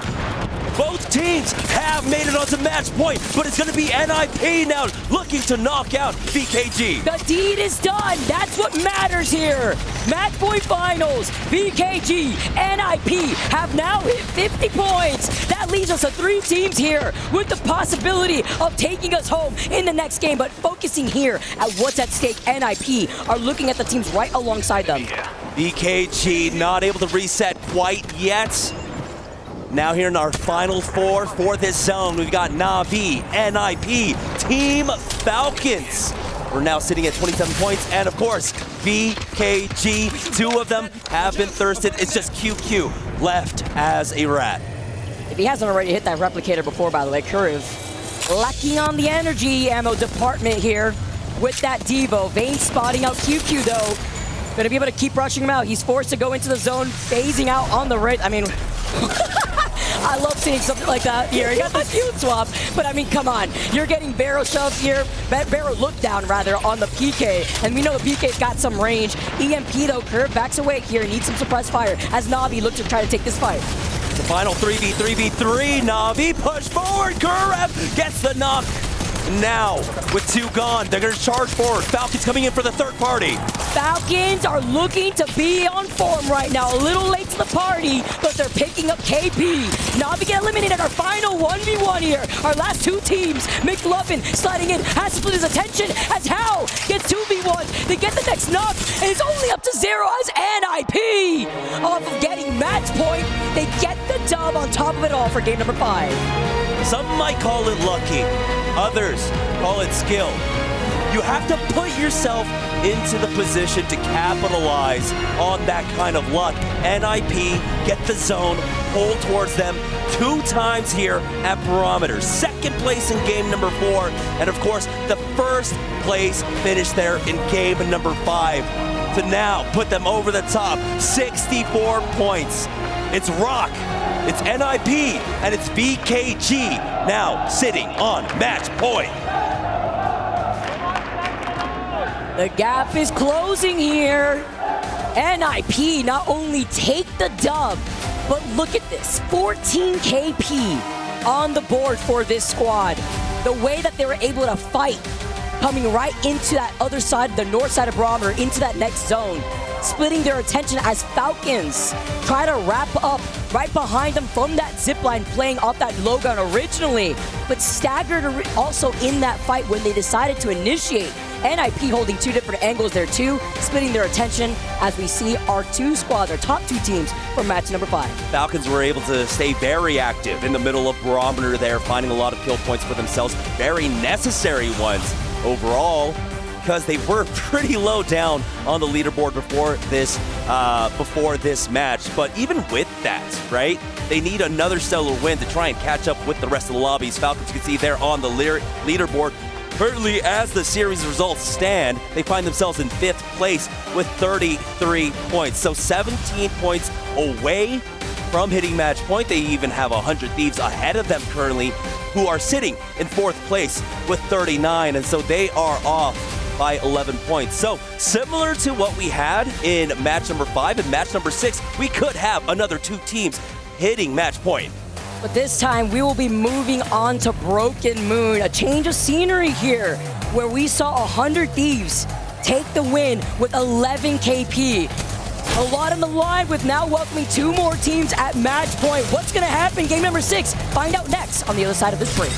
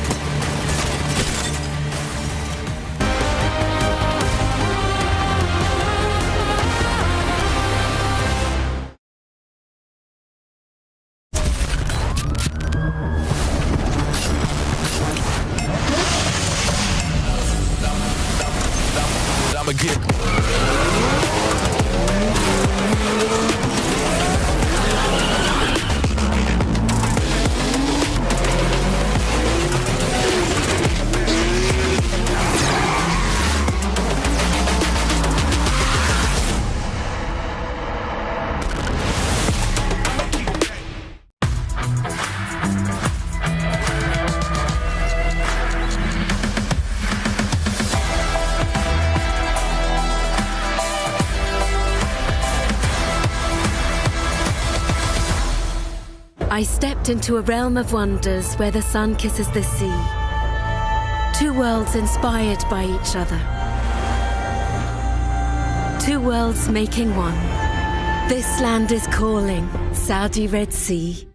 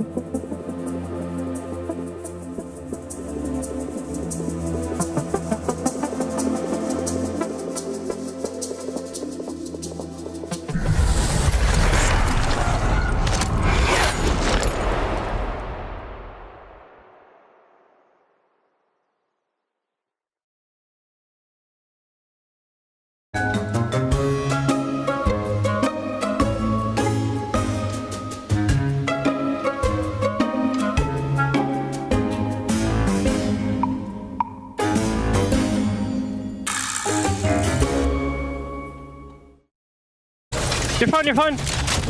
Almost cracked one. Not going yet. They're all in the corner. Break the queue. Break the fucking queue. The other team might zip up. Wait, Money. Yeah. On the back, got on the back. Got my thing. Almost cracked one. Nice, last team. Hey, can we push up? Push up with me, crap. Big it. On the pill, on the pill. Top. What the hell? Get it. Yeah, chill. What is low? Big it. One dead. Behind me. I'm overheated. Last one. On me. One. Let's fucking go. Good fucking shit. Good fucking shit, baby.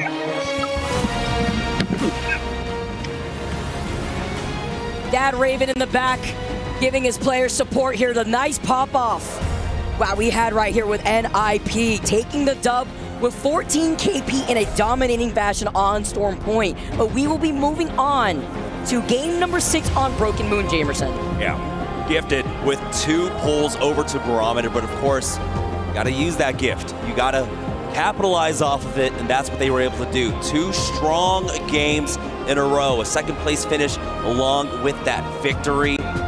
Saw how much they had to fight for every inch of Barometer along the way. They controlled the battleground around them, and now NIP join Rock and VK Gaming. They're on match points. 3 teams can close it out here. We also have 2 teams on the verge, maybe even 3, of hitting match point here if they can't close it out. I love Apex Esports. I love match point finals. The battle is on and the pressure is getting worse for the teams that have struggled to find their footing in the last 5 games right now. Now seeing 3 teams at match point, what we could see going on to Broken Moon, breaking down the map specifically, aside from the POIs, we all have highlighted how difficult these chokes can be. And as the legend bans progress, you still have the Wraith, no more Newcastle, no more Catalyst, you don't have any more Ashe to help you out with these rotates, you don't have Alter, and you don't have Watson anymore. But the Crypto has still been out in play. You still can have that Wraith play as well. The Pathfinder too, that we even saw on Storm Point. Along with the Ballistic. Yeah. We do typically get to see an uptick in Ballistic once we get into the later stages if he hasn't been banned out. Typically, the Ballistic coming in a later ban around round number 8, I want to say. Yeah, in match number 1, or in Group A, Pool A and Pool B. He was banned out in 8th place respectively, so he might be able to survive long enough. Here though, again, we're just waiting for our players to get into game. We currently have 3 squads, Rock, NIP, and VKG. And I was taking another look at the leaderboard, Vicky, right? I said 2 teams possibly on the verge of it, but just underneath them in 6th and 7th place, we have Falcons with 33 points and Alliance with 30. Both of these teams more than have the potential and the capabilities of hitting those big, high-scoring, high KP games to really, realistically put them into match point. So there's a world where we could see maybe 4 teams actually hit match point here. Look, if we're gonna follow the tradition of some monumental moments of just great Apex Legends action, imagine if we follow suit from last EWC. I wanna see half this lobby at match point. We're all in it. We like some more Apex. And with the way that Falcons and Alliance play, that's very possible. But you have to start building up that momentum.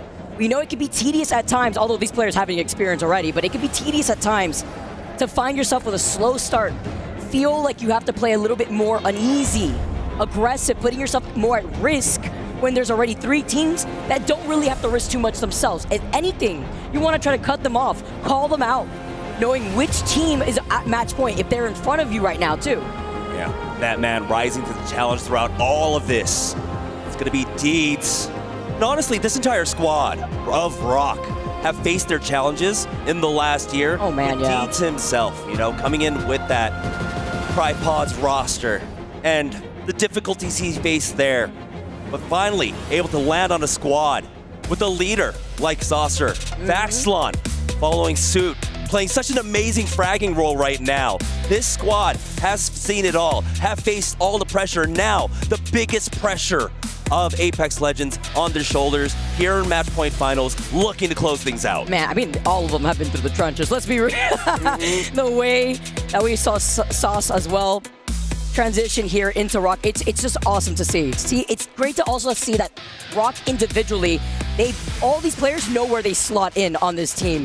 Vax being another one coming out of Furia. It was Cinema being able to see Madness call that third party just to keep this going here. But now we are going to go the distance. 3 teams now closing up the race against the rest of this lobby. We're moving on to Broken Moon, guys. Once again, thank you so much for tuning in to some Apex Legends history in the making. A very stacked lobby, but anything could happen here. That's right. Doesn't matter where you're on the leaderboard. All that matters is hitting match point and getting that victory. We're getting ready to head into game number 6. NIP on such a strong run there. While we had our back-to-back Storm Point. Man, with this music. Oh, we vibing. We vibing. And the venue's rocking out hard, I guess. Popping off. All right. Getting started. Going into game number 6. Let's get this going. Our winners of game number 5, NIP. Coming into Broken Moon, no more Newcastle. Gotta highlight that once again. This is gonna affect the legend compositions going into this game. We talked about the Ballistic Jamerson. We see the Sparrow, but the teams that still feel comfortable with the Crypto will be able to do what that Sparrow does remotely, being able to get these beacon scans. Yeah, right now we're basically seeing a mixture of a lot of compositions, but the heavy hitting favorites, it is gonna be that combo of the Ballistic along with the Crypto, and it's about who's going to slot in third. It's pretty even amongst our different comps, right? We've got the Pathfinder, we've got the Fuse slotting in as that third legend as well. But for the time being, NIP doesn't seem like they've got themselves a ring console. No, they do over here at Dry Gulch. And as we take a look at our first ring, NIP, we got to see what they did off of Priority, 2 maps in a row, and now look at them. It's a hop skipping away over towards Virtus Pro at the core. NIP, this is their opportunity. Wait a minute, though. When we see VP get gifted zones, a team that's right now dead last with only 6 points, all right, we've seen what happens before in early Pro League of Split 1 thus far. They had gotten gifted like 5 zones at 1 week, and they were leading overall the American region there. So, I mean, this could work out for them too if they finally find that momentum themselves. One thing to note, though, they are split up right now over at Core. Oh, wait. Furia have already made their way on in. Na'Vi are following suit. Fnatic has been slowed down by a member of Sentinels, but it does seem like that player of Virtus Pro might be able to get away. Furia, we know how quickly they can rotate, but it's VK Gaming currently, one of the 2 teams along with NIP that were able to hit up match point in our last game, working their way in. We saw how well they were able to do with the cross-map rotation when it came down to the first game, and it looks like Rock have not slowed down one bit, already finding a kill onto a Wolves player. Vax just keeps knocking heads out here. He's claiming them on stakes. Trying to close in that gap and being on the Fusey himself. Look at this, he's got 3 Arc Stars, now in 2 nades after just sending out 1, a Thermite on top of it, no name. Trying to hide on the other side of this building, trying to get that reset here, and while they do try to take this fight, it's one of the teams with the caustic to know they're playing inside, underneath the building here. No name gets deleted, they can't even look right behind them to focus on Deeds, because they're too busy, cross-eyed, looking at Saucer and Vax. Yeah, they take that to fight perfectly. They understood that they had about 20 seconds left on their Tempest. And so they needed to make something happen there. So eventually, of course, they get onto that rooftop, they secure all the exits of the building, and they'll be able to finish off Wolves. For 100 Thieves making their way on in. Jen Burton just a little bit wary of that choke. You can see he's keeping an eye on it right now. Set up with that rampart. We've got 2 members of 100 Thieves also checking the northern choke. So they've got the they've got the cliffside to their back, but they have 2 chokes that they have to worry about. They don't like the position, they move out of there. Yeah, Trope would be approaching from the choke right next to 100 Thieves. As NIP, still White Evos. They had gone for a very quick rotate. On the Spaceport side, it looks like, considering that they land in Dry Gulch. Spaceport, though, is where we saw the ring, we saw the survey beacon. But with Gen G holding that northern side too, They felt some pressure here, so they're just going to be able to settle in because remember, they're already at match point. Their end goal is to get the dub, but you still have to be able to boost up those Evo shields so you're not vulnerable to get pushed in. Yeah, this is going to be difficult for NIP because the position they're holding right now, they don't have the same kind of sight lines unless you do something like this where you don't play as safe inside of a building. Karev looking for any kind of damage to do. He's only 60 off from his next Evo. Try and get that blue perk for himself. Nemesis have worked their way in to the southwest side here of Core. Nearly half the lobby now inside of Core proper. Some still on the outer edges as Team Nemesis are looking to get further in. Duty being on the raid. I'm going to put down that portal. Lacking in some ammo here. Havoc with the 99 bullets in the reserve. Wondering what that R9 looks like instead here, but at least with the full blue Evo and the cryptos flying around. They're one of the teams without the crypto, but at least the teams around them will have that information. Looking at Na'Vi on the other side of Nemesis, Furia holding the other angle from the middle side of Core. Other squads, though, within the vicinity that are looking to gatekeep teams before they start engaging rival esports. Kenotrope still holding that southern choke. TSM have moved up into that building right alongside Rock, who have now moved up away from Cliffside where there is a ring console, where there is a survey beacon. And seeing the team still over on that northern choke originally with NIP, it's also Team Liquid alongside Genji. Right now, all of our teams are being tested as here in match number 6 it becomes so much more difficult to really be able to identify which team is where. And I feel like that's where a lot of the caution is coming from in our fights. But this is not cautious whatsoever. EMP down onto 100 Thieves. Panic is looking for the entry. Phony caught on the cross. Only the crack there for Panic. Doesn't have the backup quite yet of the rest of his squad. He will just go ahead and back away with that damage off. Pearl's keeping an eye on the outside. So it was just a scouting effort there from Panic. You can see that he is all set up. Notes, the rampart walls are down on all the doors. It's going to be a difficult fight for TSM to take. So they shouldn't really try and force this without knowing especially what teams could be pushing in from these chokes right now. Panic being that fragger. Let's go this way. Setting him out like a Pokemon before he's forced to come right back. As Izul makes the next move though. Portal play in hand. Where do you go here when basically the whole lobby's already found themselves into this next zone minus 4 other teams that are still rotating right now, but finding themselves on the high ground over by the cliffside at least allows them to see if any team may want to take a much more roundabout rotate through dry gold. So there's a survey beacon there, and you have those accelerated zip lines that allow you to take your time as VK Gaming. Taking some shots here too, but I love the Nemesis setup here. He's got the gold extended energy mag. The R9 is a secondary here. Zone prediction, yeah. Seeing that core, of course, here too. Probably pulling slightly more so to the north side, in between Farrier or VP. We've seen that before, but holding a position there early on by the fence line, even by a truck, could be very risky since a lot of these teams will slowly start making their way into the next zone once they have that information. Yeah, this is always a dangerous proposition for a team like Sentinels, who have decided to play with off the map to their back. Right, they are holding that very far northern side, but you're seeing that a lot of teams do like to try and rotate into the slow side of the zone. One of them we might have been able to catch on the map there is Team Falcons edging their way on in from that northern side. Or enter Force 36 though as they try to make their way into the core.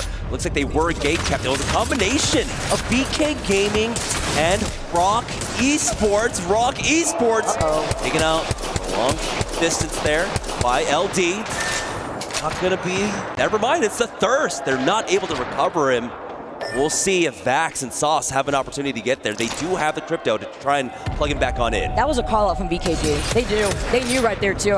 I wish we could hear those comms, understand these players out here calling that out. Rock Esports are in Shambolic Town as Fnatic now up here trying to pressure them out. It looked like maybe calling in 2 instead from Fnatic, while still leaving that one member Fnatic over to the north side behind these rampart walls.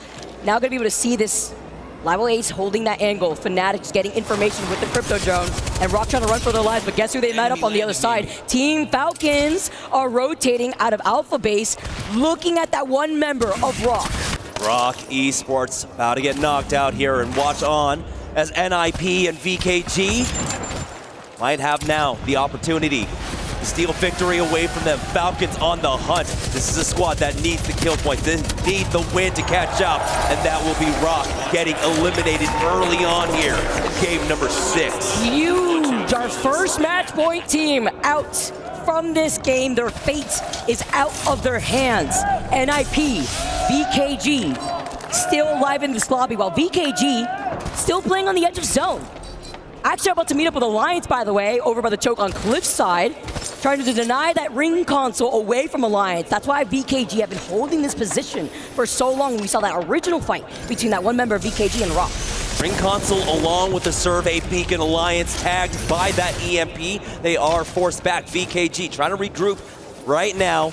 And I think they might have made the call. I think they know that it's Alliance. They back away with that port, despite utilizing that EMP to slow down the fight and then have the opportunity to try and find better angles onto Alliance. They are not taking that fight whatsoever. This is extreme cautious play coming out from VKG. Yeah, they got the ring console. They want to just wait here to get that ring console before making that next move to wrap around. And then they saw Alliance moving in. It's not worth taking that fight if they see where that next zone is going to be pulling here. So before they get to wrap around while this round 2 closes up behind them, the Mythic Bin will be spawning after it closes right next to Liquid. And now out for Alliance. They'll note the slightly northeast pull coming out. VKG coming in for the third party. Kinotrope versus S8UL. Casa making his presence known as he does tag him from long range with that Nemesis. BK Gaming, they don't need the kill points, but they need the position here. The zone is closing in behind them. Casa on the off angle on the right, brings Jesco down low, but he is caught out, has to back off as his teammate gives him covering fire. I mean, talk about timing. Kinotrope and S8UL were engaging on a fight. Now Kinotrope is down to a duo and S8UL down to a solo. BK Gaming, with that pressure, still hold on to this choke, but you know what they don't know? Because there's no beacon here, they don't know that Alliance are wrapping up behind them after Alliance just got that ring console scan like we saw earlier on before. Seeing what that next move is going to be with them wrapping up behind VKG, and Kinotrope as a duo are trying to run up ahead of them. Alliance know they need to chase after these mid-game kills. They haven't been able to find it. BK Gaming have been playing this one extremely safe, but now they're on the hunt for Kinotrope. They might actually get tunnel vision here, allowing Alliance to find this flank. Hockeys are sending out his troops right now. Alliance, unlucky. They're coming out on the other side. They see VK Gaming right ahead of them. They find that one member of Kinotrope as there's now just a solo down for that squad. Having to look behind him though, the Devo, just in case it's to back away. No happy feet action here. For being able to pop the shield back, may need some press fire though just to wrap around the rock. Tempest is popped for Alliance. They are full sending it onto this fight right now. Casa is the one slowed down. Effect on top of him, but he's able to get out with that Wraith portal, but Effect, it doesn't matter. Close range, long range, you are gonna go down. All the time, with Hockeys giving them this information, being on the crypto. This is Alliance leaning into that win condition, their strengths, as VKG down to a duo, one of the other teams on match point. The only team up alive and healthy are NIP. VKG trying to get this get this res now, and as you could see, they're getting fully set. It's Navi Slab on the other side.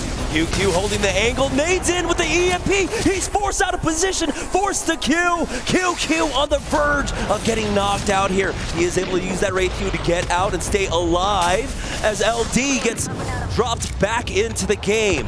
It doesn't seem like they were able to chase for more here, and so LD might be able to get the res, and Casa gets pulled back onto his feet. And while they try to reset, there's an engagement over to the north side where that zone pull is that we had mentioned, closer to that truck.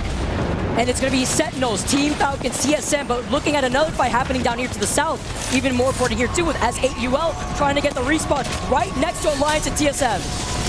Alliance now charging forward. S8UL caught out. Legacy has nowhere to go, especially with all three members of Alliance on top of you. S8UL are still alive for the time being, and now this is Alliance's turn to try and farm up these kills, but it does look like because they're forced to heal up, they will not be able to chase after it. Alliance regroup as they run through the western side of the map. Panic finds a nice knock onto Jesco here, and S8UL are on their last legs. Imagine being S8UL, you finally get the respawn, but it's CSM and Alliance fighting right next to you getting res, just for you to run around like a chicken with its head cut off. Rival Esports get eliminated, 13 squads left. Team Nemesis have been holding down to the middle console here for so long, and now VKG Only the Crypto alive, at risk. Alliance get eliminated, and so does VKG. This only leaves NIP alive, but as a duo right now, if they can get this res on Ballistic. Team Nemesis out here on the south side. We do have a pretty clear path to get forward. They were not able to recover the banner quite yet. Gen G in the fight currently. Trying to slow down TSM here on the western side. Gonna back away as TSM continue to charge forward. Amidst all this chaos, NIP get eliminated. You see that with TSM and Gen G. Hand in hand help, and TSM Panic having a triple take. What a better combination. Name a better combo here with Panic playing the way that he has been. The fragger for TSM. Gen with a huge nade knock. Gets the next knock. Gen G down to a solo, and TSM is on the hunt. TSM will not find more here, as I believe the last player of Gen G was able to make it out. For TSM though, they have a lot of this western side free. Take a look at how many teams have now moved into the buildings inside this final zone. We've got 100 Thieves, 42 points right now. They need 8 more. Honestly, if they can survive the top 5 with a few kills, might just be enough for them. We got Fnatic off to the eastern edge. VP in the building to their south right now. Excuse me, in the building to their north. They're looking to gatekeep Nemesis on the walk-in. 100 Thieves looking at Nemesis here. Sheila ready to go. Furia is going to have to forcibly try to take that fight versus Team Nemesis. Not going to be isolated, even if they're on the other side of that fence line, though. 100 Thieves know that their win con relies on them clearing this side of the zone, but this could be a third-party opportunity. Fnatic also looking at this fight. I love how quickly Furia respond. After winning that 3v3, someone is instantly on this angle, forcing 100 Thieves back. Furia. Understand they need to catch up on the leaderboard. Currently in 17th place with 16 points. They want this kill point. Now it looks like with the armor checks, they back away for the time of being. It's 45 seconds before all hell breaks loose. Only full teams, excuse me, are inside of the zone. The lone straggler of Gen G is in there. Fnatic was able to port their way on in and co-habituate with Virtus Pro. Now it's going to be 100 Thieves having to worry about 2 teams looking on as they rotate up north. How is the Crypto? I mean, Gen G, we know Crypto could go invisible, but the fact that he managed to get directly in the middle of the zone is crazy. Look at Ziki. He's literally looking at Falcons. Falcons are hungry. They're thirsty. This is free KP for them to pick up. Gen G, they finally get eliminated. Falcons are not giving up that building. This is what we had called early on, Jamerson, with Sentinels holding the fence line, staring down at TSM, Team Liquid, inside their own safe building, neighboring that of Falcons. Having these rampart walls, though, will go the distance before the inevitable collapse with 100 Thieves, Fnatic, and I believe another team here, VP, are still in that building. Furia could easily third-party this, though, if they time it right. Falcons with the opportunity here to hit match points. They need kill points. They need placement points, as well as 100 Thieves. But 100 Thieves have an easier path to secure that for themselves, especially with that walk-in. You can see now 3 teams stacked on top of this building. You got Fnatic up top.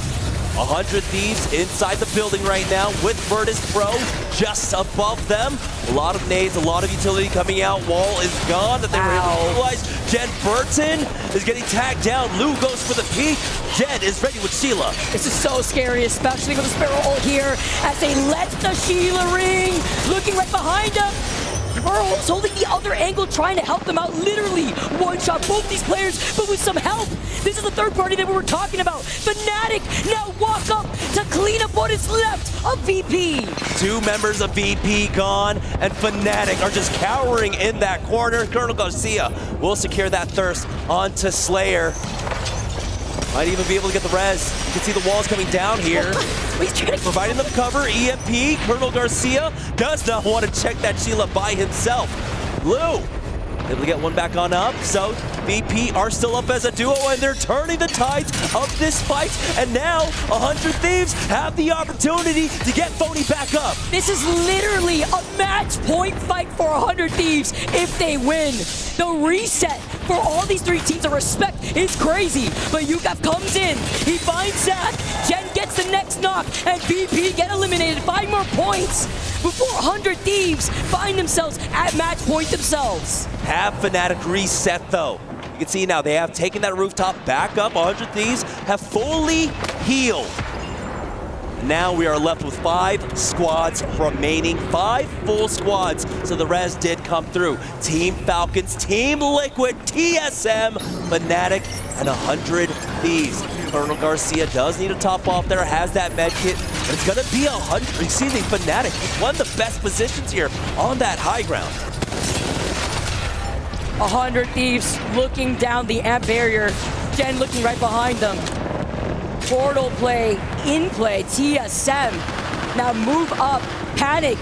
The scout ahead here being on that Wraith. Jet takes it next. The EMP comes in afterwards. Walty loses out on his shield. Verhos gets being forced to pop the shield back. Gen trying to give him suppress fire as they're now making their next Wraith play. There is 4 Wraiths in this lobby. The only team without a Wraith is Falcons. Falcons, though, nearly has that Tempest ready to go. They'll have the move speed. They'll have the increased attack speed. Now they charge forward. Live Blaze gets one knock with a thermite, though. Team Falcons full sends it and knocks out Liquid. They get the reset. They have enough time while the team fight each other. Falcons could actually get a match point right here.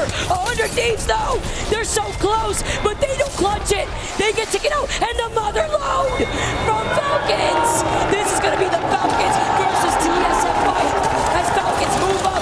The Walty has taken so much damage. The nades are too much. It is TSM that take the dub.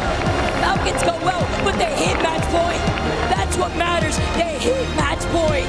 Welcoming 4 teams. What a chaotic end there. TSM survived with just enough HP to turn that fight quickly around. A nice nade lands at the feet of Team Falcons.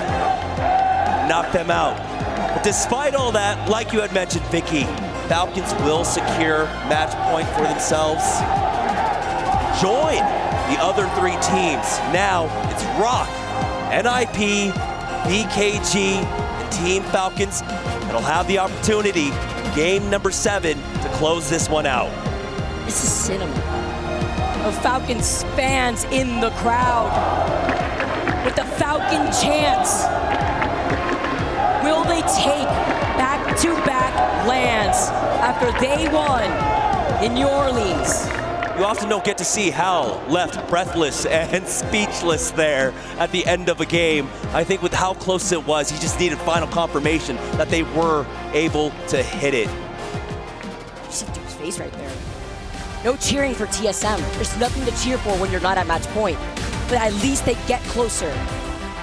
Some lackluster games here has now allowed TSM to take this win on Broken Moon. 11 KP too to add to it all. The inclusion of Panic has been so successful for this squad. As Falcons with 10 KP themselves, we saw them position themselves in that building very early on. Same thing for Team Liquid. We originally saw them in that western choke, make their way through the north side before finding that building too. They made that call early. We were talking about the truck, the northern side of that zone pool being the most probable outlook here as we take a look at the team breakdown. And we saw Panic really taking the brunt of a lot of the aggression, right? He was charging forward for a lot of these fights. He was looking for a lot of angles. There were points where it seemed like, I believe it was 100 Thieves might have been able to turn things around on them and slow them down just a bit. But I think 100 Thieves having to deal with Fnatic, having to deal with VP inside that building, and allowed them just enough space for TSM to take the fights on the edge outside of that building and clear it out. The path to victory there. There you have it. In the series results right now, Vicky, we got 4 teams standing on match point. And you know what's happening next too, Jamerson. The Grim Reapers of match point. They're going to come up on the mic, Onset and Gaskin. But before we transition here, I do have to highlight how close of an insane lobby this is. We have 5 players with 14 kills each. Deeds, Vaxon in a race to see which one could top the other here with 14 kills.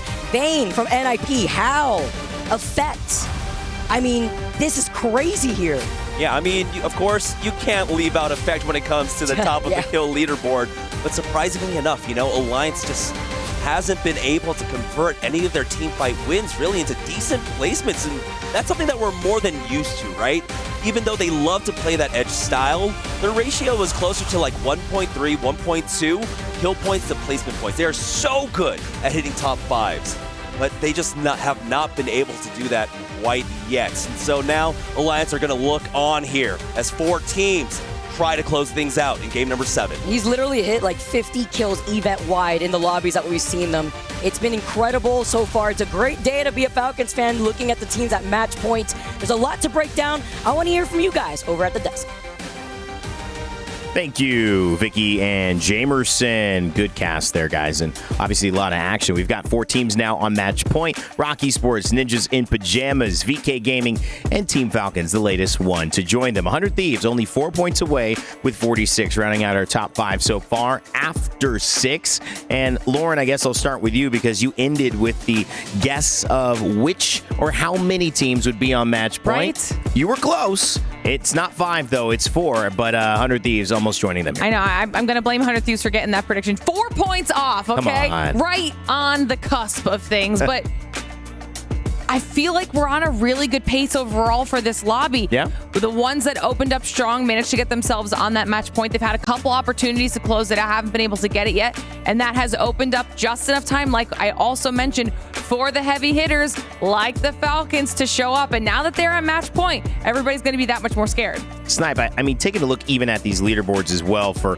coming off of the break. For us, looking at these teams in the top 10, looking at these teams in the bottom 10, to me, I feel like everyone's showing up to play. Yes, Fnatic are steadily climbing, but even the teams in 14th, 13th place, Fnatic, Sentinels, Wolves, 11th, Team Liquid, they have 30, 25 points. That's not bad after 6. If you tally that up through 6 more, I mean, that's working on 60 points. I mean, these are teams that are still showing up. It just, I think, is a testament to how good this lobby is. Yeah, I mean, we saw it in the losers run we saw yesterday with Team Liquid, where they came out of nowhere at the bottom of the bracket and they worked their way all the way into that top 6 to make it here to the finals. So any of these teams can do it. We saw Furia drop a 29-point win, and I mean, it's been nonstop with any of these teams. They're the best teams in the world for a reason. So there's no doubt, and they shouldn't have any lack of confidence from what they can do. I predicted 9 games, and I have no doubt that this is going to continue to go on. I think these teams are going to be pulling for each other. We still have Alliance at the bottom. TSM just had a phenomenal game. Gen G are winners from yesterday. I mean, there's so much firepower on this leaderboard. Jayok, what do you see when you look at this? I see that Alliance has 7 placement points. I mean, Snipe mentioned that earlier, and I was shocked when I heard that because look at them. They're in 7th. They're in striking distance of hitting match point if they can just have one solid game, and they're doing it off of kills. Vicky mentioned all those kill leaders. These are players at the top of the leaderboard, and then you hear Effect in there with 14. Yeah. He's got half of their kill points. I mean, Alliance, they're still making their way in, and I mentioned it earlier. Teams like Rock, NIP, VK Gaming, they haven't won before, and you're allowing these teams like Falcons, 100 Thieves, and maybe even Alliance to get back in it. That's scary. Yeah, you got to take advantage of it right now. This is that moment. You don't want any questions. I asked a hypothetical. Would you rather just, in the tournament now, but know that you take 2nd place, or keep it going to 11, not knowing where you place? I mean, obviously, so much money on the line, and the glory of winning this trophy of our ALGS Midseason Playoff at EWC 2025. But I think for these players, it's either first or you're last. Right, Lauren? I mean, that's what Falcons say. We either win or it's a loss. Not only the players, but often the audience, the fans as well. How many times have we heard people chanting, one more game, one more? Nobody wants it to end early. Like, let's run until people are fighting tooth and nail. We've got 9 teams on match point and see what happens. Well, let's see what happened in this last match because it was a banger. These guys put on a show, and honestly, when you're looking at who's going to make match point, sometimes you think they're going to finish with that crescendo. It didn't happen. TSM would take the points, and they would get themselves into a position where next game, with another big performance, they might be able to join Falcons. But it was Falcons who took 2nd place and joined the other 3 teams, VK Gaming, Ninjas in Pajamas, and RLC Esports on match point after this. Absolutely. For Falcons, it really just comes down to understanding your positioning on the map and where you need to get for this end zone. They're on the far top right corner, and it's a core pull. That can be maybe a little difficult for certain teams, but for Falcons, it's not. There's a zip rail all the way alongside the north that allows them to get one of those early positions in those buildings.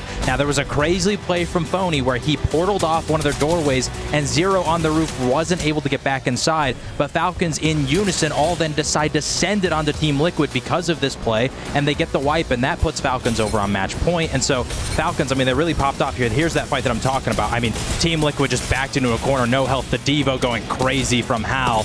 And then once they win that fight, sure, these teams, Fnatic, TSM, all on the other side, but Falcons has already done the deed. They hit match point, and that's what matters. I do want to point out real quick that Falcons did not, that's back-to-back second places, or they've gotten 2 second places where they've lost the final team fight. So they haven't gotten that win yet. They lost it to NIP, and then they just lost it to TSM right there. So they do need to get that win. They are in match point, and it'll be interesting to see if they can pull that off. Panic Apex joining the scene so much so in this last 6-month stint. That's really been the talk of the town. Duplex, Gent as well joining the black and white here with TSM. We'd be remiss not to look at these stats of how well they've been performing, but consistency has been the name of the game for them. Coming in to this tournament, 10 top 10s out of their 10 games. Looking to keep that momentum rolling now. Of course, TSM also one of the most winning orgs in Apex Legends history. If they win again here, that would say a lot to the org, Lauren. It would say a lot to the players as well, but it would be a new version of the black and white lifting a trophy. Absolutely. And I think that was a question that a lot of people were asking when that OG Dynasty roster broke up.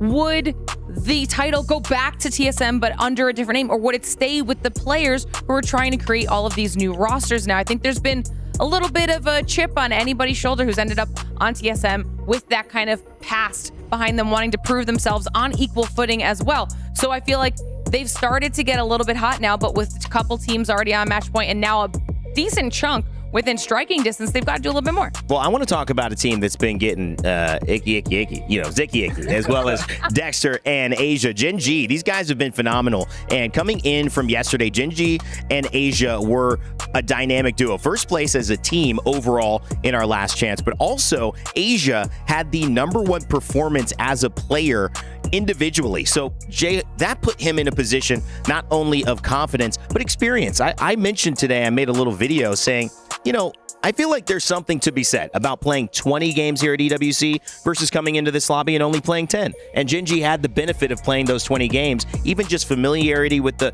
meta or mistakes that they made and can now discuss and learn from seem to be working out. They're sitting in 9th here with 32 points. Absolutely. You talk about the mistakes. Their coach Templex in the interview afterwards, he mentioned that in the first set with pool play, they felt like they were going a little too fast when it came to aggressiveness. And that's their play style, sure. But at the same time, you want to be controlled with it. You want to make sure you're getting good placement points alongside all the KP. You don't want to be like Alliance right now with the 28 kills and only 7 placement points. So Gen G, they've struck in a good balance with 16-16, but they got to quicken the pace because we've got 4 teams on match point right now. All right, we've been talking about iterations of TSM. Long ago were the days where, I'm sorry, Ekwer, you were playing with Reps and Hal. Yeah, I mean, I know there were some good times, but it's a while, man. We got you on the desk now. Sit down, take care of your knees. I'm just kidding. We're all laughing about it, but yeah. But you know what? At the end of the day, when you look at it, this new iteration as well of where that team descended from, the new TSM is the Verholst, and now Reps, who's taking his break or retirement. Verholst still has that thing to prove. Can I win without Hal? His family's in the stands here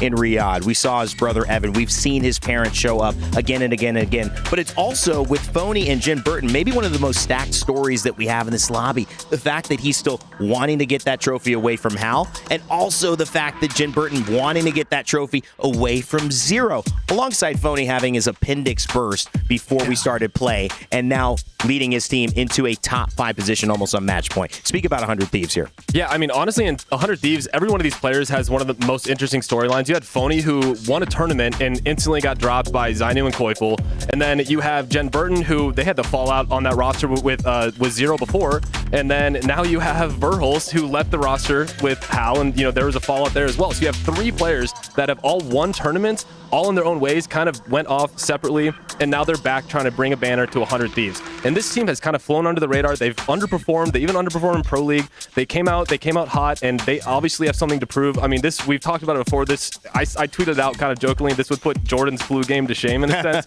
In the esports term, I got a lot of flack for that, but it is incredibly impressive. This roster is so much fun to watch, and I can't imagine how they would feel lifting that banner. Phony, you might want to let someone else do that this time. Okay, guys, I've got a little bit of that name game I want to play again, a little association for you, and I'll let whoever jumps out at this one take the answer. The word of the day and a team to associate that word with, however it comes to mind, good or bad, is reputation. Oh, there's so many options. I'm going with Alliance if we're just jumping in here. Yeah. Because we're talking about reputation. We hyped them up heading into this event. They had an amazing one. We're looking at the people that came to Riyadh and lifted the trophy last year. We talked about they don't have an ALGS title under their belt yet. This was an opportunity for them to do it. So they did have a little bit of added pressure on their shoulders. And now, I mean, they're getting there, but like you guys said, it's all on KP. Placements aren't happening here today, and we definitely expected them to be on match point a little bit earlier. And you know what? I think just taking this, because we have some action over at the stage, I almost want to levy the question, whose reputation takes the biggest hit if they don't win? Ooh, that's a tough one. I think you look. Falcons? I think Falcons have to be the answer. You guys let us know, but guys, I think if Falcons don't win here, that is almost like a taking the wind out of their sails. They finally got going. They're in their hometown again. Not getting first, I think, would be a big upset for them in terms of their momentum. But obviously, we want to know what you guys think. Whose reputation takes the hit? Whose reputation is on the line here, or are there any? Obviously, we've got players who have all the conversation in the world, but they're focused on their keyboards and their mice and their controllers right now. Some people who don't have to play, they can just talk with us. It's the coaches. So let's take it down to the stage with Lace. She's speaking with TSM's coach, Aiden, right now. Yo, thank you so much, Rain Day. I have the brains behind the operation. I have Aiden, the coach of TSM, and after such a phenomenal game just before, we're going to depict a little bit more about that. Now, Aiden, obviously that last match was just... I was on the edge of my seat. Can you maybe talk us through a little bit about that final circle, maybe what's happening with the team chemistry or the comms that you would have heard? Well, that game we switched off of Newcastle, and I told them, we need to put the game in our hands now. No more sitting around with Newcastle. And in that final circle is just non-stop momentum, energy, and it was just completely different from all the other games we've had so far. Yeah, honestly, we saw that Wraith portal to sort of sneak their way under the building against, 3 other squads of 3. It was such a smart play, and just to sort of wait that out a little bit was exactly why TSM is coming on up. Speaking of an up-and-coming player, of course, we have our fresh meat Panic, along with some long-standing players like Dupe and Gent. How do you think, they kind of cement him into the grouping, at such a young age as well? Do they kind of, keep him in like a little bro? Yeah, Dupe and Gent and their experience really helps Panic out. As long as we play in a way that enables him and his strengths, which is to frag out, he does really well with the team. Yeah, and you can see exactly why. I mean, he's definitely dominating here, guys. TSM is making a swift comeback. Will they be able to hit match point in this next game? I'm sure we're excited to find out. Over to you guys at the casting desk. Thank you so much, Lace. Hearing, of course, from TSM's coach there. And yeah, TSM closing in on match point, but not on match point just yet. 4 teams, however, though, Dan, are on match point, and with a win here in this next game, will end this thing and call themselves champs. And of course, one of those teams who has just made match point, arguably the favorite for this event, Team Falcons, the ones who did it back in the ALGS Open, the team, the super team that was designed, created for this very reason, will have the chance to win this tournament here and now in match 7. Now getting the fans going as well, enjoying this moment, and just a little potential for something we can think about if, big if, capital letters, bold, Falcons were to win this tournament. That will be both LAN events, one this year, and they would be on for an ALGS Grand Slam. How about that one? How about a Grand Slam? I mean, it's entirely possible. Again, that's why this team was built, but they've only just got to match point. Can they manage to do it in the first match? They have an opportunity to win it. That's the real question.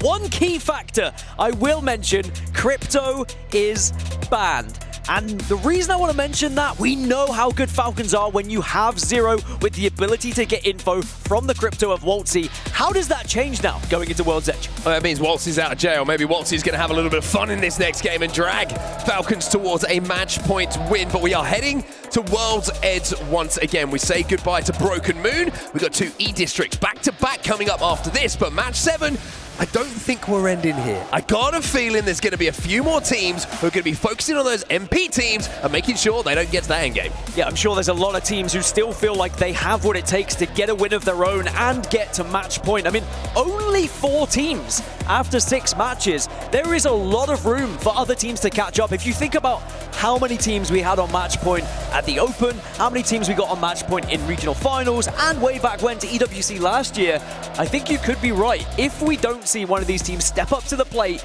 other teams are going to take that opportunity to get to match point themselves. And you have to think about how much work the coaches have been doing should we go deep into this tournament, into the double-digit games. What are the compositions going to be? Are they going to get a little bit funky? Are we going to see a team lift an EWC trophy and the ALG and call themselves ALGS Midseason Playoffs Champions, playing a legend that no one has seen so far this season? It really is an interesting thing to keep in your mind, but of course, that's a long way away. We could end it right here, right now. Well, it looks like we are loading into match 7. Is it gonna be the likes of Team Falcons, or will VKG, NIP, or Rock get a victory on the board to take the trophy home here? You spoke about new season, new legend. Sparrow is gonna be with a 17 pick rate.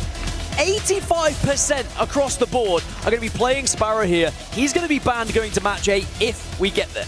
Looking at other legends that we've got, Ballistic still prevalent. A lot of Wraiths in the lobby as well. A smattering of Caustic in early. We do see E36 playing Mirage early on as well, so maybe looking for a longer term composition. Still some Pathfinder in there as well. We do have a wonderful blend of legends starting to come together. One Bangalore as well, and remember the Bangalore legend selection does increase dramatically as we go further on into this series, when you start to need more and more legends to help you with those rotational tools. Of course, Pathfinder would be the next one that is kind of looked at when Wraith goes, but at the moment, Wraith is going to survive another match. She is picked with a 65% pick rate here in this game, so there is going to be 13 Wraiths in our lobby, but because of the amount of Sparrow, it means that instead he's going to fall. Well, something to keep an eye on here as well. The Alliance started to find a little bit of form. 35 points they sit on at the moment, but they have the entirety of Skyhook to themselves here. Not only do they have Trials and Sky West, Sky East is open. Alliance are going to have so much loot once they leave their POI. This is an opportunity here on World's Edge for them. It is also worth noting, Team Falcons did pick Climatizer as their #1 pick here on World's Edge. They have only won one map this entire tournament. Can you take a guess as to what map that might be, Mark? Oh, was it World's Edge by any chance? It is indeed. Oh, what a World's surprise that Edge. is. Can Team Falcons find that victory again here in match 7? Well, here we go then. Match number 7. 4 teams with a chance to end it right here, right now. Rock, NIP, VKG, and Falcons. If you see that banner above their heads and calling themselves champion in game number 7, the tournament ends and they will be champs. Tell you what, looking at the zone initially, this could be a very good one for NIP. And if we consider how NIP have played when zones have come towards them so far this finals, barometer zones have been excellent for them. They're playing the Caustic. It's a very defensive composition, and it is moving down to staging by the looks of it. This is really interesting. There's a race already for that building on the hilltop where the respawn beacon is between Harvester and, like you say, staging that POI. Everybody is beelining at the moment for that building, because I believe that's where the end game is going to be, and there's barely any other playable buildings in the vicinity. If you get there, it's great. If not, you're gonna struggle. Kinotrope there, Ninjas in Pajamas, like you mentioned. SAUL had a look at it. Look how quickly Rock are moving. Everybody wants that building. Yeah, everyone trying to force their way in, but then it's about actually trying to find a secondary position if you did not take it. Or are you brave enough to take that fight? We briefly had TSM on our screens. Remember what TSM did last time on this map? They beelined for Falcons. They took that fight Acclimatizer instantly because the zone was going that way. But again, we might see TSM try and do something similar and block off Falcons in their rotation. Ninjas in Pajamas, we talked about this building. They are bang inside of it, and composition-wise have a Caustic alongside them, which means sieging this building will not be easy. NIP win what could be the most important race of their careers. It could be a very smelly building indeed, but this is a real, genuine opportunity for Ninjas in Pajamas to win this whole tournament. Of course, nothing is going to be easy here, but at least they have won that initial race and they're going to give themselves a chance. And of course, there will be teams to try and take that building away from them, but with the lack of altar, for example, no way to just phase through the building wall, you're going to have to do it the good old-fashioned way. Well, Caustic, famous for his smelly gas. There's nothing sweeter than the smell of victory, Dan Gaskin, and maybe that's going to be the smell NIP will be breathing in as this game progresses towards the end. They've got to be so happy though. Seeing that zone and not only seeing it, getting that building, it's massive for them. Inside of Harvester though, couple of kills already going down. VK Gaming, one of those teams on match point and dealing with members of Fnatic. It is worth noting, I know I mentioned that Falcons have only had one victory and it has been on World's Edge. Rock have also found a win on World's Edge as well this tournament, but NIP and VKG have not found a victory on this map so far this tournament long. So they're going to have to try and go against the statistics here if they want to be called champions. Under Thieves and Rock so close to each other as well. Under Thieves still 4 points away, of course, from hitting match point. Very, very close in that previous game. You could say a team fight away, and it was. When you look at the points that could have been tallied up from the KP plus the extra placement they would have got, but alas, still not quite there, but certainly peeking through the curtain, so to speak, at match point. It is something worth to be considered here going into match 7. You look at the teams who are still on not match point, the teams that can still find a victory here to keep it going to match 8, the likes of Alliance, who of course we know how good they can play, Team Liquid, Sentinels, Na'Vi, well, I mean I can name any teams. One team I won't name, Rival. Furia, just eliminated in 20th spot, E36 catching them out. Furia eliminated. VK looking for a play themselves. I mentioned Rival. Well, they're on 32 points as it stands. They might have a few more to their name very soon as they're picking up the last pieces, or what looks like the last pieces, and certainly maybe a few pieces of Fnatic here. So Fnatic struggling a little bit in this game. Rival do have zone information of the hit ring console. You can see that on top left-hand side of your screen with the green illumination of that ring. So they're going to know what has to be done here. I feel like Rival Esports just basically pounced on a res from Fnatic, I think. So we'd already seen that in the kill feed. Dropping at Monument, Fnatic had to make a long journey. I think they were bullied out of Harvester, and then they just tried to get back up to 3, and Rival Esports capitalized on that dropship arriving, and now Fnatic will have to try and go again as we check in with Alliance. It has been a somewhat quieter day than what we saw in the group stages. Similar to the Alliance of old, perhaps dominating group stages, but a little bit quieter in finals. But, as I said, all it takes is one victory from Alliance here. Suddenly, they're on match point. Suddenly, they're right back into the conversation. And suddenly, everyone else will be shaken in their boots. Alliance never like to do it the easy way, do they? Historically, been a bit slow to start in finals. And sometimes they hit match point, and just as they do, historically, teams have closed out match point.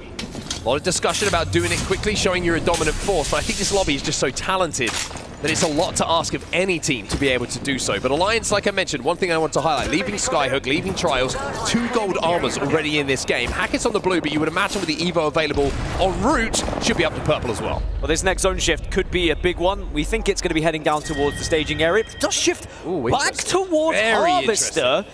Now, interestingly, remember, we saw the building that NIP played for. Of course, they are the priority team here, having the staging drop. They moved very quickly. They got it gassed up with Caustic, and now they are going to be a spot. But the zone probably does continue to shift a little bit further east. Yeah, interesting now, because it could be pulling down towards the snake outside of Harvester, or in Harvester, I should say, on the northern side. Teams like Rock, great news for them. You saw the position they were in. Also good news for 100 Thieves, who are right next to them down on the low ground. If they get the extra KP that they require to cross match point, then they can focus on taking the teams out around them. Alliance now in the Vault Tunnel, trying to force their way a little bit closer to this endgame, but Sentinels are in front of them. It is going to be against potential Caustic as well, or at least there's Caustic barrels here, but Alliance want to force this because they have to. They also have the armor advantage. They would have got some armor checks in this. Noxgas goes down, Effect could not care less. He cues straight through, spots out Riley, who does not expect Effect to be there. But in the meantime, Unlucky has gone down. It's got a little bit ugly, this fight, on both sides. Yeah, Hack is unable to get through the gas initially. Can't really help out Effect, so instead it's Unlucky's knockdown shield that's helping right now. 100 damage, but only to the knockdown shield. Now the nades are returned. Effect flies in, cues back out.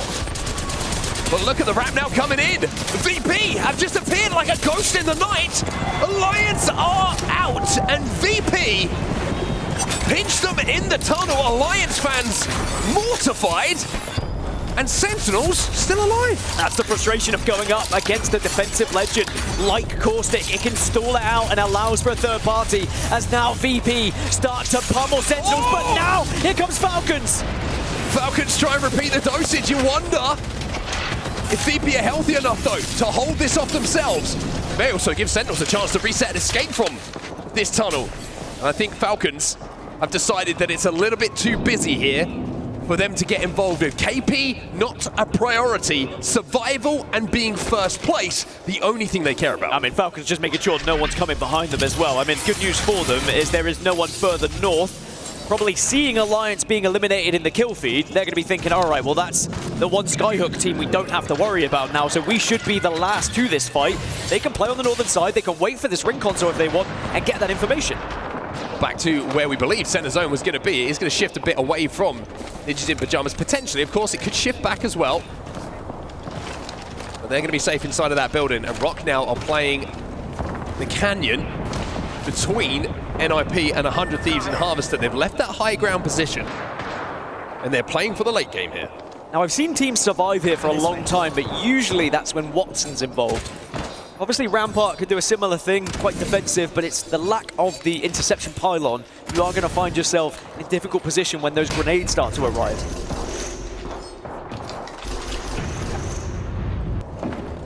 NIP also, if the fight does go down, and like you say, without an interception pylon from a Watson, who isn't available, that Nox gas becomes a real problem. If they throw that down, and the Caustic ultimate impacts that fight, you can see a few players on Rock struggling to catch their breath. TSM, 34 points overall, a win in the previous game as well. As Falcons decide they want to continue on this route through this tunnel, the zone is closing behind them. Falcons, they return again to the vault, but again, they're going to be met by ultimates, grenades, gas. They're going to have to quite literally go through the fire and flames if they want to get there. VP are on the other side of this still, by the way. Sentinels only still with 2 players alive. Well, Lota doing such a good job at the moment, just stalling things out, still firing blind through that gas, maybe just got a little bit of an outline. Now, Falcons do have the opportunity still, with a little bit of time left on this zone close, to wrap back towards landslide and go all the way around towards staging, but I think they're pretty committed to this at the moment. Sentinels have to move at some point. Zone's going to push them in. Yeah, but sadly, they know Virtus Pro is on the other side, so Sentinels are just reluctant to do anything and maybe just thinking about potentially getting some KP here. Falcons really have to try and force this, and I think they're starting to realize that time is going away, but again, more defensive abilities coming in. Now you see Falcons give this one up. Tempest has been popped. I think Falcons recognize with 35 seconds left in the game that they have to leave this position. They have to think about getting to zone. They're going to wrap towards landslide.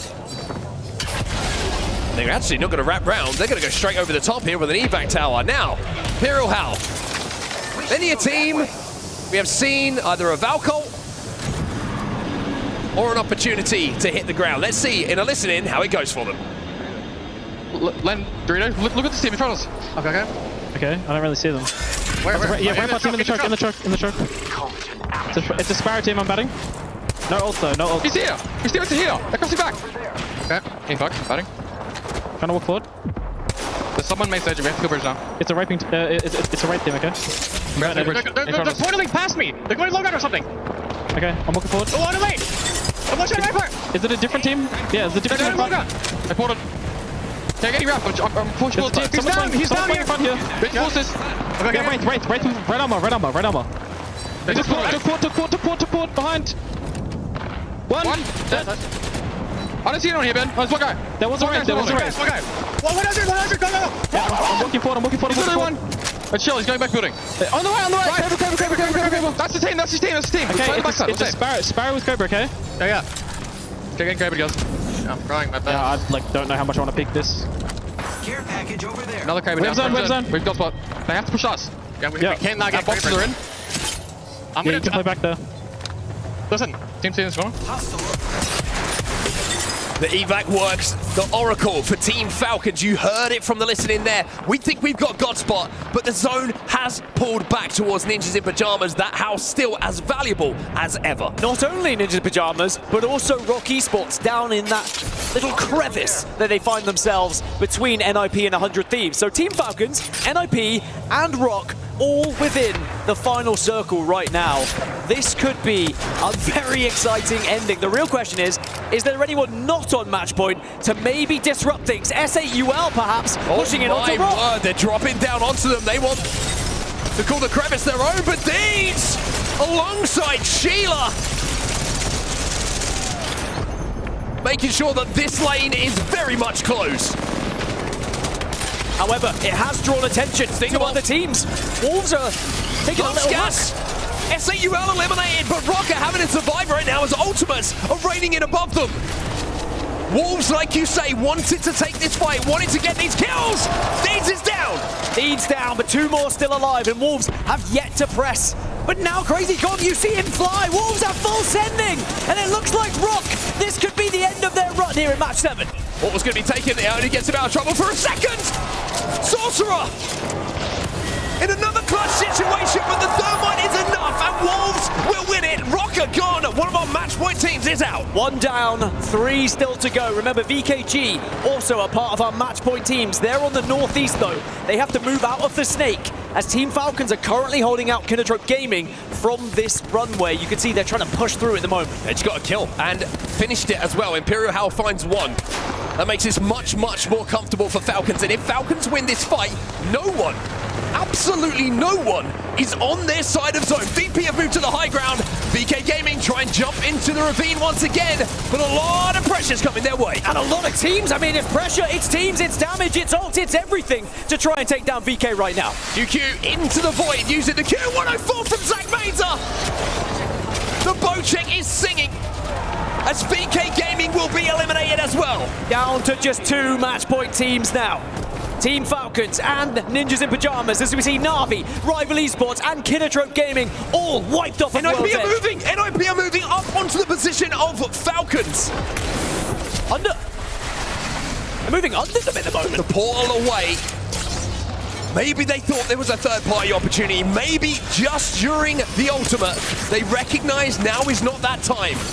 Both teams will survive, both teams disengage. A team to remember here is Wolves Esports. They've now taken that chasm down between NIP and 100 Thieves. And they will be able to play that, and that is the closest to where the zone will eventually finish. But as this next zone closes, Team Falcons do have to push in. Is this an attempt to try and reposition and maybe take an angle on the drop? I also wonder if there were some death boxes down there potentially. They're looking for loot. Maybe they've been there for such a long time. NIP, they're desperate for meds. All of these are possibilities. Falcons just got to be careful. Actually, Falcons have to get a res here because Gen G from distance get that knock. I don't know if that was a Kraber or not, but it certainly did a huge amount of damage to Zero. They are being naded as well. Gen G having a look, but it looks like Falcons should be able to reset comfortably. Of course, there was a crate that dropped from the sky that's given Falcons a red armor as well, which could be very valuable towards the end of this game. See a little bit of concern now. Oh, it does sound like it is a Kraber. Gen G with a chance to upset Falcons fans here, but Gen G have got to worry about getting into zone. But the same thing now could be said about Team Falcons. Nades at the ready. E36 will drop, and Falcons will follow suit once he takes damage, but Zero keeps his compatriot alive. It's NIP versus Falcons at the moment. And Kurev's run a hold, it's a lot of damage. And now he gets the Stinger Bolt out! The Stinger Bolt should do so much damage. Kurev as well. We'll find another. But do they want to commit to this here, NIP? They don't. Nemesis in the meantime, they will fall. They cannot afford to commit and give this building up. They have to let Zero survive for now. Falcons down to just Zero, but he does have a Kraber. Kurev. Look, Kurev trying to sneak up, but you don't want to go too far away from the rest of the team. 100 Thieves now eliminated. We still have Wolves, VP, Gen G alive. As Zero still plays his part 100 Thieves did hit match point though. They got 52 points, so they will be on match point should this continue. Hal is out. Zero will collect the banner though. Whilst he's still on his back, trying to crawl towards his teammates. Any Moby? He'll be finished. 2 banners picked up here. Zero will have to go Superman mode. Ninjas in Pajamas with the chance to win the ALGS Midseason Playoffs here at Esports World Cup 2025. Take yourself back to the start of this game as we have just a moment of quiet. The race for this building. NIP win it. They hold it, they control it, and they have Caustic in their lineup, in their composition. that could hold the space and deny teams from approaching. But can they convert? Now it's a test of steel. And whilst none of these three players on Ninjas in Pyjamas have won a LAN, think about who has won a LAN stood behind them.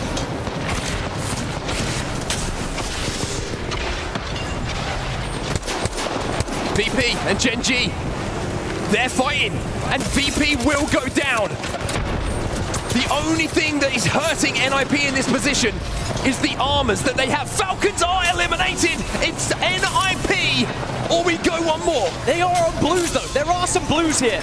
Wolves Esports still with a big chance because actually Wolves are backing off, and suddenly Gen G are right next to Ninjas in Pyjamas. Gen G are climbing above them. Gen G are above them. Zeki with a Kraber.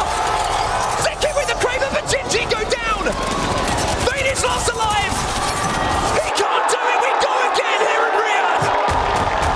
Wolves Esports, they found the little position right between all the teams. They got aggressive onto Rock, and they keep us going. Absolute heartbreak for Ninjas in Pyjamas. You saw Kurev. He knows it was an opportunity. And they don't come round very often.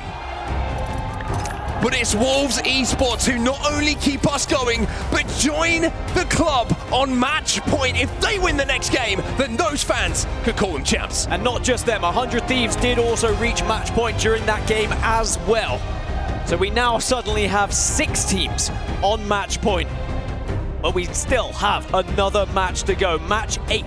We will be heading over to E District to see if anyone can maybe lift that trophy on main stage. Incredible, absolutely unbelievable, the way that that game unfolded. Just watch about risks as well. Yeah, I mean, Falcons have to play for that wall outside the building, right? But I love the fact that NIP pressured them so hard in that position. Kurev commanded that space. Without him taking that little risk, like you say, Falcons could survive there quite comfortably. But how about this? 100 Thieves reaching match point. I want to say it again, but just imagine did you know Phony won this Did you know that Phony recently had an operation? Did he? I had no idea. Hey, and anyway. it is absolutely incredible, genuinely, that he is doing what he is doing right now. You know what? I'll keep Speaking of saying Superman, he's... I will keep saying it because it is unbelievable that he is competing here. And they find themselves on match point with a chance to win this whole damn thing in match 8. But it was 24 points for Wolves Esports to find themselves on match point. And it was really that risk they took to take on the fight against Rock, between the rocks, which ultimately gave them the position to win the game. Yeah, Zeki with that little Kraber shot as well. That would have been like a dagger in the back as well to Ninjas in Pyjamas, who I think just lost track of what Gen G were doing, just got above them, and then, takes the wind out of you, that Kraber shot. And you have to imagine now, with Ninjas in Pyjamas have had 3 zones come their way. And now, was that their opportunity, their chance? Will it pass them up? As you can see, was that 2,300 damage? 2.3k damage. Oh my goodness. Well, this is series results.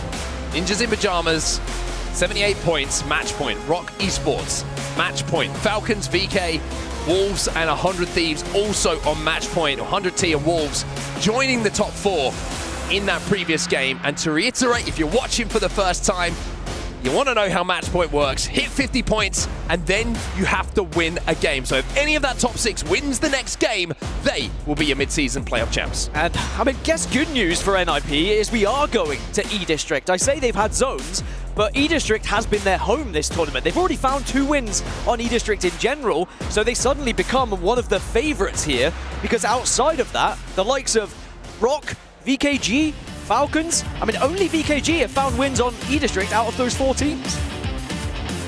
Monster game from Wolves, monster performance from Wolves.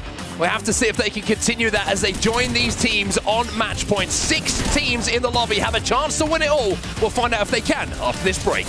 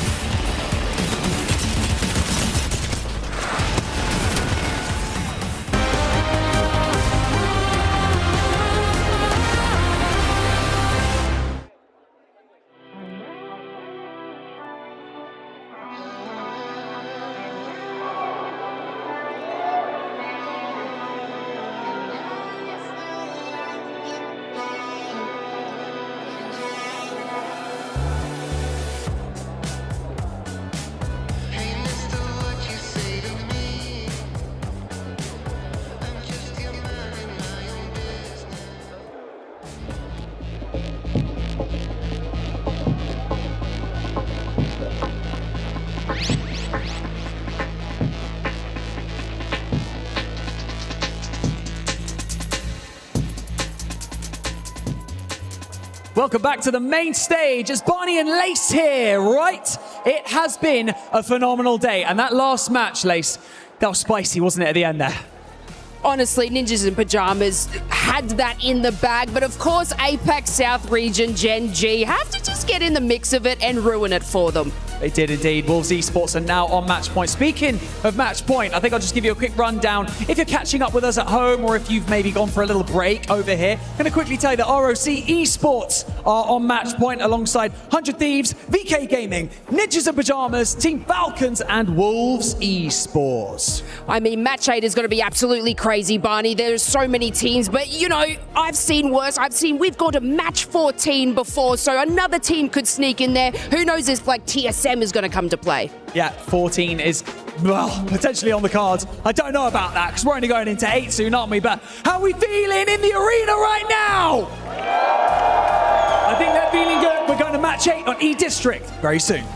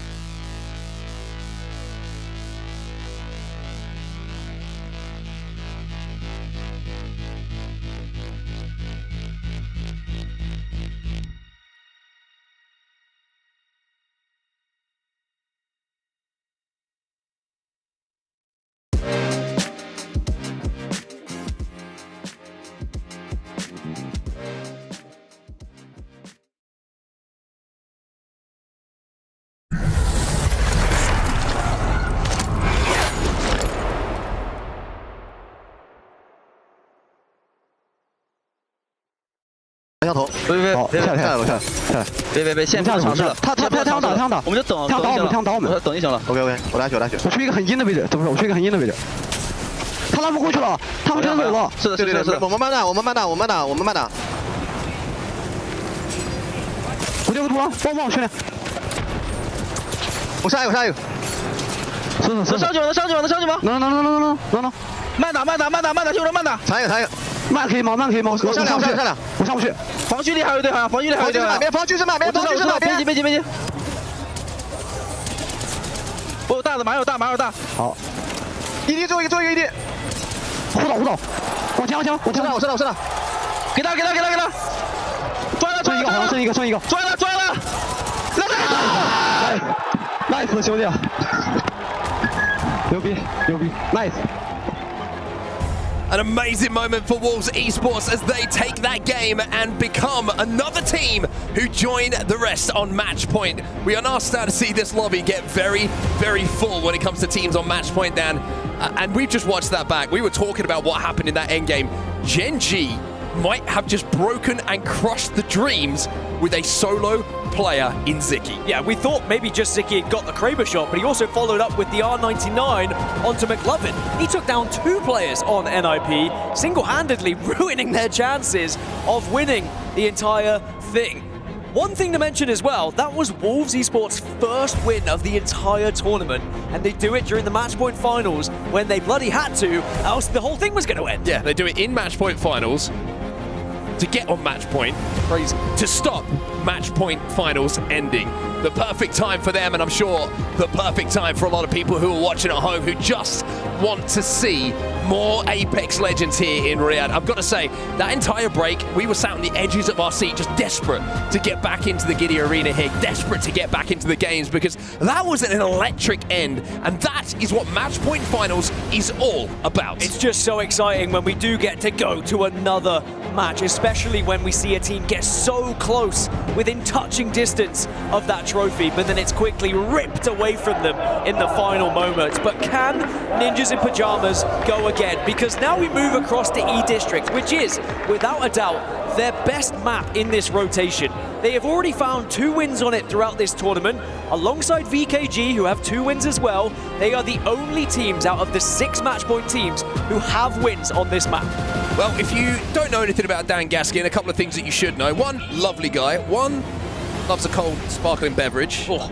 And number 3, you love your statistics, Dan, don't you? You love your statistics, a word that I struggle to say.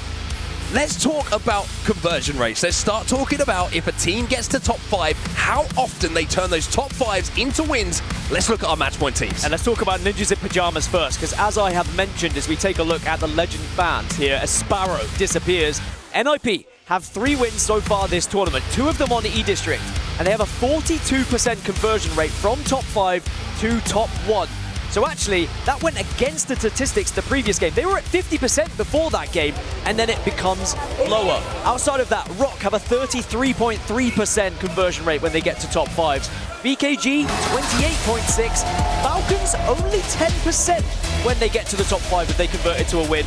Wolves, 11.1, but that was their first win. And then 100 Thieves, also with a 33% conversion rate from top 5. So keep that in mind. We'll remind you if we see one of those teams in our top 5, how likely historically here in Riyadh they have been able to turn top 5s into wins. And if they do, then they will be champions. Let's also focus in on a couple of teams who are still trying to hit match point, as Wolves did in that previous game. You have the likes of Nemesis on 43 points, just 7 needed. Gen G with those 2 kills from Ziki.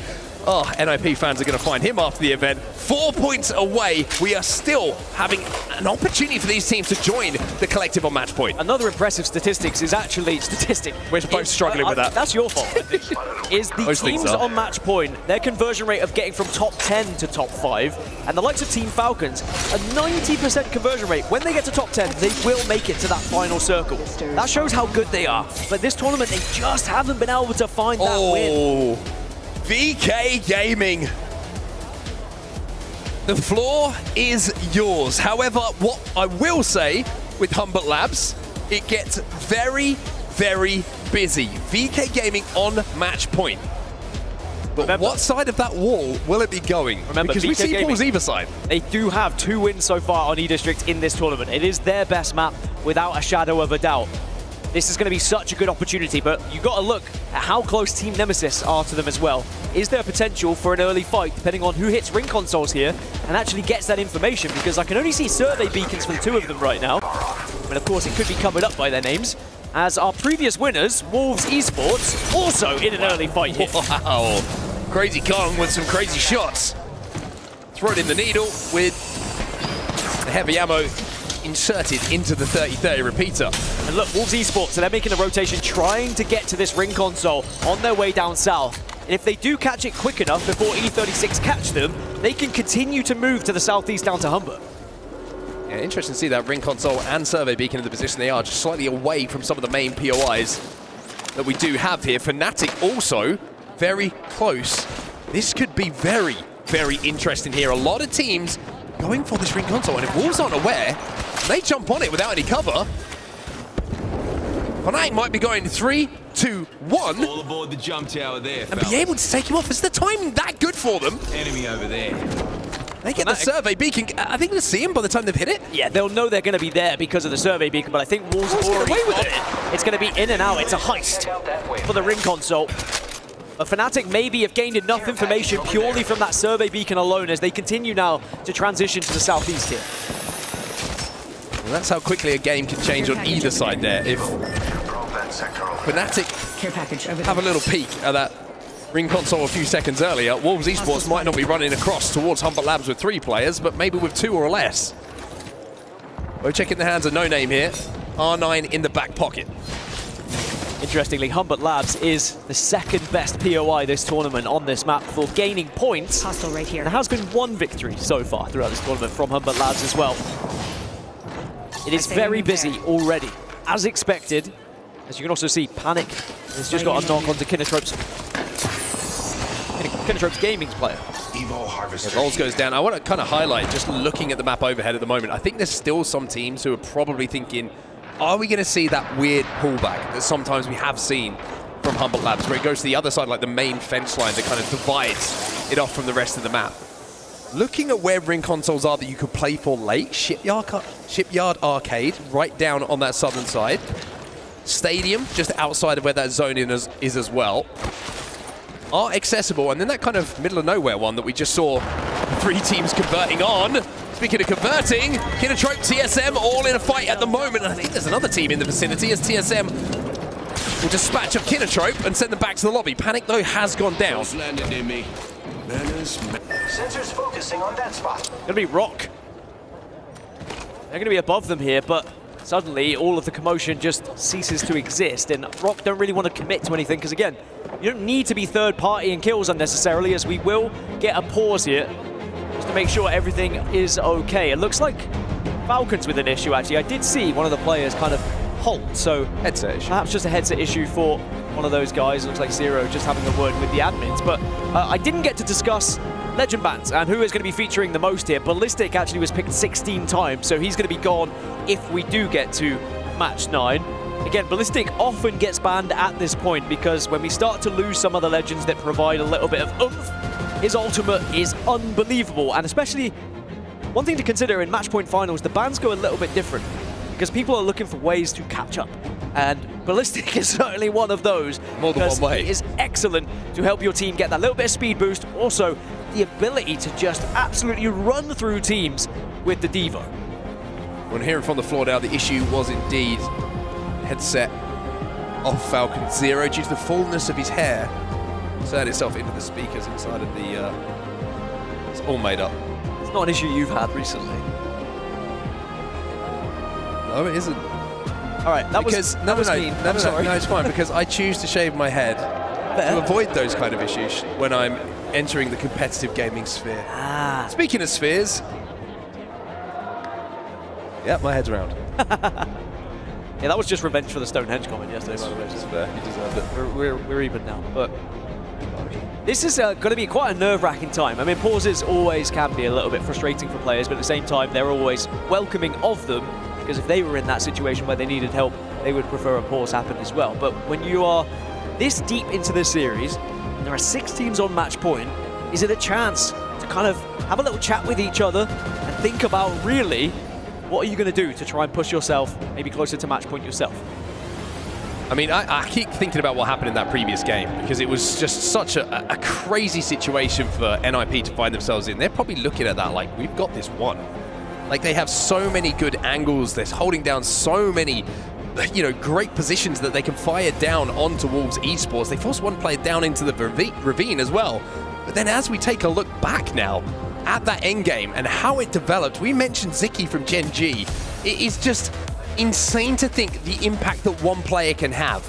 Like we mentioned, not just the Kraber shot, but somehow taking 2 of NIP to the grave with him. That is just brilliant from Ziki. Kind of, he has no choice. But you've got to look at NIP and think, did we just lose track of how many players were alive from Gen G? This was one of the biggest moments of the game when originally it was SAUL who got involved with Rock wanting to take this position off of them, but then Wolves capitalized. They saw what was going down, they seized the moment, and they decided, look, actually, this is a position that could really benefit us. In the end, it went on to be a winning position that they could play from, and they also had the composition to do it. I mean, it was eventually a 1v1 they found themselves in, but they stabilized, they had the caustic as well to hold. It was really an incredible match 7. One of my favorite games so far this tournament to watch. Yeah, this was NIP and Kurev in particular, extending onto Falcons to make sure that they were in a position that was so awkward to deal with. That's the play. That right there, a no-scope with the Kraber from a solo, an R9 spray to follow it up. And Wolves Esports say thank you, Gen G, not just for making this winnable, but for giving us a chance now to win the whole thing and hit match point. It's just crazy how one maybe little piece of miscommunication, not being aware of one player, can completely change the fact that that trophy isn't lifted right now. And one thing I will say is that during match point finals, of course, trying to track which teams are alive is very much a skill. There's some teams have players who can just tell you who is still alive. They will know, okay, NIP are still alive, they are one of these teams. But with legend bans now being a thing, it's difficult to know who is who, because you're not going to know who's picked what characters. It was way different back when Remember when Reject Winity won the tournament, for example? They were a Watson team. Everyone knew they were a Watson team, and still somehow no one targeted them. Different now, we have Legend bans. The match is about to resume in 5 seconds time, so it's time for us to stop talking about the past and start focusing on the future as we jump back in and we take a look at Rock once more. Yeah, Rock have a little bit of high ground to work with, but of course, this is not going to be where they end up. They still have to move a little bit further east, well, actually quite a lot east. It's still TSM they are trying to find, and they found the first. Gen goes down. Yeah, I think the rest of TSM have actually managed to get out of that situation. He'll be able to scarper away and look to get Gen back in. Gen basically does his job, making Rock spend a lot of time and expiring that time away from them chasing down and potentially stopping the revive coming in. So TSM survives. They're not out of it yet. Rock do get credit with the extra point, but match point is all they're considering right now. The extra points, of course, very important when it comes to the final standings. Especially when you look at the fact that Rock got to match point first so early as well on match 4. Oh boy. Are they going to be another one of these cursed teams that hits match point first but never gets the chance to actually win?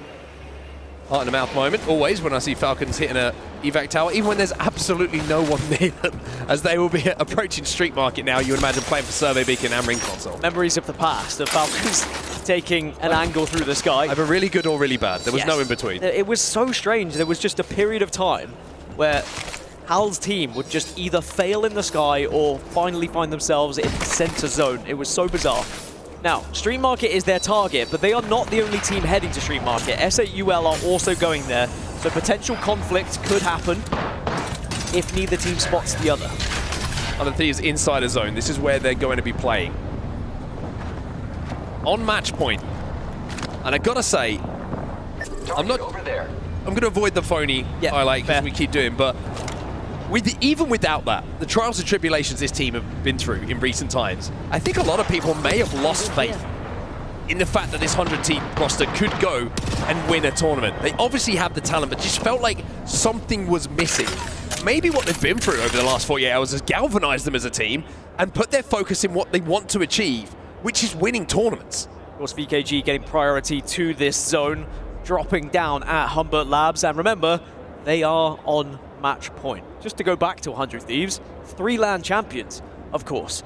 And I know the phony storyline of, you know, he went through the hospital, went through the surgery, but think back to actually what happened all before that. He won a LAN, and then suddenly gets dropped from his team, has to try and find a new one, has now ended up on another tournament-winning team, in my opinion. But can they convert it? Can they do it? And answer any skeptics, any haters that might be out there. The #1 team in the lobby, 78 points. Would have just had to learn a lot about themselves. And there's one man who knows how to win tournaments and has sat behind teams who have won tournaments. Man on the bottom right-hand side of your screen right there, Raven. And he would have had a big job to do just to refocus the team after what we've just seen happen in that previous game. Yeah, I think that his heart would have been in his mouth thinking that this was going to be the moment. I don't think any of them, though, would have even considered the solo was going to be above them to crave a shot. It's just one of those things that they have to move past and say, there was nothing else we could have done in that moment.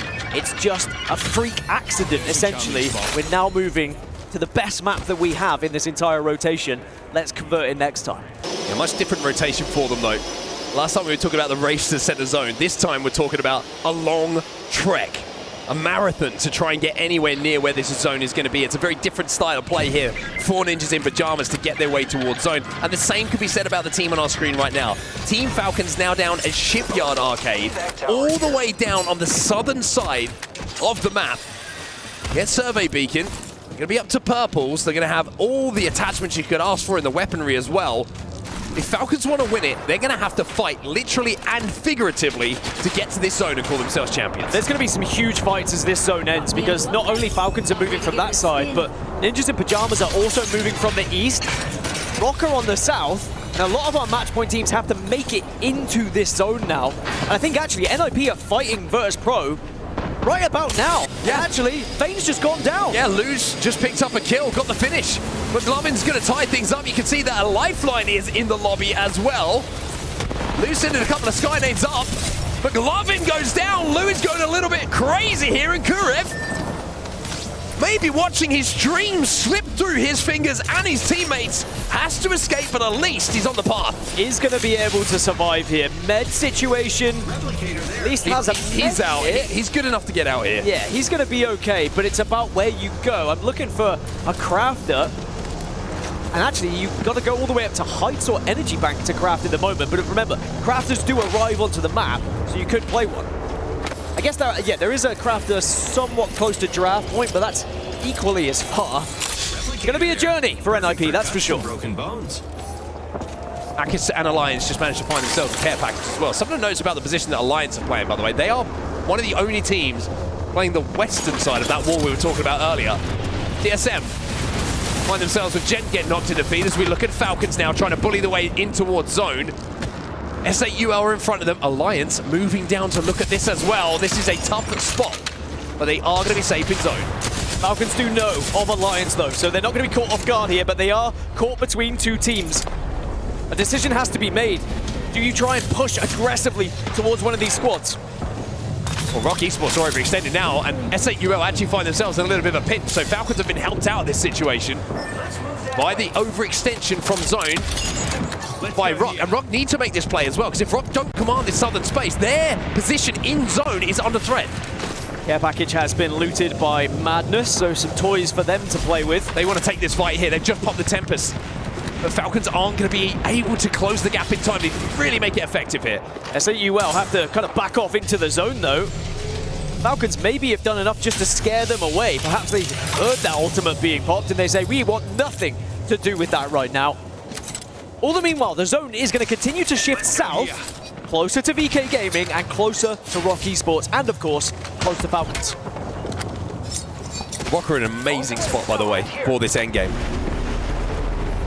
And Kurev has done what he needed to do. Now he's going to hit the evac tower, but TSM are waiting on the edge of zone. They know that Ninjas in Pajamas have just been respawned. And Kurev now is going to have to hit the grapple to join his teammates. But just to their right through this choke, TSM are waiting like sharks in the water. TSM though are very aware that the zone's going to be closing as well, so they also need to be thinking about the bigger picture here. It's about reaching match point themselves, and a few kills is not going to be enough. They need placement. They need 13 points if they're going to cross that match point threshold, as now the zone does begin to close behind NIP here. Falcons are inside the zone on that southern side as well.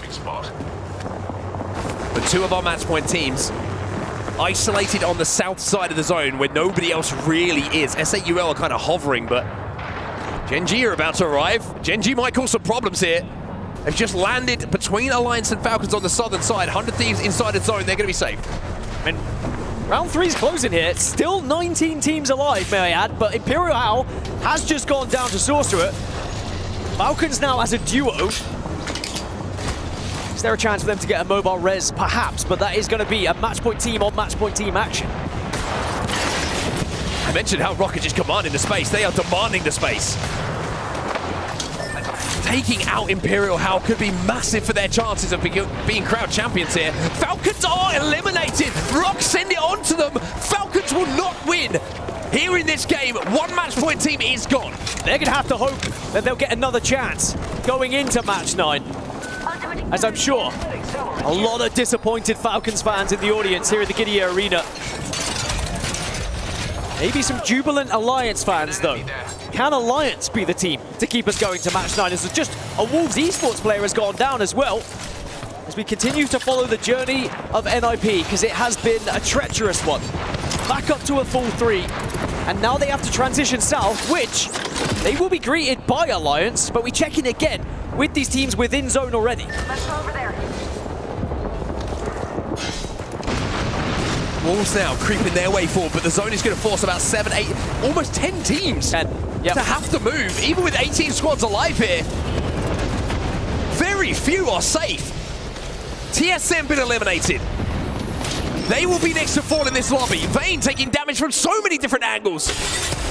This is how Team Falcons were taken out of the game as well. It was ROC who finally got aggressive on them when they saw there was weakness. They took full advantage, wiping them out of this lobby. Now Alliance do get a knock onto McLovin here. Infection, be careful though, down to 1 HP. Pops that battery, gets the bank smoke down as well. Sentinels next to go, but they are not on match point. Alliance have found themselves into zone though, and as you mentioned, there are still a lot of teams who have to move south and get into the zone themselves. There's going to be a lot of forced fights and forced engagements here, but you have to stay on top of things. A lot of these teams who are forced to engage aren't on match point. The match point teams are in positions where they are closer to zone. We are getting to a point here at the end of this zone where we will know what our chances are of more Apex Legends here at the mid-season playoffs, or what the chances are of finding a champion. One of the teams in the best position right now is Rock Esports after taking down Falcons. How big could that fight have been? Zone closing in, NIP have to press up, Alliance watching over them. Rival Esports have been eliminated as well. NIP trapped in a corner. Furia eliminated as well, but again, not on match point. Unlucky's down. And finished, may I add. Jen Burton getting the final bullets with the scout in the end, and that could save NIP because they were in a pretty awful position compared to Alliance, because Alliance would have just been able to bombard them from above, but there is a Momar res there for Alliance. Do NIP see this? Well, the Thermite is just chipping away at Vayne. Effect now is having to hold off any potential push. They have stuck the respawn. Unlucky will be dropping, and Alliance will be strong once more. Pony is currently zipping back and forth on the Pathfinder right now, but NIP, they lose Kura. It's Wolves! It's Wolves who are pushing them! It's Wolves from a distance who are doing this damage! From inside of that tunnel, McLovin jumps up. He'll go down. Ninjas in pajamas might be ready to go to bed. Effective, desperate to try and push this team, desperate to try and finish them off. But somehow, some way, NIP are surviving because Alliance wanted to get the revive first, but now Unlucky's coming back. Do not show.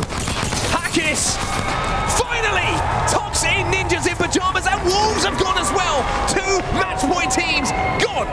That leaves us with Rock, VKG, and 100 Thieves on match point. 3 teams still with a chance to win it here, but still plenty of teams not on match point. One of them being Alliance, of course. E36 in the kill feed against Nemesis. VP going down. VP eliminated.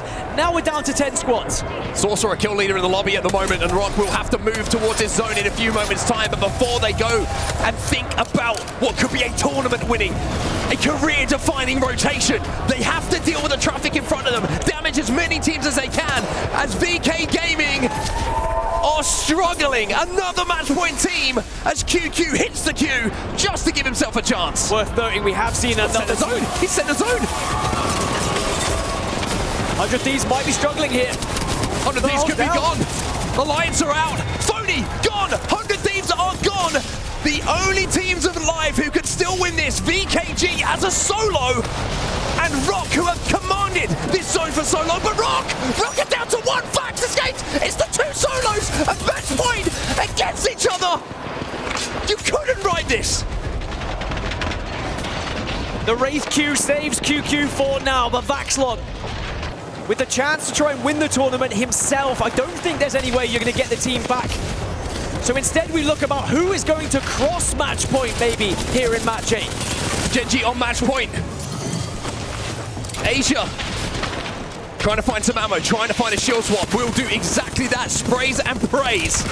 But Legacy is not letting him feel comfortable at all here. Asia comes back with a spray of his own. Just go down. Legacy weak. Has to pick up a reload here, looks for another armor swap to make sure he doesn't make any mistakes.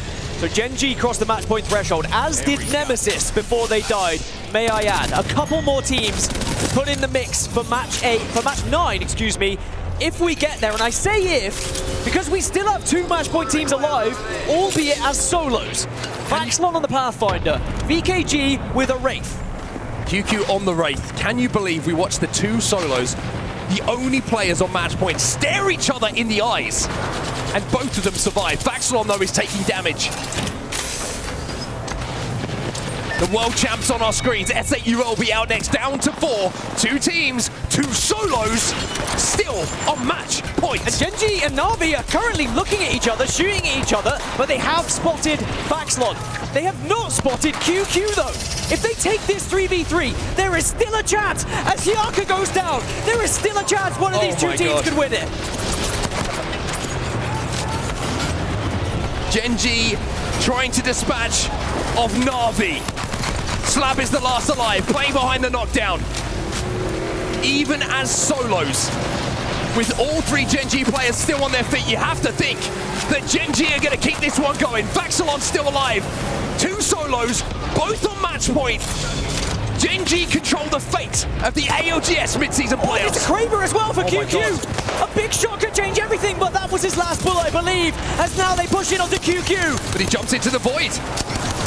Vaxilon, by the way, still alive, but now Genji bring that game to a close, and epic. But when all said and done, Genji hit match point, and we keep on going here at the Midseason Playoffs. If you wanted more matches of Apex Legends, you have got them. All thanks to Genji. They find themselves on match point now. They find themselves with the chance to win this thing going into match 9, but they were not the only ones who got there. We welcome Nemesis as well to the fray, and suddenly, maybe your chance of winning this tournament may have just slipped through your fingers as more teams are added to the mix.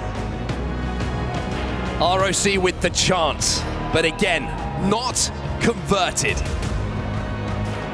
Vaxilon did everything he could to survive long enough to have his say in that endgame.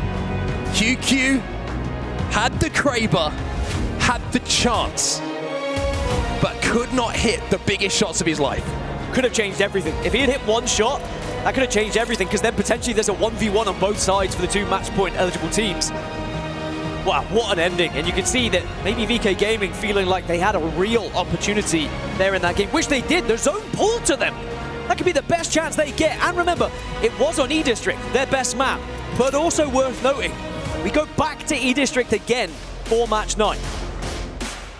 Saw a quick shot on Nemesis as well. They will join the rest of the match point teams with a chance to win it. They hit match point in match number 8. Ballistic, gone for now. Will be the next legend to be banned. Genji with the win. But when you've got two match point teams in 2nd and 3rd respectively, you can see how close it was to us calling one of those two teams champs.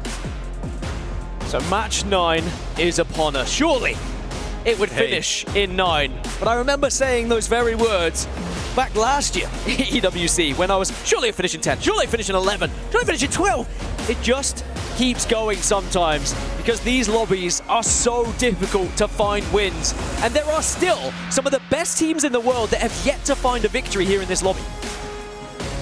And you look at some of the teams who are on match point, you don't want to give them too many chances to win a game. We were talking about conversion rates before. Some of them with very high conversion rates if they get to top 10, top 5. They miss out this time around, but Nemesis will join Genji and the rest of those teams in red on match point. If any of those top 8 teams win the next game, they will be your ALGS Midseason Playoff Champions here at Esports World Cup. There is plenty of teams I can name there, though, that can just keep us going here. Alliance, one of them. TSM, Fnatic, actually, forget it. Anyone. All 12 of them are in this finals lobby for a reason. Maybe they could be one of the teams that sends us to match 10, match 11, match 12. Who knows how far we might go. A real opportunity to catch your breath. And Timmy, even though he's retired and he won't be competing anymore, he's still here, still smiling, still bringing a lot of joy to those people in and around him. Day 2 of me tweeting Timmy to play at Champs will continue very soon. Anyway, we're going to go for a quick break. The epic of the mid-season playoffs will continue after this.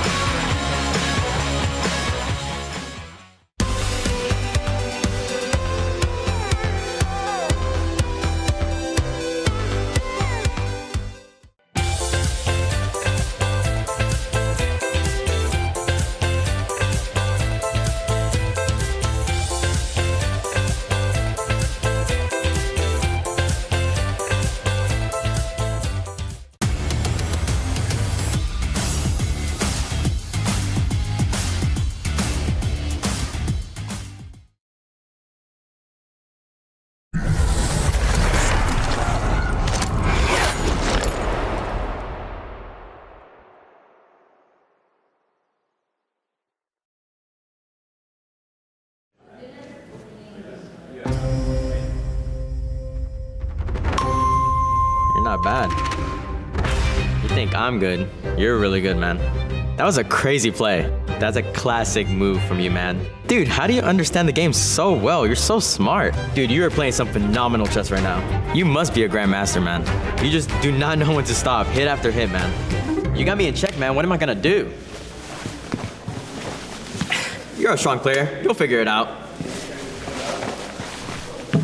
Thank you, man. You're so supportive. กูเร็วกูมาเชียร์น้องผัดไปผัดแค่ติดเสร็จนะก่อนชิวมันต้องตี10%ต้องกดลบมันให้ตายกดลบมันกดได้ถ่ายพี่หายจะเตะอยู่นี่นะขวามันเหลือ2 วิเตะคู่นะเราจะชิวนะซ้ายเน็ตมึงมีเน็ตไหมเน็ตมีคิดว่าต้องกูกำลังเสร็จมาตรงกูเดี๋ยวกูหาเชียร์ได้ไปเงิน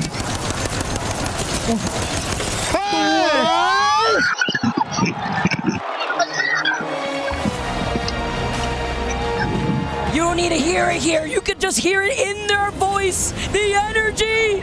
We get more Apex. Genji with the generational save. Are you kidding me? 2 generational saves back to back, stopping NIP in game number 7, only to take the win there in game number 8 and to secure a spot here in match points. Vicky, it's come down to this. Match number 9. We're going through the maps all over again. It's almost like a fresh restart, except this time around, we have 8 legends gone. Team Alliance, I don't think they're out of this quite yet. The energy is still high for them and their fans. They're rallying the troops. They gotta rally the energy together. Because Alliance, quiet more than usual here in this lobby, but it highlights the desperation. How these teams are playing in our match point finals. When we talk about the Grim Reaper caster duo, Jamerson, I was always wondering here, is it because of my gamer tag, 9 lives here? Like, these teams have moved up, expanded beyond this tournament. I cannot believe this. E-District here for game 9. E-District, once again, game 9. Right now, it's almost like a reset, like I had said. Right? It's a lot of our squads just need to go back to square one, especially for our match point squads. Of course, we are in that desperation mode for some of them who have not hit match point quite yet, but we still have teams looking to keep the dream alive. Alliance currently in 10th place with 40 points, only 10 points off. Rivals as well in 9th. Right now, with so many squads right there on the bubble, looking to make history and make their name known here, become another LAN champion. We have had so many different LAN champions since EWC 2024. Since then, of course, we've had Alliance, we had SSG, we had Reject Winity actually. I forgot about Split 1 there for a second, Vicky, and then we had, well, now Na'Vi Ujako taking that until Falcons were able to take back the reins at the ALGS Open. Look, if you haven't caught a dub yet in the games that we've had thus far in our mid-season playoffs, that's the time right there for Genji to take their first win. That was their first win in this entire tournament, where it matters the most. And as you mentioned, Jamerson, we're staking right back around with our map rotation. We're going right back over to E-District, nearly half the lobby at match point. 8 teams. As we take a look at the next legend, Van Ballistic is no more. As we also look at our POI drafts for match number 9. Because at this point here, Jamerson, now noting that we have 8 teams total at match point, you have to imagine the teams that have that recognition, that know where these teams land, trying to cut them off. This is where it becomes a lot more difficult, right, for our squads. As we delve deeper into the pool of remaining legends here, are you going to be able to spot out a composition that you recognize? But not only that, there's so many different teams that are on match point that you need keep track of at this point. This is where it all hell breaks loose. Again, we are in uncharted territory for the most part. First international LAN with as large the stakes as we have here, the EWC for the ALGS Midseason Split 1 Playoffs. Time to lock in. Look at our players. Their faces as they know what could possibly happen here for game number 9. Time to ramp up, everyone. This could be it, but I feel like we've been saying this for like the last 2-3 games now at this point.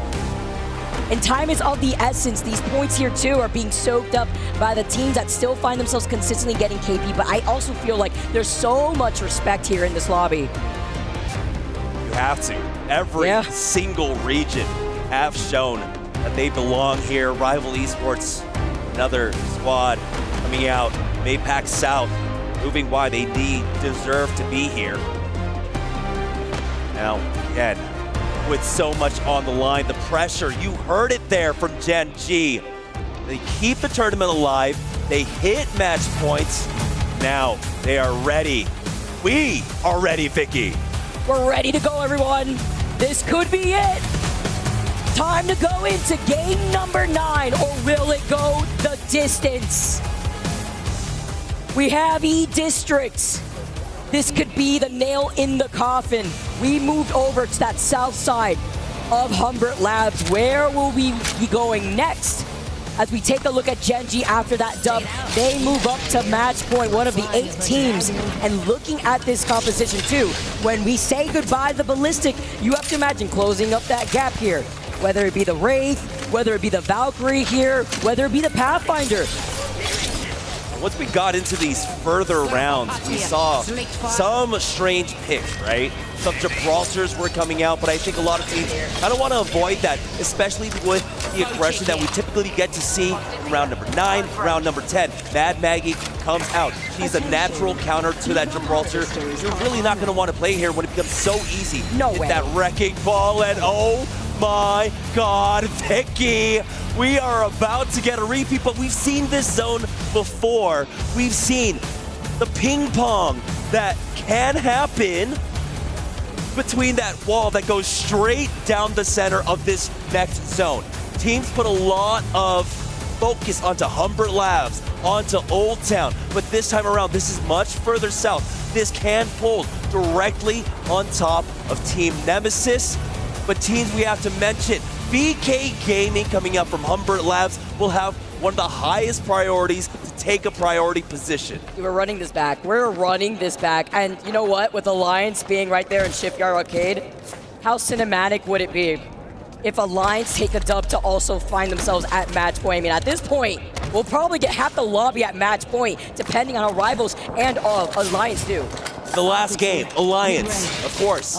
They take their time at Shipyard. They rotated north towards Draft Point to get a little bit more loot, and then they rotated their way in to that long corridor that mirrors, that parallels Humbert Labs. Wolves Esports, another squad that has hit match points. 53 points for them. They have an opportunity with 7 other squads to try and close it out here. They are negatively rotating away from this one, going further deep into Energy Bank for 100 Thieves now. They are trailing just behind Fnatic. They have double scans to hit here. They will take that survey beacon. It'll allow them to know what's safe, what's in play down here in Old Town. Where can we end this game? Because they have to start moving now. This will pull to the south side with Old Town. BK Gaming already here. They're looking at Alliance. Furia are showing their face over by that fight in Old Town, where there is a survey beacon. Team Nemesis are going to be matching that with Alliance, but it's just going to be poke pressure from here. You talk about that bank, that water bank, over to the other side where we see a lot of that action, but you could expect it to get congested very quickly with the teams that are majority of them rotating from this north side. 100 Thieves on the other side are going to be staring down. Fnatic, another team right next to them here too, as they're going to be able to try to take up on this high ground. It's Fnatic, but Ace still on the white Evos. They were able to get the armor check on that as well. They know they have the advantage in this fight, but go for this next scan to get better information. Now they know what buildings are clear, where can they play. Again, about utilizing this composition. That rampart gives them that flexibility. So many unplayable areas they will have access to with those amped covers. Go ahead and take this balloon now. Let's see where they go. But where can they play? When you have Furia, Fnatic, VK Gaming, Alliance, Team Nemesis shooting at you here. The roof is free, but they still lose out of one. And Fnatic hearing all the action, see one knock in front of their face. They land. Correct on Tafoni and Jen Burden. They land right on top of VK Gaming, Vicky. That is not the team that you want to be landing on. But they still got also pressured when they were flying in, which is even more important. If they were healthy, they still had the Evil Shield advantage, but now that's not gonna happen. 100 Thieves will not see this through. The first team out in this lobby. 7 more teams still alive here. We'll see if the pressure gets to them. Fnatic at 35 points. One of our APAC North representatives. I don't believe we have an APAC North team currently sitting on match point. No, we do not. We've got Wolves, BKG, for APAC South, along with Gen G. Alliance! Oh my. Survive the fray. TSM are eliminated. But watch right now as they try to recover. Rock Esports are flying in as well. Fnatic are just claiming these teams who are trying to desperately find their space out from the sky. Deeds gets eliminated. Our match point teams are getting wiped. They're getting torn apart. And Fnatic are feasting on the other side with Rock at least being able to reset off that low ground. Vax, Saucer is still alive, seeing if maybe they could get Deeds up. Deeds is crawling. It looks like he might just be able to make it over towards cover. Alliance might have an angle onto this one, but Rock Esports gonna drop down. See the pressure being applied from Vaxon. You don't want to make too much noise. You don't want to draw the eyes over here. And Rock will be able to recover. You can see in the desperation, teams are picking up the tempo. They're moving so fast to get into these zones. On the kill feed though, that will be Enter Force 36, finishing off another member of VP. I'm gonna be so real right now. With Rock having this building and VKG on the other side, Rock have already played the zone. We literally just saw it for our previous game, for game number 8. And we know that Rock is a team that has been able to establish and adapt very quickly. You put them in the same situation, they know what to do differently compared to what they did in the last game. But it's all about how these teams, the other teams around the Alliance, Fnatic, VKG, even Furia, who are on the other side of VKG's building, play into that next zone, especially for the teams that slow rotate here. Rival Esports will be coming in from Shipyard Arcade. There is a survey beacon there, Kinotrope as well as S8UL over by Viaduct, also getting that ring console. We see this side by side. Look how many teams are still rotating outside of zone. Falcons, Gen G, NIP, VP trying to get the reset with the Replicator too. That leaves a lot of space, a lot of time really for teams to try and take some early fights here, but we have a pull on up in this next zone. A lot of Humber Labs are still in that north side of Old Town where this zone ended in game number 8. Might become a reality where we do get that repeat. Once again, NIP on the move, looking to close things out. They were so close on that World's Edge game. Now we'll see they can try make their adjustments here. They're moving through Stadium now. They've got both scans to access, and so they know how clear their path is moving forward. It's tough when you land literally on the opposite side of the map, being over there by Lotus. We saw that earlier. And as they make their way, Gen G are looking to take a fight versus Team Falcons. Fight for maybe the ring console eventually once they start rotating out of Neon Square. Falcons looking to their back, also having an Evo Harvester on their own pathing. As we watch NIP, they're just going to be rotating here. And they're going to be moving from Stadium into that next zone. Enter Force 36 will also be approaching from the choke that exits out of east side of Humbert Labs. And here's what we're talking about with Falcons now trailing ahead. They're not going to be contested by Gen G. Gen G really just wanted that information originally by Neon Square. Gen G do have the Valkyrie, so if they want to give chase, they can. But Falcons, give them the slip for right now. Gen G will divert in path as Falcons continue to make their way over towards Market. Gen G start heading on over to Draft Point. Again, another pit stop for them where they will have access to the ring console and that survey beacon for themselves. Rivals about to get taken out, and they're at 40 points. They get eliminated in 18th. They were stuck and pinched as S8UL over by Shipyard Arcade were also looking at Kinotrope Gaming. Yeah, Rivals Esports, they just saw their brother team in Gen G hit match point. APAC South representatives, they wanted to match them in the finals from Thailand. Now they'll have to watch on again as 7 teams still have the possibility of ending the tournament right here for Wolves Esports. They're patrolling around here on the western side, over here at Shipyard, but there are multiple teams in their way. And Team Nemesis are also taking shots at Sentinels. We see Wolves take this poking pressure here. First from afar with the 30-30. It is important to highlight that Alliance have not moved from that choke over to the south side, looking at S8UL, who want to rotate out of Shipyard Arcade, but they're not alone. Wolves Esports continuously here, as you can see, trying to take some shots at the team right in front of them. Falcons will eventually start flying in. S8UL finally now start taking to the skies. As we see this flyby here, it's still Alliance waiting for them on that choke. Alliance now holding down S8UL, has plenty of coverage. We've got the Rolling Thunder coming out here as S8UL make it to the safety of this building. Hawkus is forced back. Tense moments here for Alliance, who are just sitting 6 points away from hitting match points. Not only that, they have to stop 7 other teams from closing this one out. Alliance will back away for now, leaving space open for S8UL. Here though, on the north side between Enter Force 36 and VP. Small engagement, but it looks like it will be a disengage. NIP forcing both teams off. NIP might have access to the Mythic bid. That's a win condition right there. We've seen this done before by Gen G, over by World's Edge. Even if they didn't get that dub, even if they got second place, but it made such a big difference with that Kraber. As well, NIP are going to be hanging out here. VP over to the north side have now been able to take that one knock onto E36. Sentinels make their move over.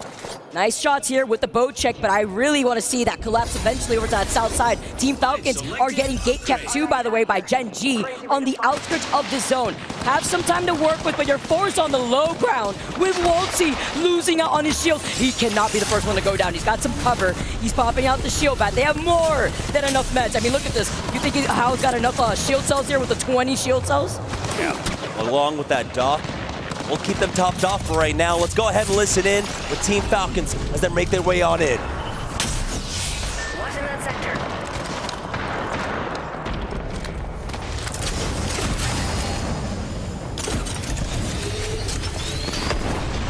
We can jet over there.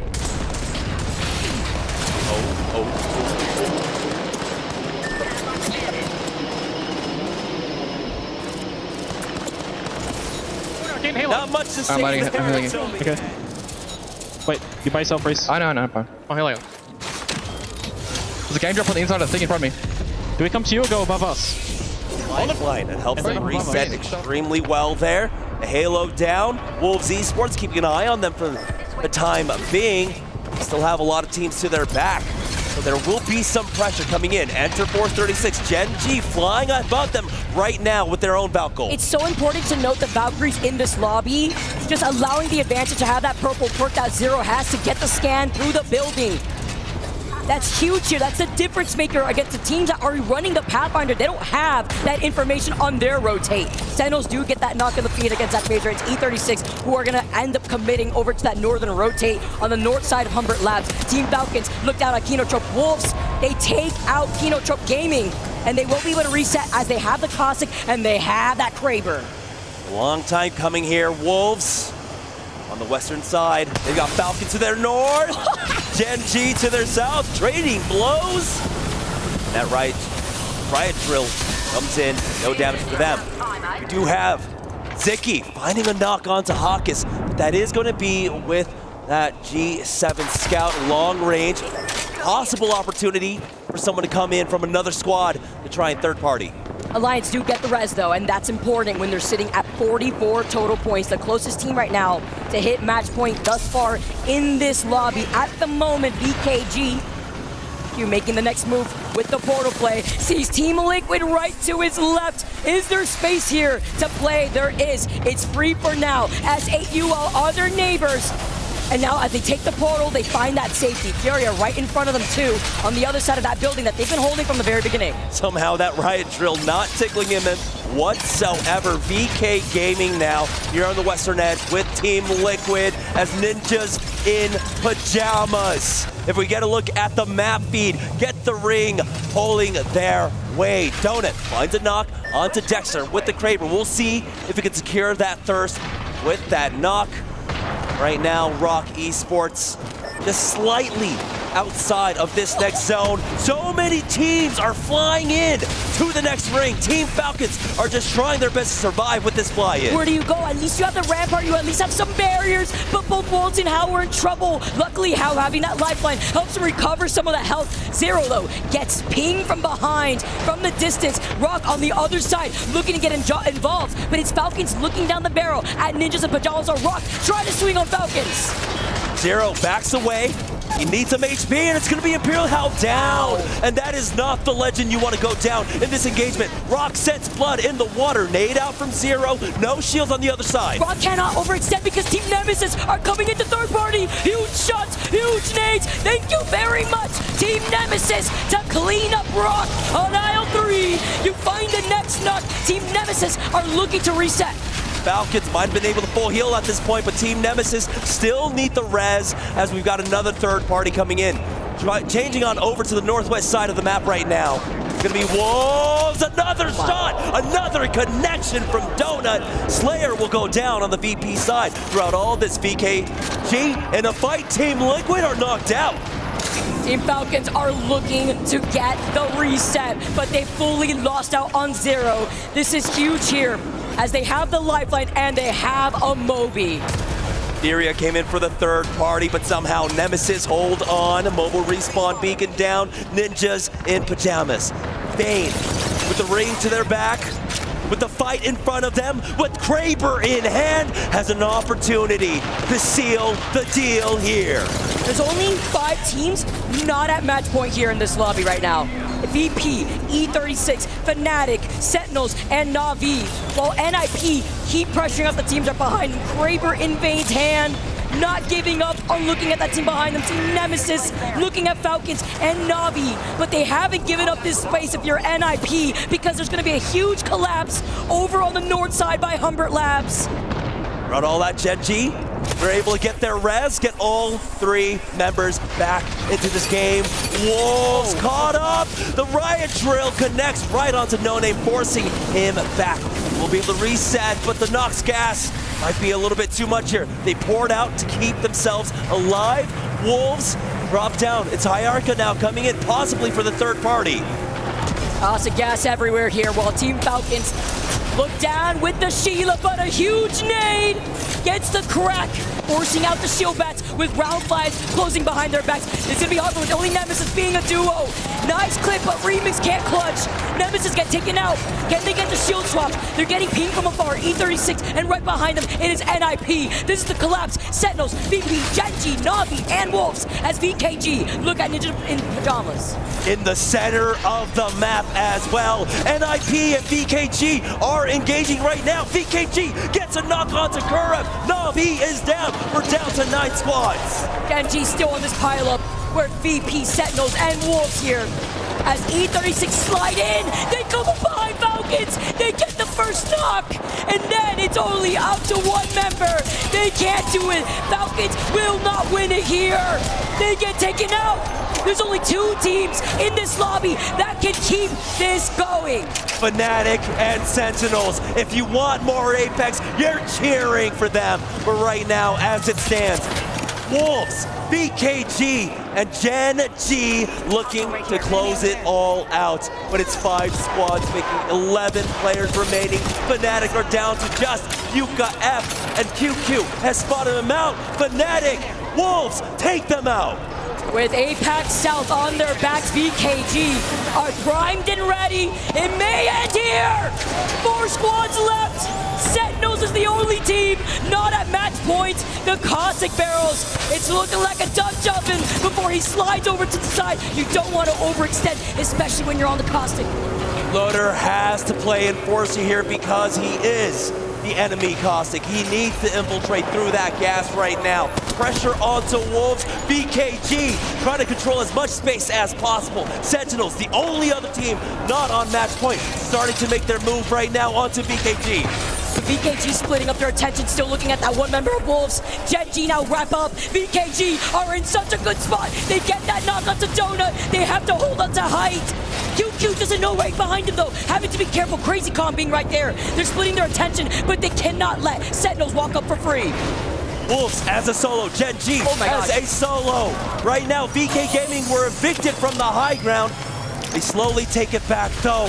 And take a look at this, Wolves. They're gonna try and go for a miracle play here. Crazy Kong plugging them in before he heals. This would be a game-breaking moment with a clutch run from Wolves Esports. But Crazy Kong gets taken out and the zone is closing in. VKG are primed. It's only up to Sentinels to keep this up. Loader taking height right now. VK Gaming now trying to follow up. That one member of Ziki tries to fly away and QQ takes too much damage. Gen G are out and now Wolves Esports make their move as Wolves get the knock onto Sentinels. Remember, that was off the duo that drops out from the res. Wolves still have an opportunity and there's only one member left from Sentinels. They don't do it!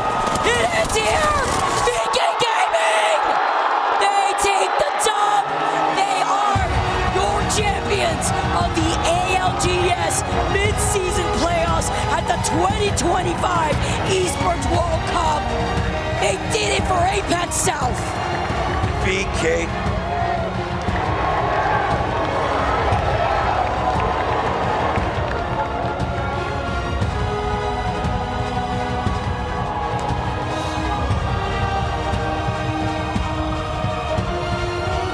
There you have it. VK Gaming. The emotions palpable. Often overlooked when it came to these international lands. But they showed time and again, they belong in every single final land, lobby, and now here at EWC, here for the ALGS Midseason Playoffs or Split 1. They are your champions, even amongst the crowd. They can't believe it, but VK Gaming, you have done it.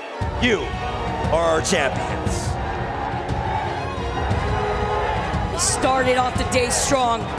They were your Game 1 winners. The chance, the energy. They had their fans, gave them the energy. The emotional impact of our teams after getting so close. A wonderful performance throughout the course of these 3 days as VKG, they take it all in. You know what's not, who this isn't a surprise to? Our man at home, Gino, wasn't able to make it out here, but he's been grinding back at home, watching APAC South, putting watch party on watch party on watch party, putting us on watch to teams like VK Gaming. Now, they command the respect for the region, for APAC South, VK Gaming. And while they get ready, as you can see the crusher right before their eyes, let's confirm the results right now. Let's find out where everybody has stayed after the end of match number 9. They didn't just take the win. They didn't just take this tournament. They had gotten 13 KP.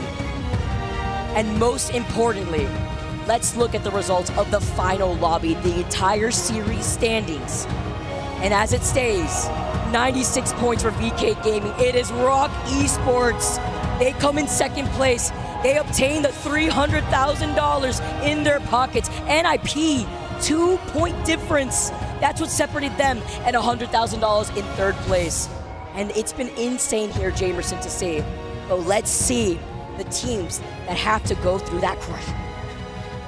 We did 6 yesterday, and we had 14 just yesterday. Yeah. Now it's going to be 19. I mean, let's take a look at the winning moment where VK Gaming slates their name in Apex Legends history. So much was going on here. Enter Force 36 had a strong position. Team Falcons getting flaked here.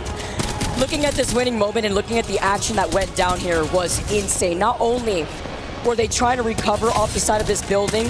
We saw, what, split up solos, some Hail Mary reses. Wolf Esports were still able to just collapse on Sentinels. If Wolf Esports did not get that res, what would that have made for VK Gaming and Sentinels in that 3v3? VK Gaming held off that side of zone. They held on top of the roof. You see the shirts, great merch here for VK Gaming. They're soaring to the skies with that dub. And with this panoramic view here of our teams and looking at Falcons as a shell on the seats, seeing what they could have done differently. But it wasn't just them. Nemesis here, 100 Thieves, Gen G with some clutch moments over the course of the last 2 to 3 games. NIP, Rock, who always found themselves in these end of the zone.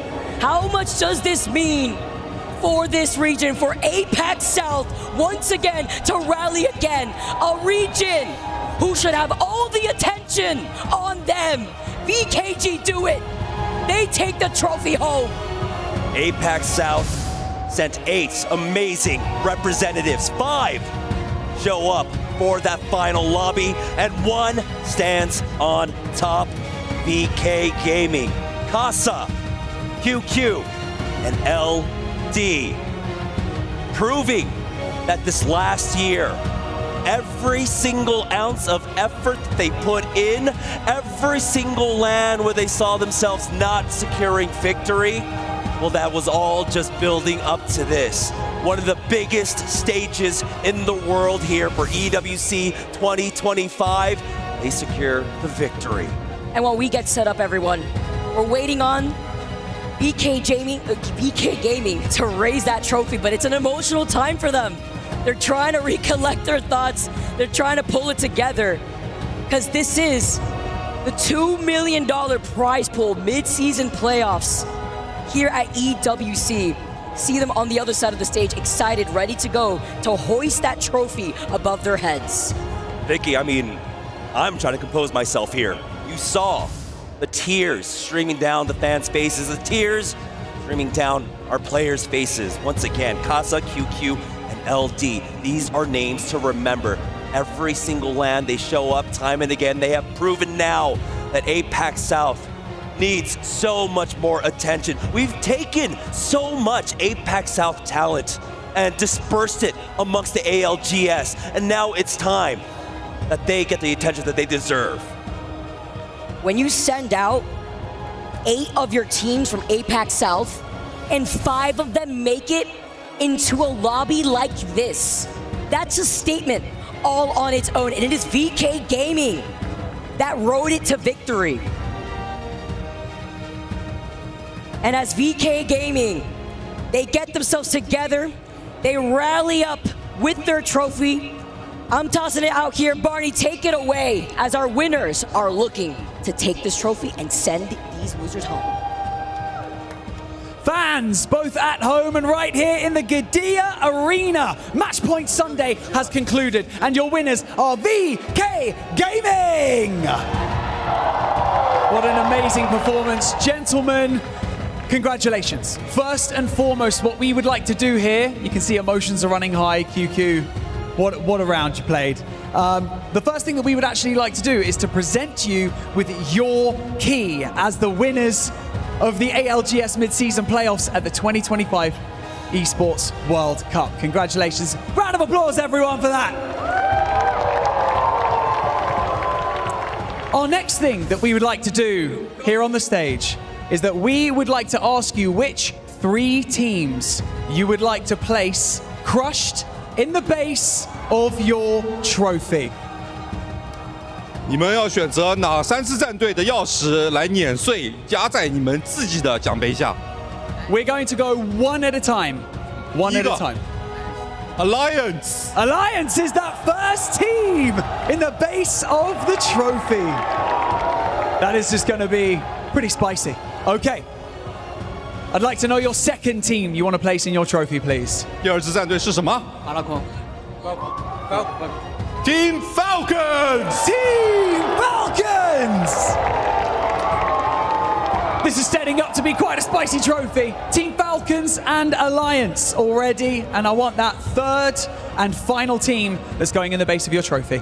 第3支战队是什么 Fnatic. Fnatic are going in the base of the trophy as well. So that's Falcons, Alliance, and Fnatic. Okay, any particular reason for, let's say, Alliance? Any particular reason? 有什么具体的原因吗？比方说 Alliance 战队，你当时你为什么选择把他们碾碎呢？他们很厉害啊。Team Alliance is just really strong, so we want to keep them crushed under us. I like that. I like the respect. Fair enough. Okay. Now that all 19 of your opponent's keys are set and ready, this is the time for the fun bit because we have never crushed 19 keys all at once at the Esports World Cup. So this is going to be a first. So, Ladud, I would like you to turn the key, please, and switch on the engines. The key is to... Oh, no, we're going to turn it. Leave it on. Hold on, hold on, hold on, hold on. The engines are now on. Now that they're on, Casa, flick that switch. The switch is flicked. The iris is going to open and reveal all the teeth that's going to crush all of these teams. And finally, QQ, press that button and drop them all in. Oh! Push them in, push them in. Get in there. Go on, you do it, go on. I'm gonna put that in. Okay. We got one that's clinging on for and it's gone. There you go. And with that, it is all said and done. There's only one thing left for you guys to do. That is place your key in the center of your trophy and lift it for all to see and cement your legacy. It's VK Gaming!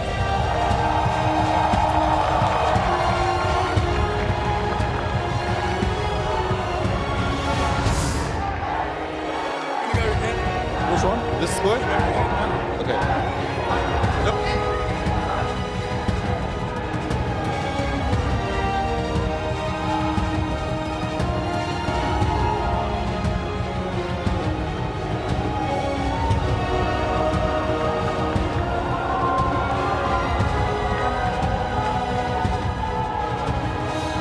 Everybody live in the Qiddiya Arena, make some noise for the winners of the ALGS Midseason Playoffs at the 2025 Esports World Cup, VK Gaming!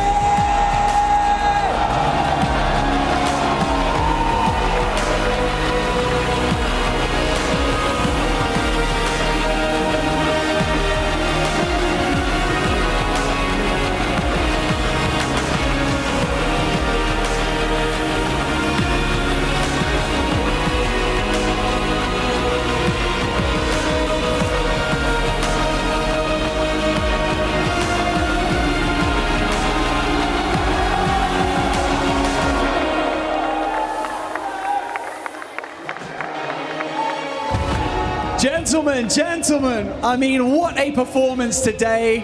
We're going to have a quick chat up here on the stage. I just wanted to ask you, Ladud, I want to talk to you, Ladud. I want to ask you if you could put into words how you're feeling right now. LQ 能不能跟大家说一下你现在的感受是什么样的呢？很开心，很激动。I'm super happy. I'm super excited. Thank you, everyone.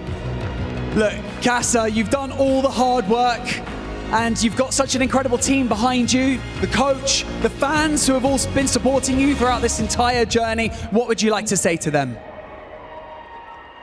现在有什么话给所有你的那些粉丝一直支持你走到这一步的呢？辛苦了。Thank you to my fans. Thank you, everyone. It's been a long journey.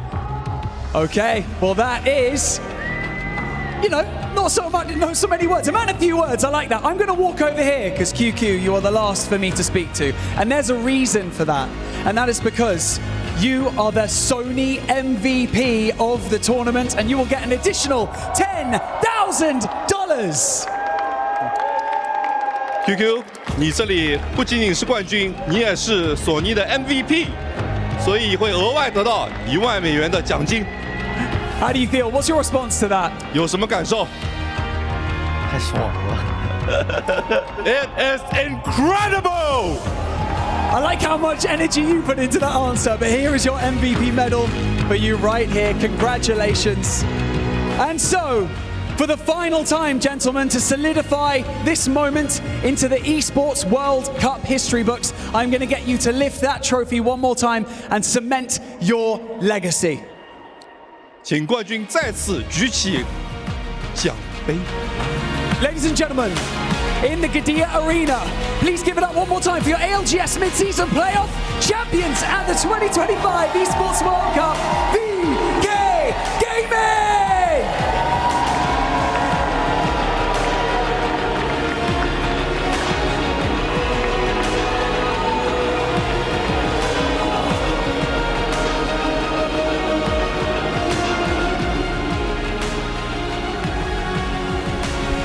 A team not full of many words, but they don't need to do any talking. They let the game do that for them. APAC South has brought back the trophy home, and the region could not be more proud. Their #1 seed coming in to the ALGS Midseason Playoff at EWC 2025 has taken the #1 seed overall, crushing the keys, dreams, and hopes of Alliance, Falcons, and all the other teams who tried their best to get a shot at that trophy. This truly is paramount of an achievement that can only really, I think, be looked at as something that APAC South has felt has been coming for a long time. And I believe that they will continue to try to strive for this achievement yet again. And obviously, this will give everyone in the world, you've been put on notice for what they're bringing to the table. Man, VK Gaming, Jayhawk, that was incredible from them. And obviously, you know, we went so many games late.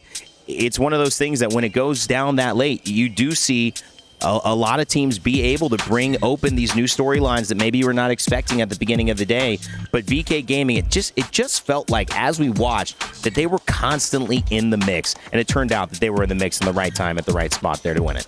I'm pretty sure that VK Gaming is the first team in Apex Legends history to hit match point first and then win it. And sure, it took a lot of games for us to get there, but this tournament, with the 10-game series that every team has had to play, you have to show resiliency throughout the match. And we talked about a lot of teams throughout this tournament that they got an early win and they couldn't continue into the tournament because they couldn't keep up with the consistency. VK Gaming got those early wins, those early points, hit match point, and yet after all those games, all those other teams getting into the mix, they were the ones that were able to close it out. And like you said, for APAC South, this is massive because Dark Zero left. That's right. They were the champions of APAC South. They left the region, and ever since then, a lot of people, myself included, would say this is the second best region in the world. I mean, 5 of their 8 teams made it to the finals here, and yet they didn't have a team that felt like they could lift that trophy like Reject did for APAC North, or Alliance and Go Next did for EMEA, or Falcons and SSG for the Americas, and yet here they are doing it for APAC South. Snipe down VK Gaming, you could tell, overcome with emotion, as you would be, anybody would be, winning $600,000 and an extra 10 for QQ as our MVP. But that moment on stage, there must be nothing like it as an esport athlete coming into a building like this and saying we're the best. Yeah, I mean, especially at a tournament like this, with just as monumental as it is to hold that trophy, you have a team that really not that many people were talking about coming into this. They won their pro league. Apex South as a region has just been phenomenal. They were 3 of the 5 top 5 in this finals lobby, with only having 5 teams total in it. So it's incredibly impressive. They have cemented themselves at the top of the Apex South region, let alone, you know, Jayhawk, you were saying this, that region, you know, if all the players had stayed in that region and not come to the Americas, I think we'd be talking a little bit of a different tune in terms of who the strongest region is. So it's very interesting. You know, are they going to maybe come to NA, or are they just going to, you know, stick it out and, you know, put a legacy on that? But it's just very impressive. They didn't have much to say. I'm sure they're all soaking it all in. When you are in the moment like that, just everything you're feeling, you're not even thinking about it as the game is happening until it ends, and then it all comes rushing in. You know, we've seen people cry, we've seen people jump with joy. I've almost passed out before after it because you start screaming so much, your heart's just pounding, and it's just, I'm so proud of those guys for what they did and what they accomplished, and it's going to take, I hope they soak it in for as long as they possibly can. Yeah, Lauren, these moments don't come around often. We saw what looked like the beginning of APAC North a year and a half ago with Reject Winity. That hasn't repeated itself. They've had good performances, but APAC South has had probably, as Jayhawk said, some of the most consistency we've seen across other regions in terms of competing for a championship. But now they've got a new face in VK Gaming. What does the future hold for this region, especially with 3 of the top 5 being APAC South teams? And I'm glad you pointed that out as well, because I think sometimes Apex South just seems to do a really good job of flying under the radar with just how good they are as a region. And now that VK Gaming has really claimed that title, put them on the map for the rest of the competitive year here, I think that not only are they going to have a lot to live up to when we move towards champs, right? But there are a lot of other teams in that region that are going to want to be doing the exact same thing. We talked about it. You guys have now mentioned it. Over 60% of the people, for the teams from that region that came here, made it through to match point finals. One of them now pulls down the title and the trophy. 3 are in the top 5. I mean, these stats cannot be ignored. Yeah. People really need to start putting a big spotlight on Apex South. And it's just proving the point yet again that nothing is given here. Everything is earned, not just at EWC, but when it comes to the ALGS in general, these top teams, they are not guaranteed to get a match point finals win. And so when they do get them, when the Alliances win last year, when Falcons win in the Open, they earned that, just like VK Gaming earned this year. And in fact, that special moment that they realized they were going to win, we want to relive that one more time. Let's go back and run the tape of how VK Gaming became your champions. 好，快快，我这里有个独狼，我回来，帮忙，我这有个独狼啊，好，100，回来，我再跳，小右边，我们要把右边看好，切开右边，右边满人，有子弹吗？有清弹吗？有，清弹，多，清弹，别倒，扛，好不了，很关键，前面布板，前面得布板 ，OK。 左边拉人，先不管左边，先不管左边，管不了左边，先管这边，没先管这边，看左边，看左边，然后管这边好吗？看左边，左边没事，看左边，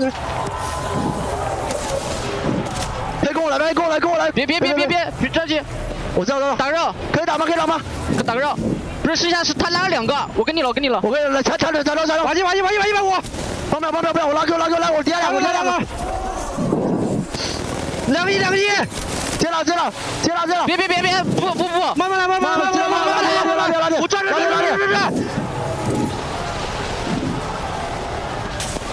我抓了！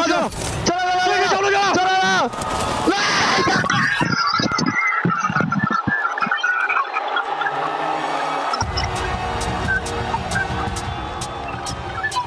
Guys who were, not very talkative on stage. Look at that pop off. Look at that emotion.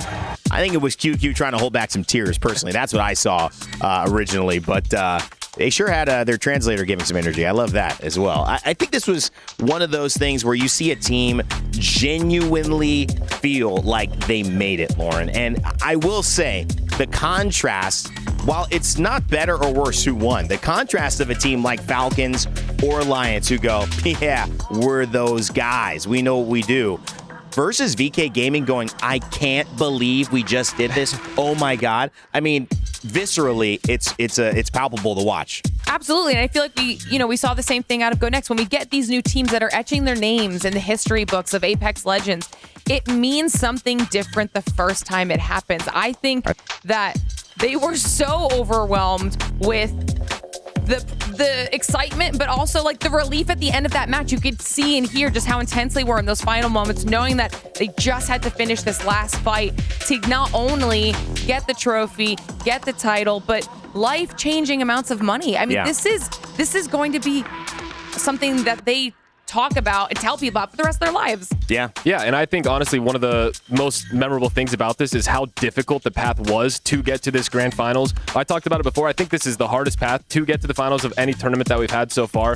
So for them to come out and, gather that championship and really take that crown, they can look back at this and say, I think this is the most advanced part of the game that we've seen so far. I talked about it before. Individual skill does not win you tournaments anymore. It's all about teamwork. It's all about communication. We saw the passion in them, and for them to win this tournament in the hardest fashion, they can say that they're the best team in the world right now. Well, one of the special things about winning in Riyadh at the Esports World Cup is you get a chance to immortalize yourself. That's right. The totem that signifies the winners each year of every Esports World Cup is going to have a new key in it, and this time from Apex Legends. We've already crowned winners in several games so far, but Apex will be joining them as VK Gaming are heading over to throw that key into the totem and have a little bit of immortality sealed for the players. Let's take a look at those series results for how things panned out across it, because there's other big storylines here. Another team, Rock Esports, who played phenomenally, led most of this group, Jayhawk. They're in second place, and that will earn them a cool $300,000. Ninjas in Pajamas, Genji, Wolves right behind them. But, I mean, for Rock, that is really a phenomenal performance. Absolutely. I do have to correct myself. I believe Rock was actually the first team to hit match point. So the curse does still, unfortunately, remain. But for Rock, I mean, the comeback story, like we talked about, Saucer dropped by his previous team, Baxalon dropped by his previous team, Deeds with his previous team having broken up. These three players are players that I don't think a lot of teams wanted. They come together. They were the first team on match point, and now here they are getting second place. Ninjas in Pajamas, a very similar story. Vayne took some time away from the game, came out of retirement. Kurev was dropped by Team Liquid. McLovin kind of came out of nowhere because he had a friendship with Vayne, and yet here they are in third. And who would have predicted Genji and Wolves in the top 5 as well? Huge. I mean, looking at that top 5 with Falcons, 100 Thieves in 6th and 7th, I don't think anybody coming into today would have predicted that standings, and yet here it is. No. Yeah, no way. And you know, just being truthful, you look at all the teams that we kind of highlighted as well. We have our champion of January in Na'Vi. We saw Team Liquid pop off yesterday in Last Chance, just like Genji, yet the difference in how they performed today, astronomical. Genji keeps it going with the helps of Asia and his phenomenal performances across the board, and Dexter and Ziki might have made one of the most important plays that we saw, could have turned the entire tournament around, pushing it to another game, allowing VK yet again to win. But let's take a look at the money that goes with these placements. Again, if you're saying, man, 18, 12, 20 games of Apex and I get another $10,000, I'm pretty sure every one of us is taking that challenge on. So even though Kinotrope Gaming placed in 20 is still going home with something. Alliance, really the favorite, the winners of last year in Riyadh, they're taking home a cool $30,000, but the big money, the big life-changing stuff, VK Gaming, $600,000 snipe, Rock Esports with 300, and NIP, I mean, that's a phenomenal number too. 200,000, a team that, you know, you've been surprised at. We've been talking about McLovin a lot. Also, Raven getting back on that podium essentially without Hal and without Verhulst and without Reps by himself with this new team. It's pretty exciting to see what they've got to offer coming up. Yeah, I'm honestly super happy that I was able to cover both NIP and Rock at the start. Those are my A and B group teams. So to see them end 2 and 3, and I really do think so much of the credit has to go to the fact that they both have co-IGLs. Vaxilon learned so much when I played with him in that tournament, and he had to IGL in the open, and then he comes back, said he could IGL, doesn't want to. They pick up Saucer and the knowledge that he gained to help that team advance, as well as the NIP roster with Vayne and Kurev coming from that Liquid roster. So for these teams, it really goes to show you, like, the communication and the amount of information that they're able to gather was able to keep them, the consistency. These teams both came from the winners bracket, nothing more than phenomenal out of them, and it's really exciting to see. You know, Rock won the regional finals, they won Pro League, they did, and then you had NIP who tied for first place. So to see them carry that consistency from online over into this LAN is incredibly impressive. So congratulations. Yeah, it's huge. And, you know, you do have to remember, we didn't mention that much, but yeah, coming off a match point win, almost 2 match point wins consecutively, trying to make it 3 was Rock. So congratulations for them continuing on. I mean, looking also at our top players, right? We look at the kill leaderboard. A lot of times we see Effect on there. That seems to be the difference of how well Alliance do. Effect this time in 9th. Number 1, Wolves and Donut showing up. 19 kills. Obviously the R99, the deadliest weapon, but Lauren, you can't say enough about Donut and Wolves. The performance, a top 5. Again, they're going to be writing home about and very, very happy with taking into champs. Just more Apex out things. I mean, we're looking at these teams up here. You've got QQ right behind them at 17. Asia. This was, Genji. I mean, this was just a clinic from Apex South here today, and you see just how much more spread out all of these kills were too. You don't have one crazy high kill leader like we saw out of Effect when he was up here at the top of the leaderboard. I mean, I love seeing this out of Apex South. It's just yet another reason for everybody to be paying attention to them, because the individual potential out of these players, also crazy. I mean, how do we feel about that word I gave you in that little game we played, reputation? We said Alliance would kind of take a hit on that. You responded. You didn't get a chance to. I look at it now. What does that word mean to you? Is it the reputation regarding APAC South and how well they've put the rest of the world on notice? Is it the teams that didn't make it into that top 5 that go, we have to change something, we have to be better if we're going to contend at championships in Sapporo? Jayhawk, how does that word filter in through your system now that you know the results of today? I think it has to be APAC South. I mean, this region, like I said, a lot of people would have said that it's arguably the second best region.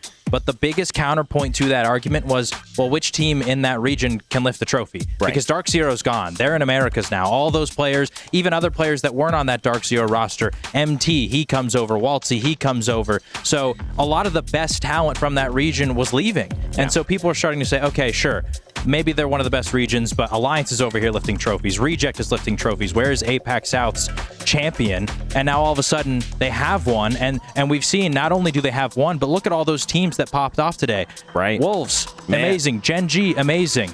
And so I really do feel like the reputation of APAC South, it's already been incredible, but I feel like now it's actually going to catch up to what it truly deserves to be because you have a champion. VK Gaming's the best team in the world. Felt like there was a little lag time between what they are and what people perceive them to be. Yeah. No longer anymore. APAC South has put the world on notice. And the beautiful thing about the way that they did it was that nobody saw it coming, at least in this tournament. It was all about the big names, the hometown team, the team that had won last year, the teams that had, recovered from an appendix burst. I got to say, I mean, that was a great story, but it ended up not being the story that mattered. That's why BRs are so interesting. It's also why each win, I said, is so fleeting, Snipe, because you've been on both sides of this. The fantastic feeling of winning and also the heartbreaking, crushing moments of losing, knowing that you should have done better, you could have done better, and now your whole future lies in the balance.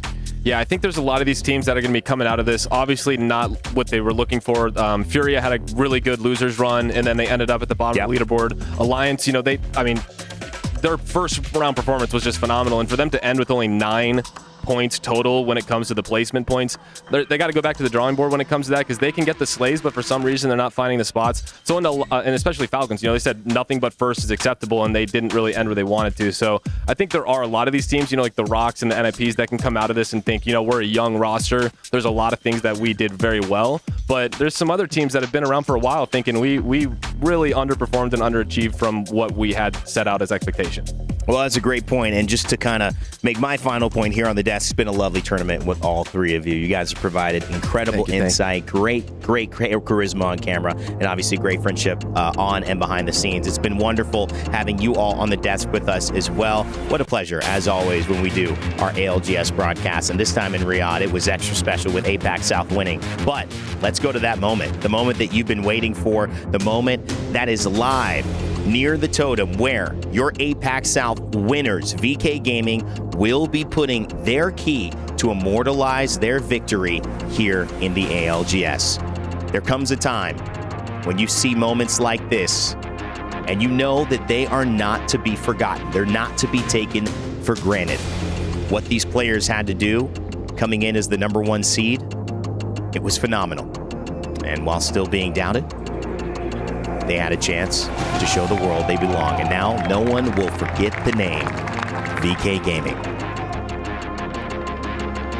As Casa, QQ, and LD approach the totem, this is about immortality.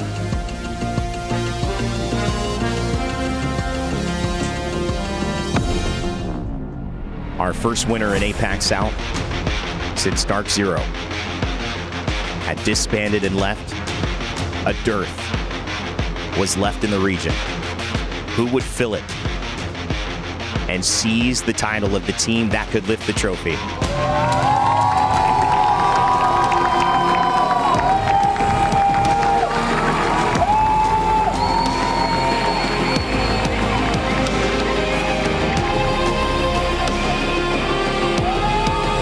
This is seeing a team that knows how hard and how long they have fought to have this recognition, not just on stage, but on the world stage, in front of the esports greats.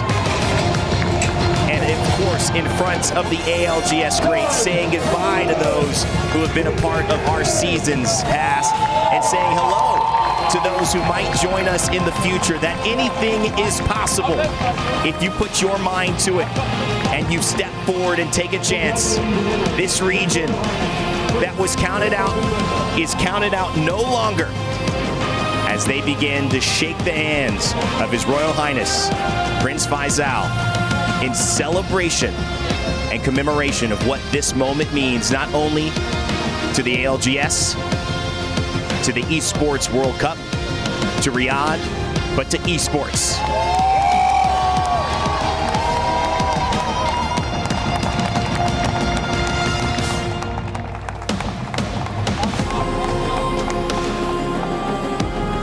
This has been a blessing for all of us here at the ALGS. What a journey, what a moment, and it's ended with one hero on top of it all.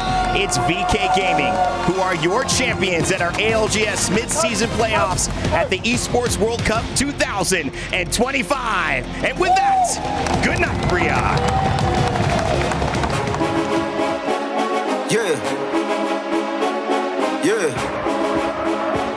Yeah. Hall of Famer, how did you not know? Championship, about to win a Super Bowl. Fans in the stand, love it when I'm in the dome. Touchdown dance, celebrating cause I'm home. Cleats on my feet, running routes all day. Shotgun, Wildcat, I know all the play. Could've been a quarterback, just put me in the game. I was born a champion and I just want the ring. MVP, I'm the best on the list. You can join the team cause we headed to the ship. Hey, you looking at a champ. Hey, you looking at a champ. You looking at a champ. You looking at a champ. Hey, all I do is win. All I do is win. You looking at a champ and we going to the ship. We going to the ship. We going to the ship. Hey, all we do is win. You looking at a champ. You looking at a champ. Hey, all I do is win. You're looking at a CHAMP. Every time I do it, make it look easy. Better be prepared when you come for me. Don't talk me to death, you know that stuff cheap. I go hard on the west, I go hard on the east. It don't really matter either way, I'ma eat. You know I do numbers, 1, 2, 3, count on me like work easy. I can do it in my sleep. I do not know defeat. Championship rings on my hand, go bling in games when I please. Good night, RIP. Ain't no OT. You are not a champ, boy. You don't wanna be. You looking at a champ. You looking at a champ. You looking at a champ. Hey, all I do is win. All I do is win. You looking at a champ and we going to the ship. We going to the ship. We going to the ship. Hey, all we do is win. You looking at a champ. You looking at a champ. Hey, all I do is win. You looking at a champ. You looking at a champ. Hey, all I do is win. All I do is win. You looking at a champ and we going to the ship. We going to the ship. We going to the ship. Hey, all we do is win. You looking at a champ. You looking at a champ. Hey, all I do is win.